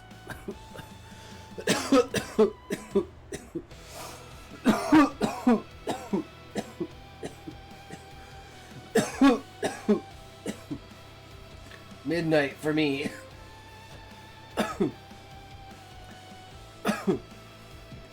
Hell yeah. We're getting up there in time, though. That's for sure. Kale stood on an improvised platform overseeing the preparations. When he saw Hussein and his companions, he slowly descended the steps and approached. In 3 weeks, we'll have an answer. All will come. Hussein nodded. There was nothing else to do but wait. The days passed in a tense atmosphere. The messengers from Nova Kiev traversed the plains and dead forests, riding day and night on their motorcycles or trucks, carrying the summons orders to the voivodes of the tribes of the Eastern Ashes. Rumors of a gathering of this magnitude had aroused concern well beyond the borders of Nova Kiev. Everyone knew that one did not convene a council of voivodes lightly. Such a call meant a grave threat looming over their lands. When the day finally arrived, the city was invaded by caravans, scavenged, armored vehicles, horsemen, and motorized squads. The banners of the different tribes snapped in the wind, their symbols hand-painted on faded fabric or metal plates.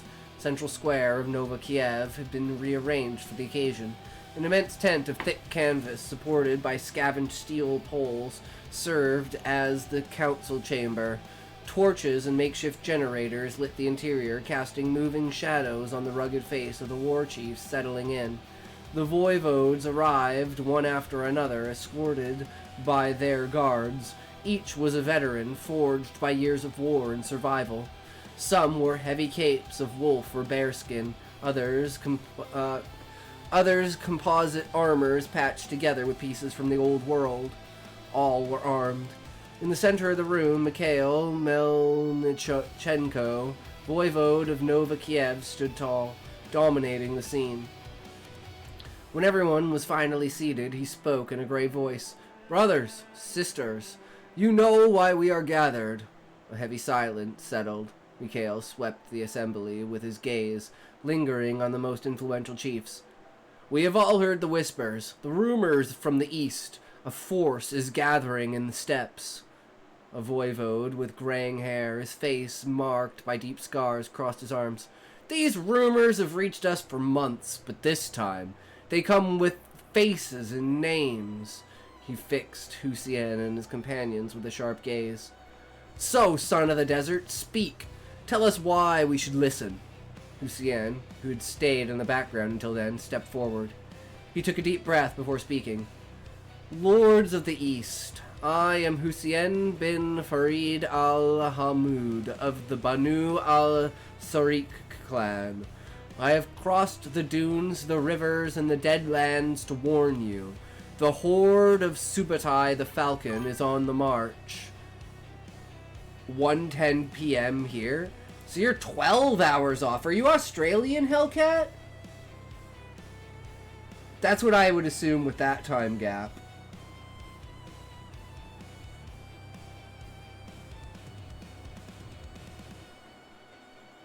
But then again, I think it might even be later in Australia than that. Murmurs erupted immediately. Another voivode, a colossus with a braided beard, slammed his fist on the table. "We've heard this name before, the Horde, again. But it's not the first time a raider chief gathers bands under one banner. Why would this time be different?" Hussein fixed him with intensity. "Because we have seen it. Because we have fought their scouts. Because we have lost brothers and sisters to them." He let the words sink in, then continued. "Subutai is not a simple war chief. He's not an opportunistic bandit seeking a coup. He doesn't scatter his troops like wild beasts. He disciplines them. He organizes them." An older voivode, with eyes cold as steel, nodded slowly. "Our scouts have seen strange things these last months. Groups of raiders who no longer fight each other, who obey orders. Caravans attacked with precise tactics." Mikhail nodded. "And now the warriors of the Levant come to tell us that the Horde is becoming an army." "Yes. And if you don't believe us, then look at what we've brought." Hussein nodded, and Basim pulled from his satchel a dented steel plate, painted with a black symbol. A cry arose among the voivodes. The banner of the Falcon. They had fought against it. 20 years earlier. Silence fell over the assembly. Hussein, I love pulling that. I love that. They waited for the entirety of it to be like, okay, but we have this. And everyone's like, oh, shit. No one's seen that in 20 years. Fuck. That is such an ace in the hole power play. I absolutely fucking love it.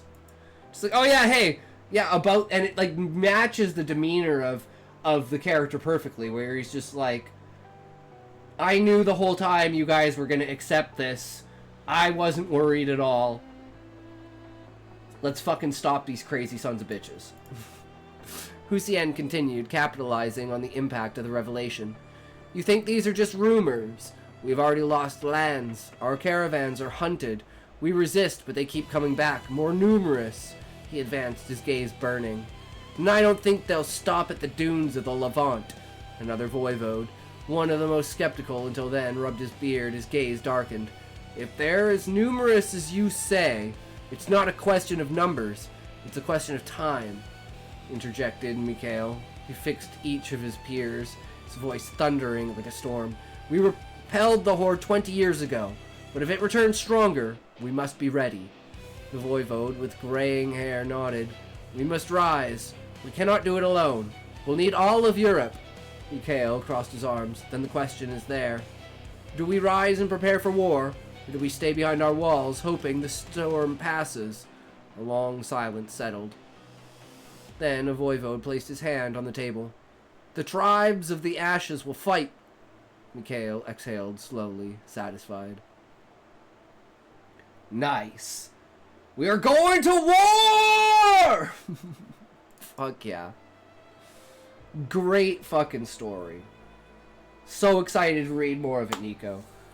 These really long and intrepid chapters are like so alluring.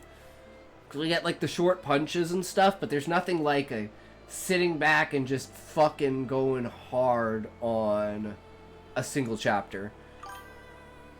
Cry havoc and let's slip the frogs of war. No worries, Nico. I thoroughly enjoyed it.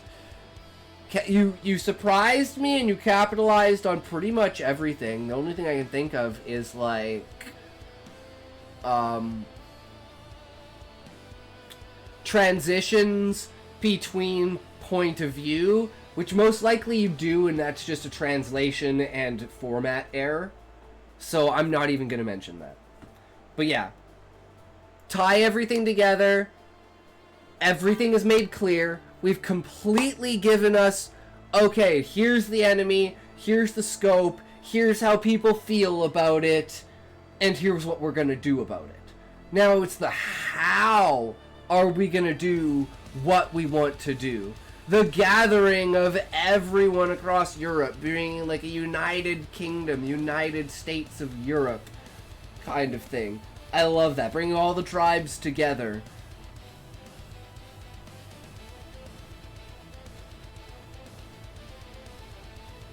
I can't wait to see what happens, Nico.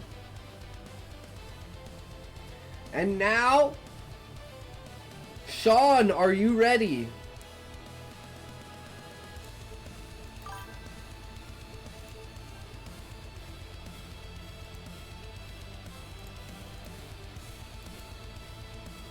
Alright. So we have Sean's story. Chapter 41 of Treehouse Isekai.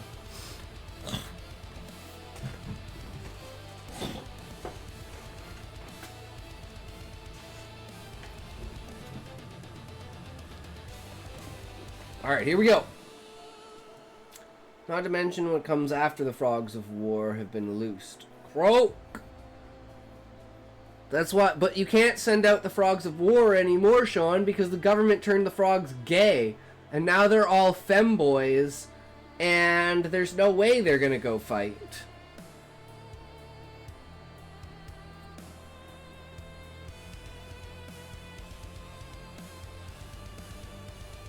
I think that might have been the purpose the entire time, but I can't be 100% sure.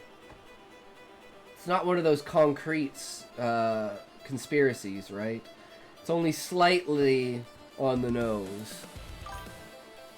No, those are the dogs of war from Shakespeare. I changed it to the frogs for modern times.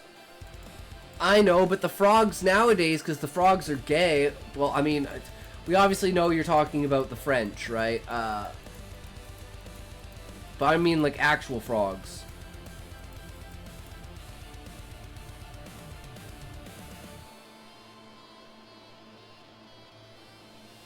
Or at least that's what I got your intent from that was. That is clearly meant for the French. Because we were talking about Europe. No, I wasn't making a Frenchy reference. Well, I'm glad that you weren't, Sean, but I picked up on that. I wasn't 100% sure. But it would be funny. Guys, it's funny because I don't mean it, okay? It's just a joke. I don't actually feel that way, okay? It's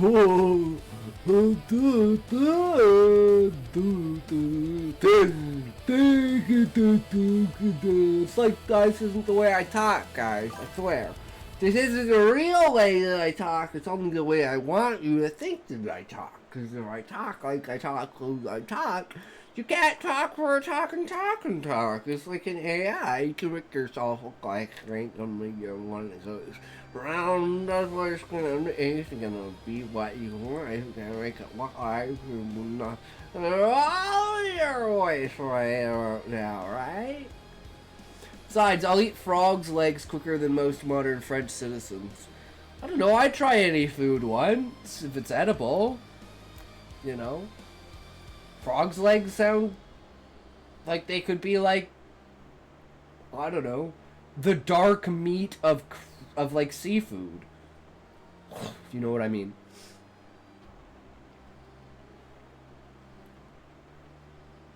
I mean, I already eat shrimp, I already eat...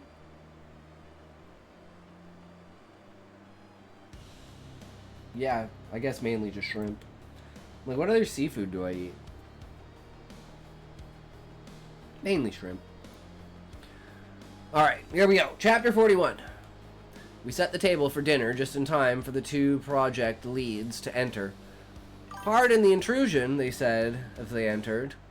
You can't intrude when entering your own home. You're gonna have to get used to the change, I said. Wait, you're adding 2 more? How many wives do you need? Mary cried in surprise. As many as I can get! Have we counted, Sean, how many wives he has? Things are different for both our worlds. The male to female ratio amongst all the races in my world is roughly 1 to 20. So I understand things for the other world, and men there don't like to procreate and insist on being paid for the service. Gorgias stated. Sigh. I'm just not used to men having multiple wives. It's nothing about any of you. Even if having supper with multiple different races isn't exactly something I ever predicted. Please forgive me for struggling to accept your whole situation. Not yet! Maud reached a comforting hand out to Mary. It's of no consequence. We're all adjusting. I mean, James is sort of a cross between my kind and a vampire. Still, having access to a man at all is rare in my world, so I'm having a little difficulty adjusting, too. Not that I'm thinking of backing out. Not a chance. You're my sis now, too. I'm afraid you're stuck with us. Mary smiled. I appreciate that. Really, I do. You're all amazing in your own ways. I don't even know what to think about any of this. Except that I'm glad to have a family. Again. As Karenna sipped from her mug of blood, Mary's eyes were glued to the sight. Is the sight of me drinking blood disturbing? A little? Just make sure I can't smell it, please. Pretty sure it will trigger my nausea. No offense intended. Of course, sister. I would hate to cause you any distress. We don't drink from people, just so you know. We harvest blood from animals, and they always survive the experience. It's a good portion of the reason why our world is in such a state. We had no direct need for plants, so we didn't see the problem as a problem, not until it was too late to fix it. You indicated that gold wasn't rare on your world. How difficult would it be to get like 100 single-ounce bars of gold? I can sell them in jewelry stores around the city, add some currency to my account. I'd really love to get proper baby clothes and all the other things, like pacifiers and nursing bottles. Those sorts of things. Marta, Cora, Tessa, Nayla, Jean, Maggie, Lisa, Gorgias, Maud, Karenna, Miley, Rana. 12. I was gonna say 12. Yes, 12 is amazing. And of course there's gonna be more. And imagine all the children! It's gonna be a big fucking house. We gotta make a big fucking house. Gorgias answered. Just as soon as we get our molecular synthesizer hooked up, we can provide as much gold as you ever need. It's a simple molecular structure and easy to synthesize. If we ever need more, we can just snag an asteroid and bring it down. That statement made me think of another option. How difficult would it be to install a satellite system for Vanessa's world? Nothing crazy, just a communication and global mapping positioning system. I'd like to have accurate maps of the whole world there, and to be able to use something similar to a cellular telephone system, without dumping tons of pollutants into the atmosphere to set it up. Damn, Sean, you know how to jump conversations. That was fucking great.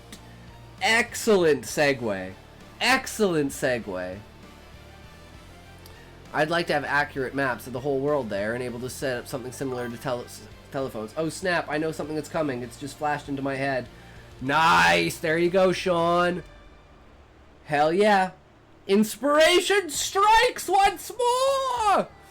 Without dumping tons of pollutants into the atmosphere and to set it up. It would be over 1,000 years if they ever got to the point of spaceflight. The process wouldn't be clean either. So if we could skip that step for them, it might be worth the effort. My new dragonkin wife answered. It would be very easy to do, but they wouldn't have the technology to use it. That's fine. The system could be tied to the treehouse at first. Oh, I just remembered. There are microparticles of debris in orbit around Earth. Is there anything you could do to collect that debris without being noticed? It's almost at the point of a cascade failure of our own infrastructures. Not just my country, but all of them. Not a problem. I've got a private drone that can do that with no trouble. And they'll never spot it, not with your tech. That's even assuming that your government's tech is vastly superior to what Maud saw when you and Maud went shopping. You and her? I don't think you have to say Maud twice. I think you can just say you and her. Feels weird saying Maud twice. My halfling wife commented. Would it be an issue, I mean, with Verona? I don't want to get you in trouble. No trouble at all. She has no legal right to prevent me from using my private drone on another world. We're doing it stealthily as well. Fair. Yeah, it just feels weird. It's a good deed, for which we might get good publicity as a government body later. I wouldn't even need to leave the clearing. We will need a proper power supply and a computer terminal for me to access the controls. What about satellite communications for your drone? Will you need to establish your own net or just hack the existing satellites? If you need to hack into ours, will that be undetected too? If that were detected, it would be considered a crime and cause a major incident if discovered. I wouldn't need any satellites for my drone. We've got means of keeping linked even through the entirety of a gas giant, and our own planet too. I'll take care of it as soon as the computer terminal is online. Where should we install that anyway? Wouldn't it make sense for the actual terminal to be in your drafting studio? We can have controls for the force field gates installed here, but the mainframe would be in your control. I think that makes the most sense. She smiled. The next day, with my new wives officially married to me, and according to their technology, i.e. they fucked, all of them pregnant, I decided to take Mary to visit Vanessa. We're driving, we'll take both rigs.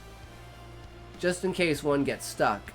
If I can afford to get one, I'll buy a bulldozer so I can make a smoother road to town. Plus, get a few loads of gravel for me to spread over the top. We can go there with you, right? Gorgeous looked almost like a puppy. I chuckled. Yes, that world is full of races, and having a few new ones won't break their sanity. Even Cressa could come with us if she wants was of a mind to do so. Assuming she's still in the area, that is. Yay! She cried. I'll see if Cressa wants to come with us. She could ride in your pickup, or just run along behind if that wouldn't suit her.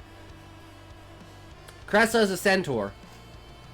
Cressa was nearby and chose to try riding in the truck on the way out at least. The look on the guardswoman's face as we rolled up was quite something. Surprise, concern, confusion, it was all there.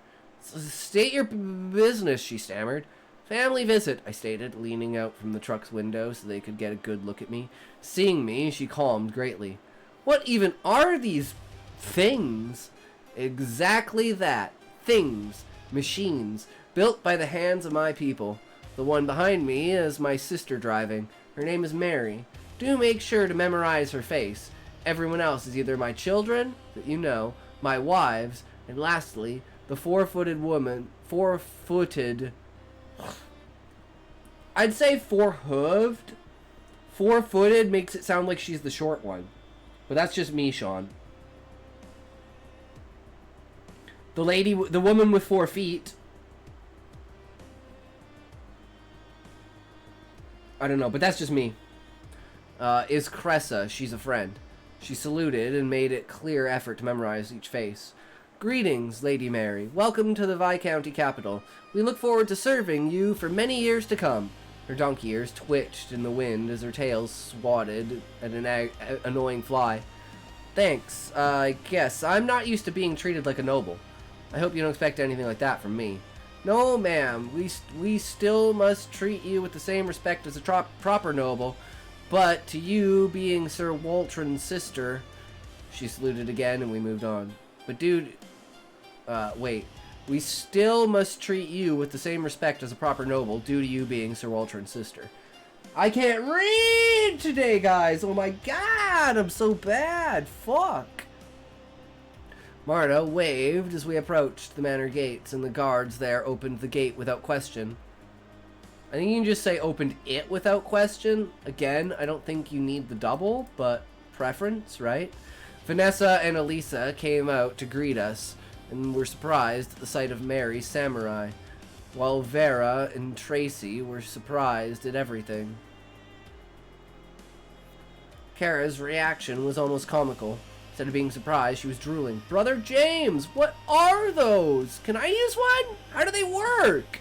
Mary giggled at her reaction and instantly knew she was home.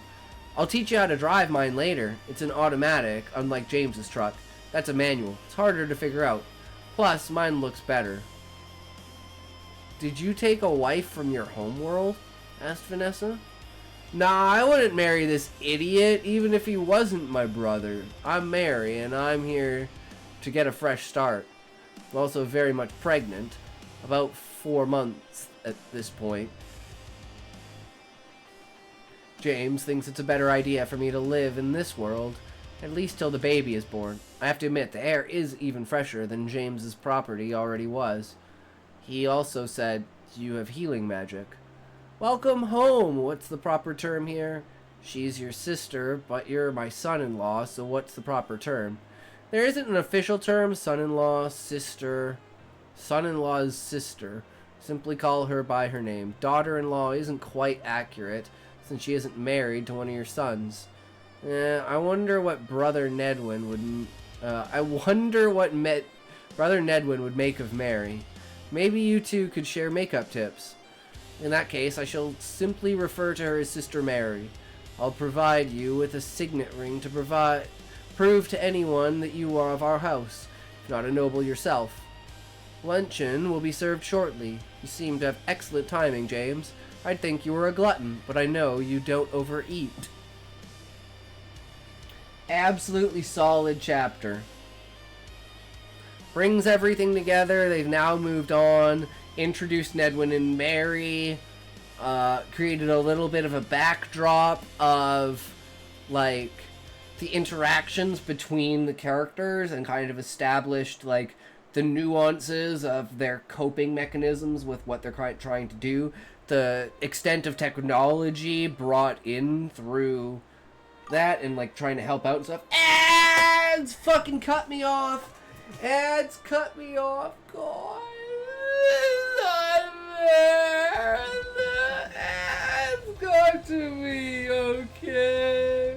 I couldn't help it. It was the ads, I swear. They made me do it. All the ads made me do it. The ads. Blame the ads. I didn't do it. It was the ads, I swear, guys. Please believe me. It was the ads. Dolly, I just about ripped my fucking desk apart because for some reason my chair wouldn't roll. Ah, what am I stuck on? I don't know. Chair's not having fun. Oh, it was my jacket. I'm retarded. Scared the shit out of me because I went to pull it with my foot and the whole thing went like, and I was like, ah! I don't need that happening. It's an L desk, so if I pull on this and the PC's on top of it, so if the desk breaks, the PC falls off. Not a good time. I'll tell you that.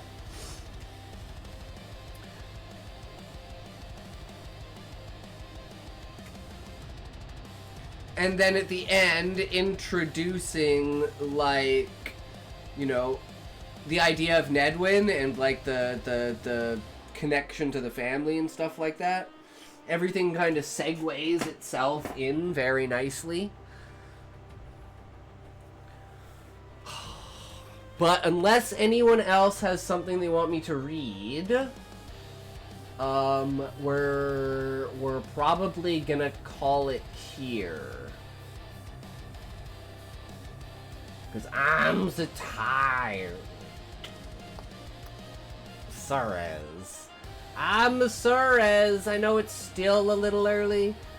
So you want to know what I realized? Sure, Sean. Here, I'll hear it. Let's hear it.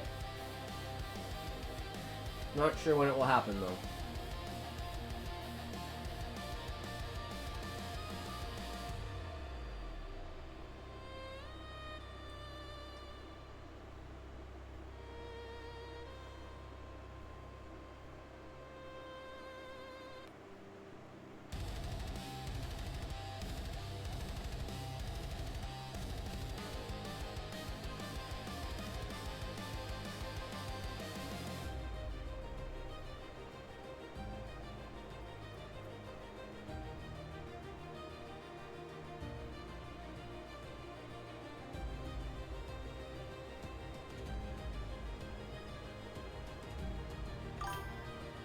Mary is a friend who shows up twice as desperate. Someone is trying to kill her. It's a natural alpha male to protect her and move her to a completely different world in the process. Well, James, obviously.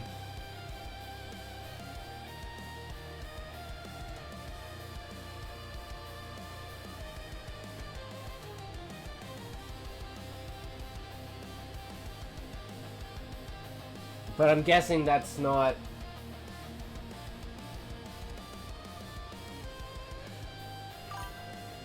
So he gets a slice of vanilla to go with all the other flavors. Very nice. Very nice, Sean. I can get behind that 100%. And then it's foreshadowed here. Totally makes sense. And a dude without friends? Yeah. Totally. A woman without friends?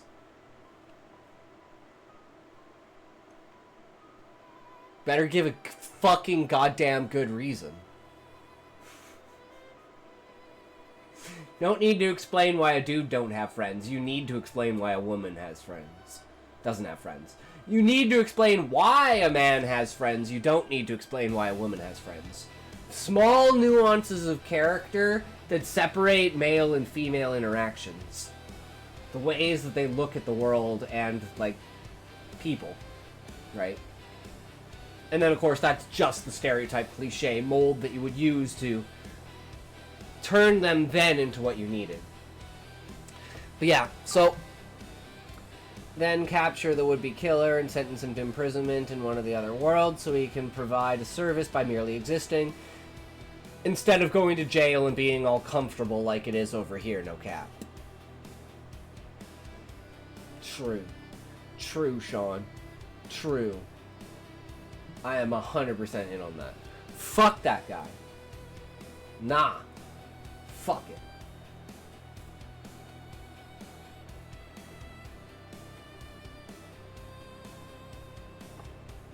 Oh. But, yeah, thanks for hanging out, guys. Thanks for coming by. We had a productive day today, but it was still StarCraft, so that ate a lot of the stream. But we have one more match tomorrow between Soma and Bisu. Who will go up against Snow in the finals? Who knows? But remember, never stop being you, never stop being awesome, never stop creating, and remember, if you can't say fuck you to your friends, who can you say fuck you to? Fuck you! Alright, who we are rating today? Get your wheels ready.